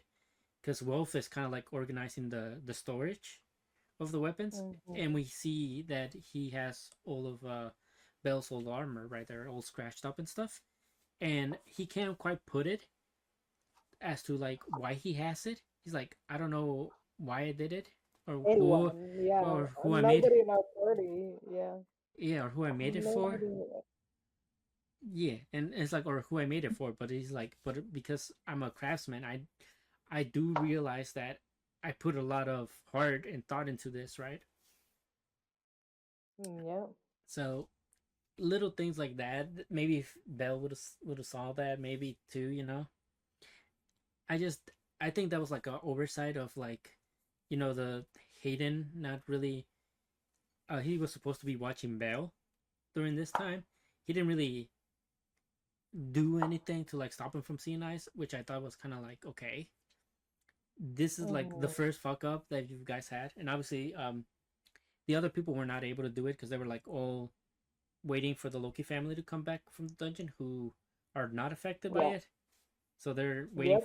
They're waiting for them to pop up so that they can pretty much get them and get them and get Freya to put their charm on them too. But Yeah. I guess before we get into the second portion of the training, we should really talk about like the fact that Belle did a little bit more of like that Belle did actually for once sleep with Freya. You know, Yeah. she did promise not to do anything, but you know he did come to the point where he just kind of did accept that this was going to be his reality. Uh, and then obviously with Ice, then we get back into the training, and you realize this training maneuvers that I've been doing, this movements is all proof of my other life existence. Hmm. and he even Then uses, we get Bell back. Yeah, yeah, full form. and he was really moving. Like he even did that move where he lures the opponent in and then tries to like get at them, right? Obviously, Yep, he and everyone's like, oh, he scratched Hayden, you know, you know, yep. and he was like, don't get too full or so, and obviously he then beats him up badly, you know, but Kills him. Yeah. he does like state, you know, my name is Bel Crannel, right? He so now he's no, he reinforces he's not part of the Freya family, you know, Yeah. and I think it's really interesting because I think a lot of the other Freya family members are starting to like get respect for him, you know, so Of course. He's challenging the masters, right? yeah, You know, I mean, and beating them in their own game. yeah, if he keeps growing and growing, like I said, the whole point of Freya leveling up Bill is probably gonna come back to bite her, you know, because Oh yeah. all this training he's getting, he's actually getting double the experience, you know, because of his skill. So he might even be able to match Ice by the end of this. Yeah. I agree. But I agree. yeah, I like that side of things. And then we get into the other portion with Hermes. Oh my god, this was so good with her. Yes. I love how the secret passage, right? Like I love that Hesti's really not the brightest and she's like really trying to figure out what he meant and everything. Yeah, And we see her that she's struggling and when she sees Hermes follower, she's super, relieved because she doesn't even know what to do. yeah, And but she knows her master and it seems like they they knew what to do, and I love how he kind of begs her to come back in like the public, and then he, that was you the know, sign, right? But yeah, that was the sign, and then he takes her to Hestia or tells her to meet Hestia, right? yeah, Or gives her the message, and he knows, like he already, and he knows that as soon as he realizes it, his memory's gonna get wiped again. yeah, which was really So. interesting, right? Because prior to Hmm. this whole like exchange of the secret message, right? He was already coming back from a loop, and Hmm. he was like, okay, so I keep resetting and coming back from loops, but every time I get too close or I know what the truth is, I keep getting reset back. So like, Hmm. and he basically says all the time I've left myself clues, like they've been very vague, and as to almost tell me not to find out the truth, but I also have to push for the truth. but I have to also like act on it. Yeah, Yeah, it's like doing it blindly or like yeah, yeah, without thinking, yeah, and without even thinking. then Yeah, he also realized or that he, knowing. yeah, Yeah. he's also said like he left messages to his other like family members, right? Like to tell him when he comes back from the loop, right? And they're also Yeah. very like obtuse, very vague. So, and then the moment he realizes he was about to get it, he like hits himself in the head to stop himself from thinking. So obviously the once he realizes the final message, right? He's like, okay, now I got it, right? But I also don't, right? Hmm. So now they're gonna come up with their counterattack. I feel, and oh, it's gonna be good. Um, Yes. yeah, Yes. Yes. Danmachi getting better and better each week, and yeah, no, I'm excited. I I'm hope excited. Ice somehow breaks free from her from this and helps Belle fight, you know, Hmm. and hopefully like we get the whole gang that breaks out of this too. Um, Yes. the one thing I was always wondering, I hope that it gets brought up later that or maybe like it already got brought up and I missed it, but I was hoping that Hestia could use her power to like undo the charm on others, but Mhm. I guess that's not the No, I think that comes later because it kind of seems to be what happens in the opening song. yeah. Okay, well, She seems to be doing that. okay, well, excited for the next episode. Let's move on to the next one. Dandadan. Dun, dun, dun. Yes. So coming off from the heartbreaking episode 7, we finally have simpler times, happier times, funnier times with everybody just eating food together at long last, right? Even Ira is invited. Yes, And very cute all around the table, having yes, some noodles yeah, I gotta and say, discussing what happened, right? Like there was one like yeah. So over yeah, so basically Momo saying how like apologizes. the grandma is hot Yeah, and Momo is a demon, yep, and the grandma's not helping because she likes to just have fun, I guess. yeah, and also how Okarun is being brainwashed by her or something like that. Also, um, but before that, Momo does apologize for everything, and tries to reconcile with her and stuff, and she does not take that right. She's like, I still think you're the devil. I I'm gonna free you, Okarun, from your Like I'm spell. an angel. Yeah, which I don't know. It's I so think funny. I think Momo had the right to hate her. I mean, she tied up her hands and almost caused her to get completely eaten, by by the Yeah. acrobatic Silky, and she was forced to basically use her power on her friends, which we don't know Hmm. what's happened to them. Hopefully, they're just unconscious somewhere else. Um, Yeah. Yeah, but we still don't know. We still haven't seen them. yeah, so I love how they're bickering and fighting, but they're doing it while they're stuffed with noodles, and they're like Mm-hmm. talking and they're understanding each other, even though they're not really like saying any words, but just like I guess the facial expressions or the way they're slurping their noodles, like they're understanding what each other is saying. That was like really funny, and Yeah. then she tells Okarun like why you save me, right? Why you keep saving me even though you're like turned into like a demon, right? And he's like, well, Yeah. I'm not. yeah, why not? No, he's like, because I'm not a demon. uh, okay, Like so the I'm sub, not a demon. well, I think the sub just said like, why not, or like, why shouldn't I?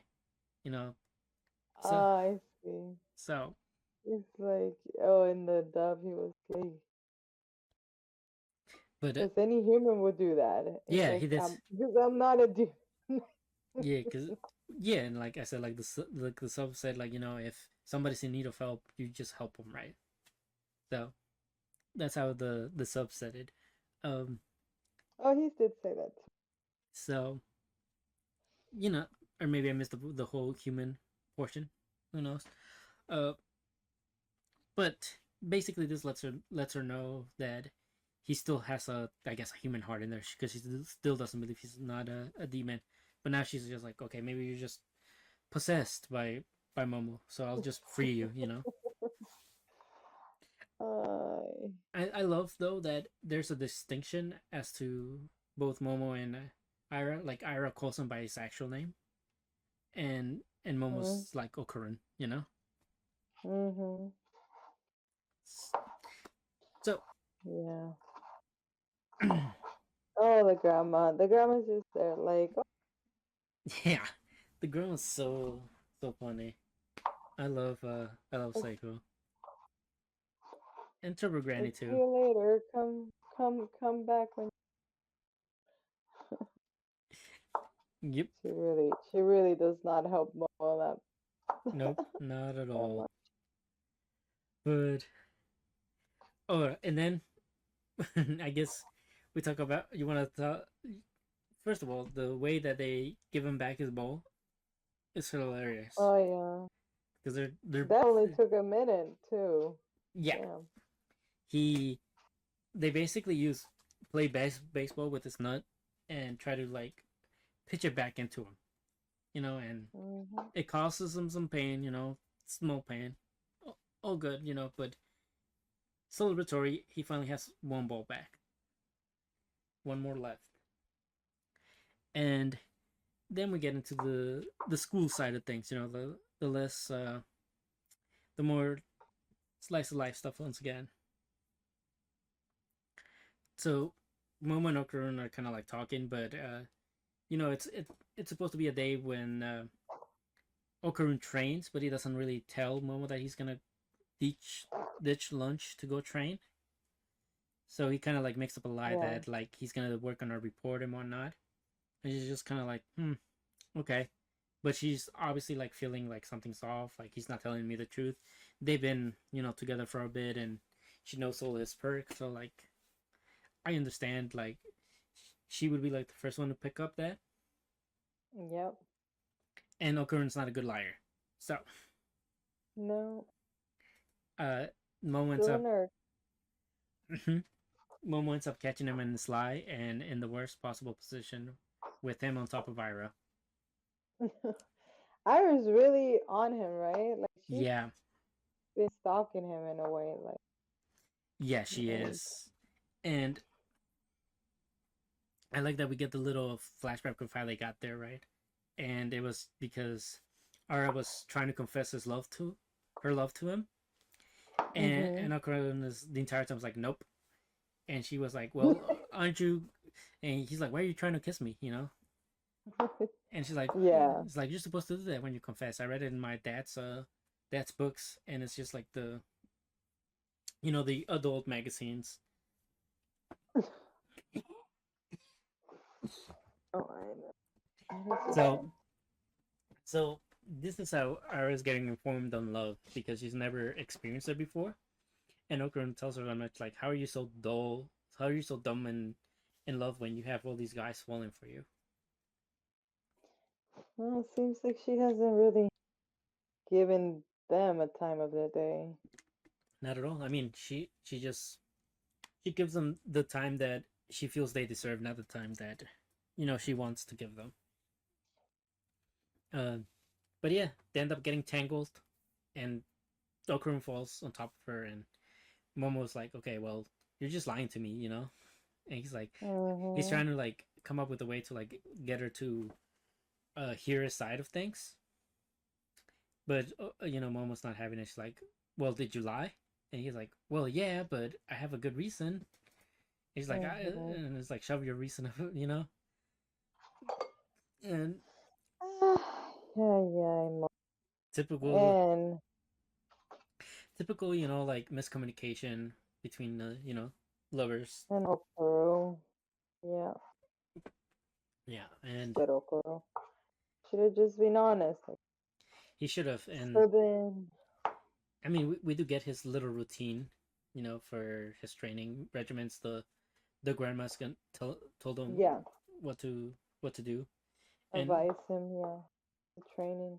mm-hmm, and we see him do squats, push-ups, and stuff, But yeah, Momo forgets about the drinks. She's like, I gave them to the floor, So her friend doesn't get her drink, and then there's this boring like science class going around about how the shrimp mantis and whatnot. Uh, and then they get transported into another dimension. Yes, that was so interesting. Back to like how episode one happened, Yeah, or episode 1 and 2. there now it seems like it goes back and forth from spirits to Two. alien. Now we're back to alien. Yes,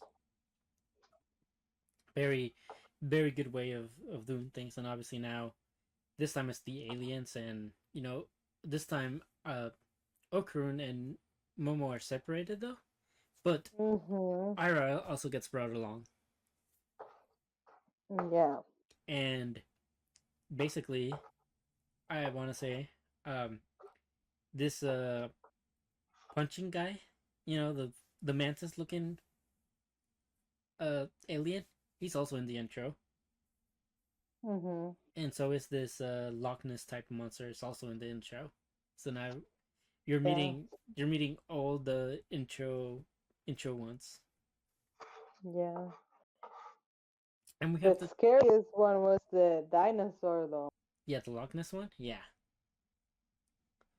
um, that one's definitely the scariest because it sensed the changed in waves when Momo moved, and just like shot a laser beam at her, practically.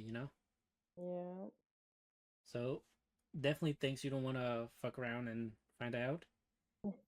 And then we have Okarun and Nara trying to take on the mantis, but they get interrupted by the serpients. The ones from the first episode. They're using psychic powers on Yeah. Okarun. Yeah. And once again, they're like trying to get his genitalia, and, Junk. and he's like, "Why is everybody after it? Why is Oh everybody after my no. junk?" Um, and they end up using it on Ira to like blow her away, and they're kind of like confused because they're like, we're only supposed we I thought we set the settings only for those with high spiritual like energy or stuff, something like that, right? Mhm.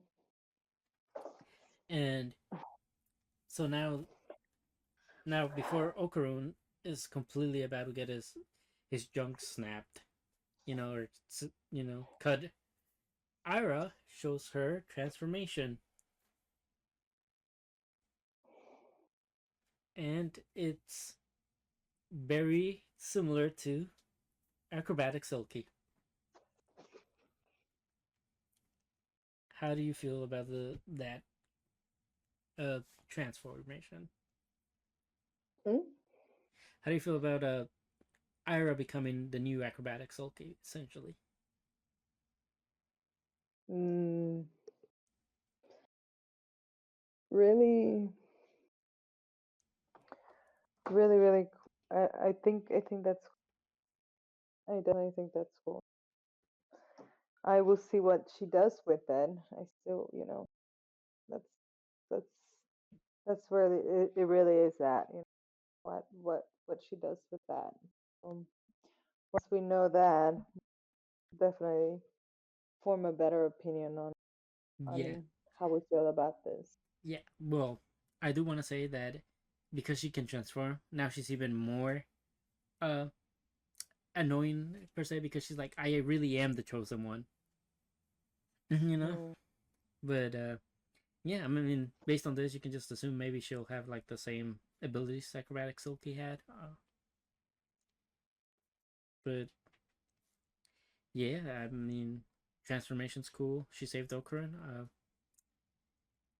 We need to see what else she can do, and mainly we need to get Momo out of harm's way, because she's separated. yeah, That's the one we really care about. yeah. And that'll be it for Dandadan. Let's move on to another one. Blue Box, episode 8. Oh boy, we are finally here. It's the big days. Yes, it is. Our boy and our girl. Yes, For both of us. For all of them. For all of them. yeah, for everybody. But yeah, Yeah. I like how we start off this episode and it's kind of like, you know, Chinatsu and Taiki are kind of just like chilling, um, doing stretches because Taiki's like feeling nervous and he's like, okay, well, I need to get the nerves out somehow. And Chinatsu's like, okay, well, you know what? I think I'll join you. Keep you company and I know. I like the acrobatics, yeah, classic music that he was doing. Very very. yeah. relaxing. Yeah, sets the mood. It sets the mood for sure. Yeah, and he was very That's curious about Chinatsu's question, about Chinatsu's statement, like the last day, right? And he was like, "Okay, well, if I win everything, do you mind if I ask you something, right?" And mhm. well, he didn't say to win. He said like, "I want to ask you something, but can it be after the tournament, right? The tournaments." And Yeah. she's like, okay, well, you don't want to ask it right now. He's like, no, not right now. He's like, well, do you mind if I ask you something right now? You know? And she's like, okay, how do you, cheer for badminton, right? Teach me some badminton cheers. And one of them was just like score. So she's like, all right, well, Taiki, score, And Taiki's like, oh, my heart. But yeah, Yeah. and He's getting his moments before for the good time. So we see that they also meet the main rival, the the yeah the school their school rivals. Man, that's damn. They look tough in their own way because the white hair young one that beat our main dude. yeah, He looked he looked tough in a very like Hyaku, the cat looking one, like the one that is meant to be this last movie for, and how he's like mentally strong and like basically the brains of the team. yeah, It kind of seems like this guy's the same type of dude, yeah, like So super talented but very lazy. Yeah. that too, that too, because he was like sleeping, and that's where they find him doing. Yeah, but but but I meant like he's very strategic, like yeah, you know I mean, we didn't really get to see much of him. We just saw that he beat Taike, so you don't really know how he is. It's just the only thing they really yeah, but he show. beat him by a big gap though. Yeah, yeah, so he definitely has better something that Taike doesn't have. We know Taike's pretty good physically because he's matching Hyrule, who's a national Hmm. level contender. So it definitely, like you said, And we like also know that he's not a bad at at trying to figure out people's like patterns and games and yeah, he was able to decide. coming up with this strategy with it. Yeah, So really. so it really comes down to like that's why I said like it probably comes down to like the talent that the guy has Hmm. and being able to, like you said, like if he does have a strategy, be being so talented that he can probably deceive Taiki, or like like how he said with Haru, like Haru could switch at the last second, how he was gonna hit it Hmm. back. Maybe there's like another version of that where he hits it in a way that Taiki was not expecting at all. Hmm. Um, so, but I do like that they make it very clear, before everything gets down, that in the doubles only one team makes it to nationals, but in the Yep. singles it's the two finalists that proceed to nationals. And who are the two finalists? Hyrule and his And the rival. yeah, and his rival, which we meet him first in the doubles when Hyrule takes Taiki to go see him, and Yeah.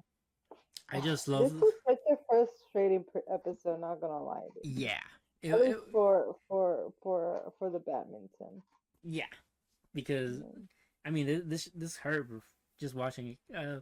Can you imagine? I'm reading this weekly, right? So one Mm-hmm. one of the chapters that I read it in, the last panel is just Taiki lost, and then I have to wait a week to find out how my boy handled that.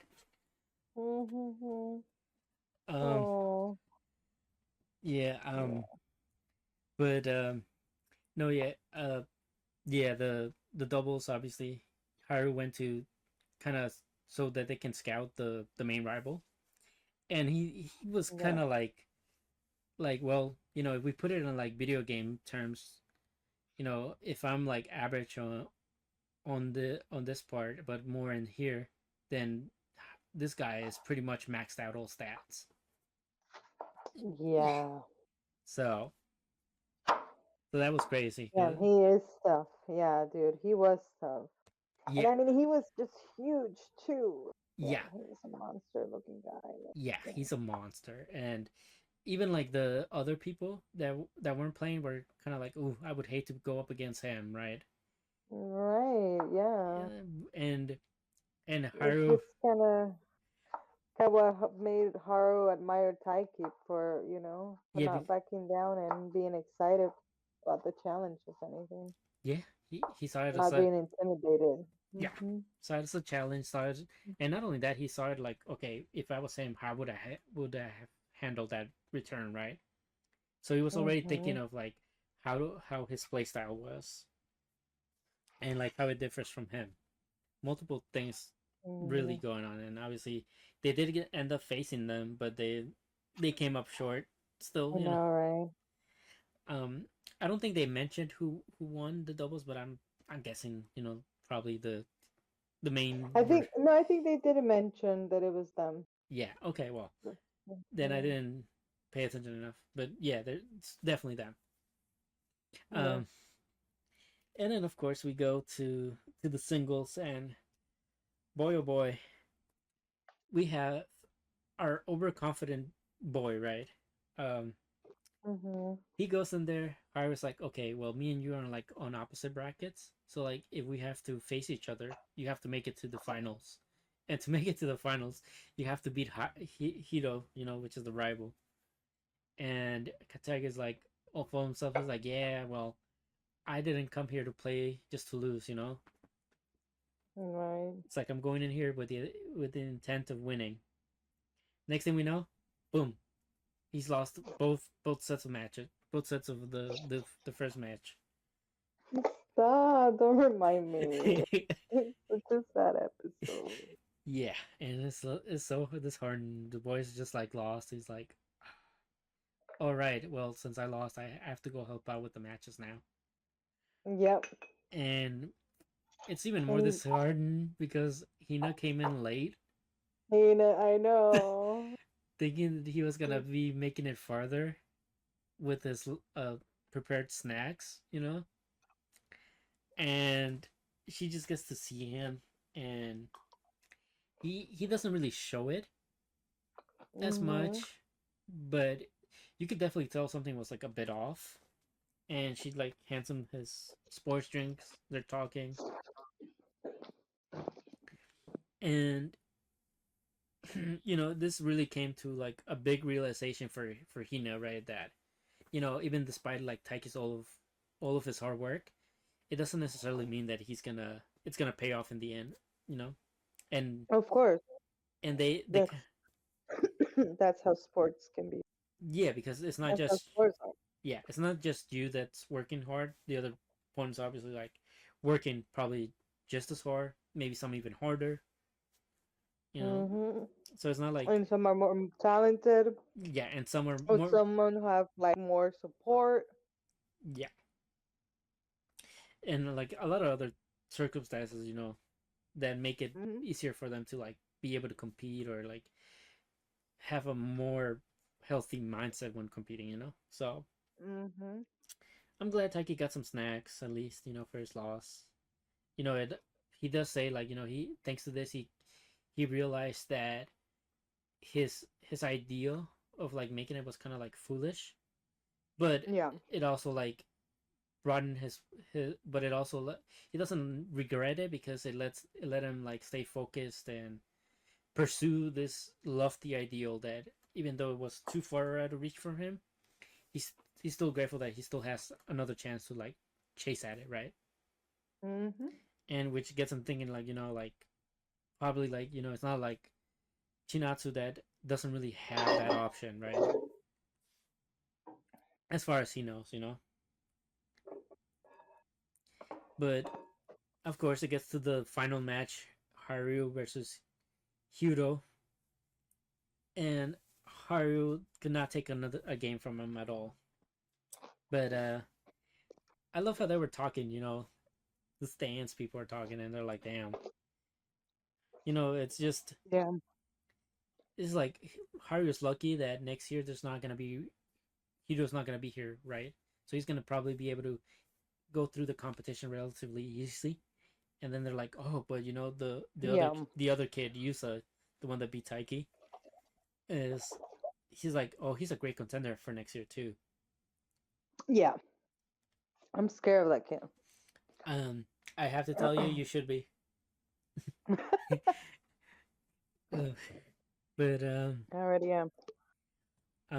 but yeah, Haru obviously is like, I'll get him in nationals. Poor guy. Like he's Haru is very dedicated to it, but also like he's trying to compete with the how they call it like an Olympic contender level person. You know, Yeah. not not gonna look too bright for Haru, but could have been worse. Since Haru lost so easily, imagine if Taiki would have gotten to him. Imagine. I would have hated to see my boy there.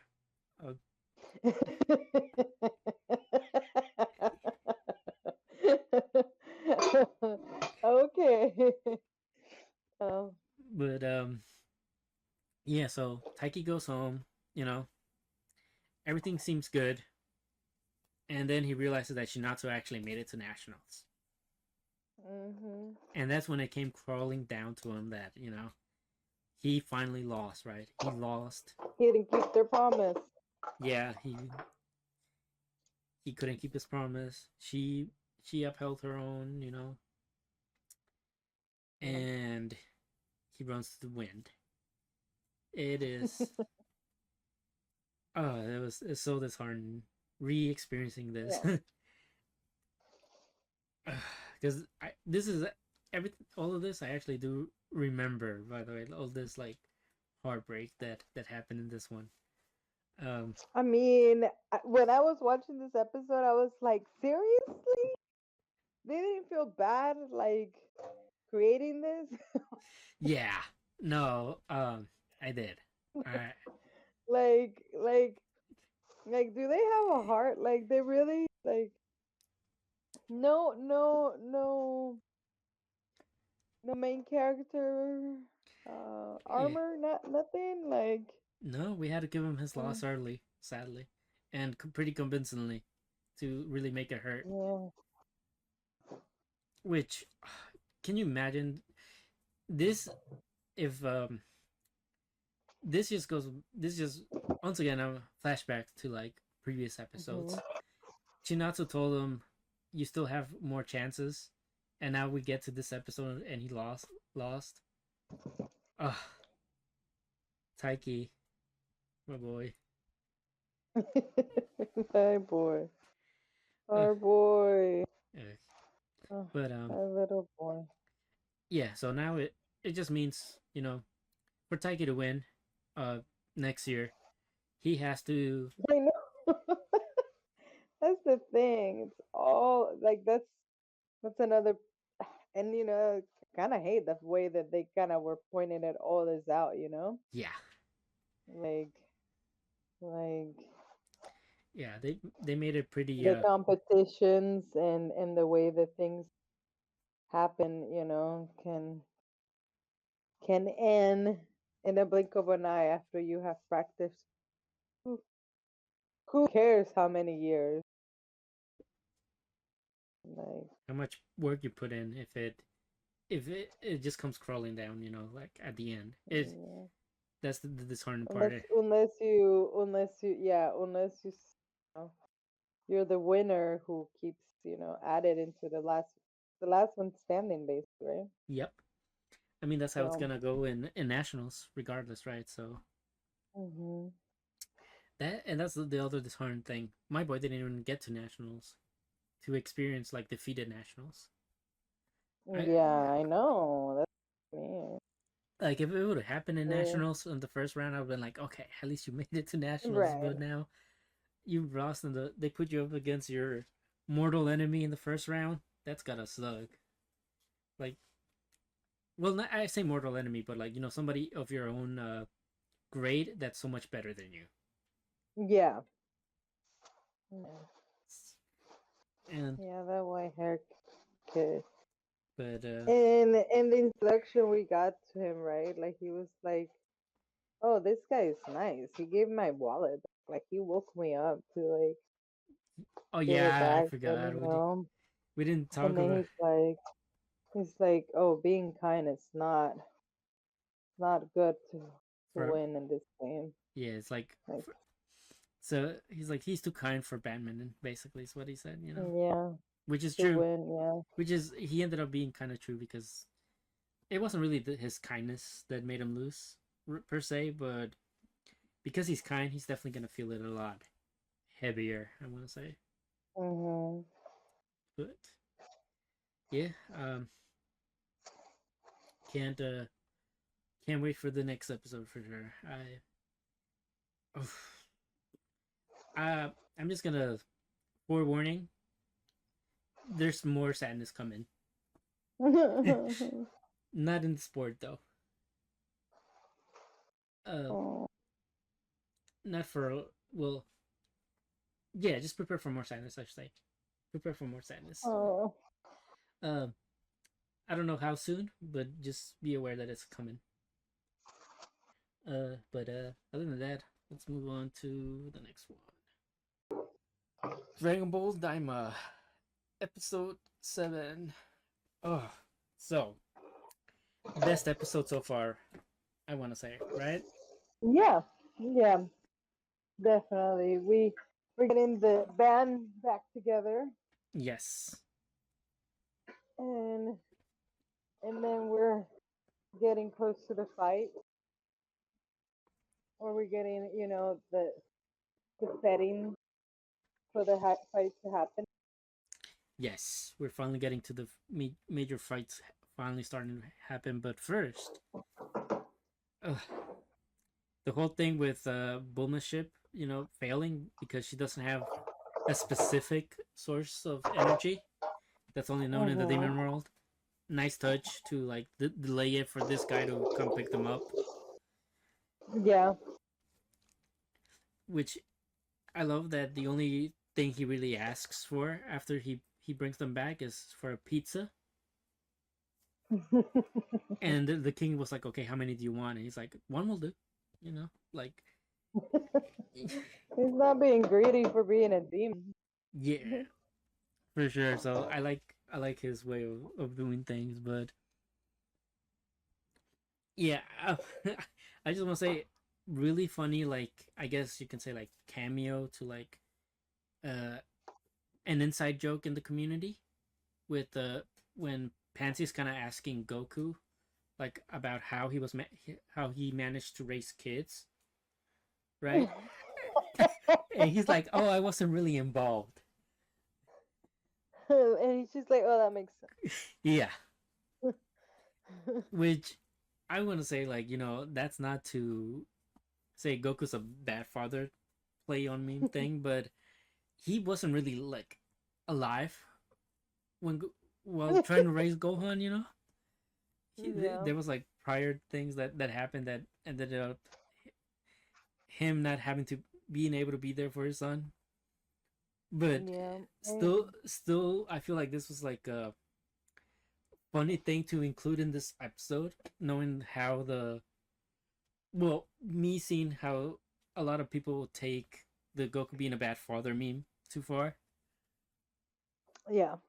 But yeah, um, really, that was a really funny way for me to start this episode, and also pretty funny that Goku was eating rations that are like like 2 meals per ration, and, and, and she's like, "Well, you should probably stop eating that. Those are like 2 meals." He's like, "Yeah, he eats like three." And he's like, You're right. I'm getting full. If yeah, I'm eating two. yeah, It's just like, oh man. I love how like first things first. I gotta eat Yes, and I gotta poop, go to the bathroom and then I can for me fight. to go and fight. Yeah, but he didn't have any problem fighting the cops of the place, right? Because they found them once again because they can Oh trace. yeah, so they got stopped by. That was a pretty nice touch throughout the the episode. How um these colors were the reasons why they kept getting like tell, Yeah. in a way. Yes. And how embarrassed and shameful she felt. And even after they took care of them, like you said, when they got stopped and whatever, she was even hesitant of like getting Traveling. back to the ship because of it, right? Yep. And Goku, obviously Goku and that green, like that other dude, Kai. yeah, like the one that is the race as the one helping that emperor, right? Oh, Gloria. Um, yeah, him. They're like, well, I've been wondering, why don't you just take it off, right? Yeah. It's like, well, if I could do that, I would have done that. I tried everything and I can't. He's like, well, I wonder if this is material that is only my world. So let me try, right? Yep. Just like, and they did it, and I really love how it was animated, the way that she, her freedom, Yes. she feels, freed. I thought it was very very cute.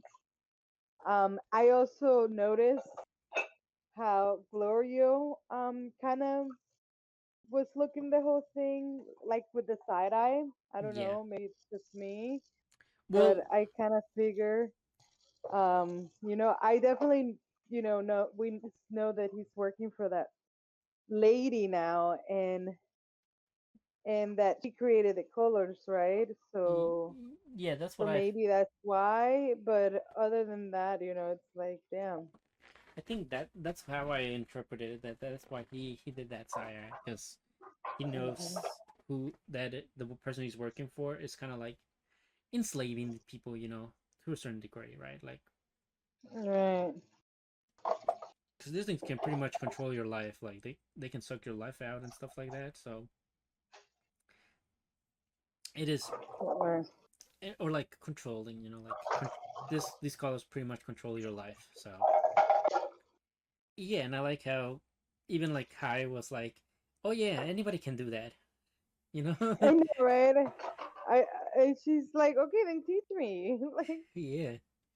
So my thing for that was probably it's something to do with key manipulation, and we know that in the demon world, key manipulation is not really seen as key manipulation, and people think it's magic, but mhm.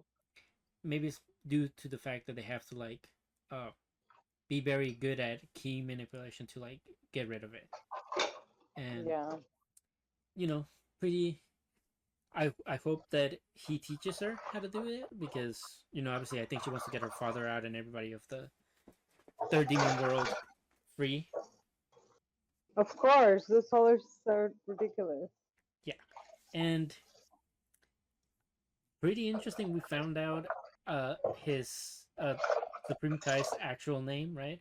Because she Pansy asks him for his demon world name, and Right. it's Nahere, Not yeah. and Goku's like, oh, can I call you that too? And he's like, yeah, sure, why not? And he tries it. He's like, nah, it's kind of weird. I'll just keep calling you Supreme Kai. And I was like, yeah, it's whatever. And Yeah, Goku being Goku. yeah, it's fun. And the other dude still doesn't call him the right name until just when he gets mad. Yeah, yep. Oh my god. But yeah. So then they finally steal the ship, from the guards or whatnot, and this ship is like the latest model, so like they're making waves to get to the Tamagami, you know, for the first Mhm. fight, and pretty much The they're first Dragon Ball. yeah, and they're pretty much eating. And I like that one of the persons is asking him like, "Do you plan to challenge it, right?" And Goku's like, well, yeah," or like kind of Goku asks him like, "Was there anybody else that tried to challenge him, right?" And they Mhm. mentioned that there was one demon with a sword that tried 20 years ago. And you want to know who that demon with the sword I think I saw was what people were speculating What do was you think? is Who? Janemba. You remember? It's kind of like a Dragon Ball Z filler, maybe. Uh, with Oh. with the or if not, he's just like a video game character, I guess. Of like this red demon with Uh, like purple that can like summon sword. uh, Maybe I'll send you a photo later, um, so you can see it. But like, I thought that was a really cool if that's how like they try to implement like a non-canon character back into the story. mhm. Mhm. Yeah. And of course, Goku being Goku's like, yeah, I'm gonna challenge it. Yeah, looking like a kid. Yeah, looking like a kid. And they were like, oh yeah, they were kind of It's warning him. the darnest things. Yeah, they were warning him, that you probably shouldn't do that because the former king couldn't even handle them. Which, by the way, that's kind of crazy that now we know that these are like stronger than Deborah, which took Gohan like Yeah. Super Saiyan strength to like somewhat like defeat. But yeah, Goku gets into it, and they're about to go for it. That's While while the other ones get fetched, thank God they finally get fetched. yeah, And I like how Goku's like, oh no, we're in a hurry. Let them catch up to us. yeah, They gave him the choice to wait for them, and and he's he's like, like, no, nah, no, we're gonna do our own thing. we're in a hurry. Yeah, I can't wait to fight the dude. yeah, he just wanted to fight him, but I need to fight. I need to fight but this monster. yeah, I do like when Like, they were okay, seeing him for the first time. Goku was like, "Oh, if he hits me with that hammer, I'm pretty much squished, right?" Or like I'm gonna be like splatter, Like he was actually kind of concerned of getting hit with the hammer, and but I do like. yeah, yeah. I don't know if it's because well, obviously we know that how strong this, at least like have a power range of how much stronger this thing is. But Goku still doesn't seem super concerned that he can't beat it. Mhm. So like, how strong can they really be? Is what I want to know. Or if like Mhm. Goku's size is gonna play a factor into how they beat it. Uh, I send you the image of the person I was talking about. I don't know if you've seen him. Okay, let me see. Yeah, Let me take a look. I feel like I know who you're talking. Let me yeah. see. Or maybe it was a movie where he appeared. I don't remember.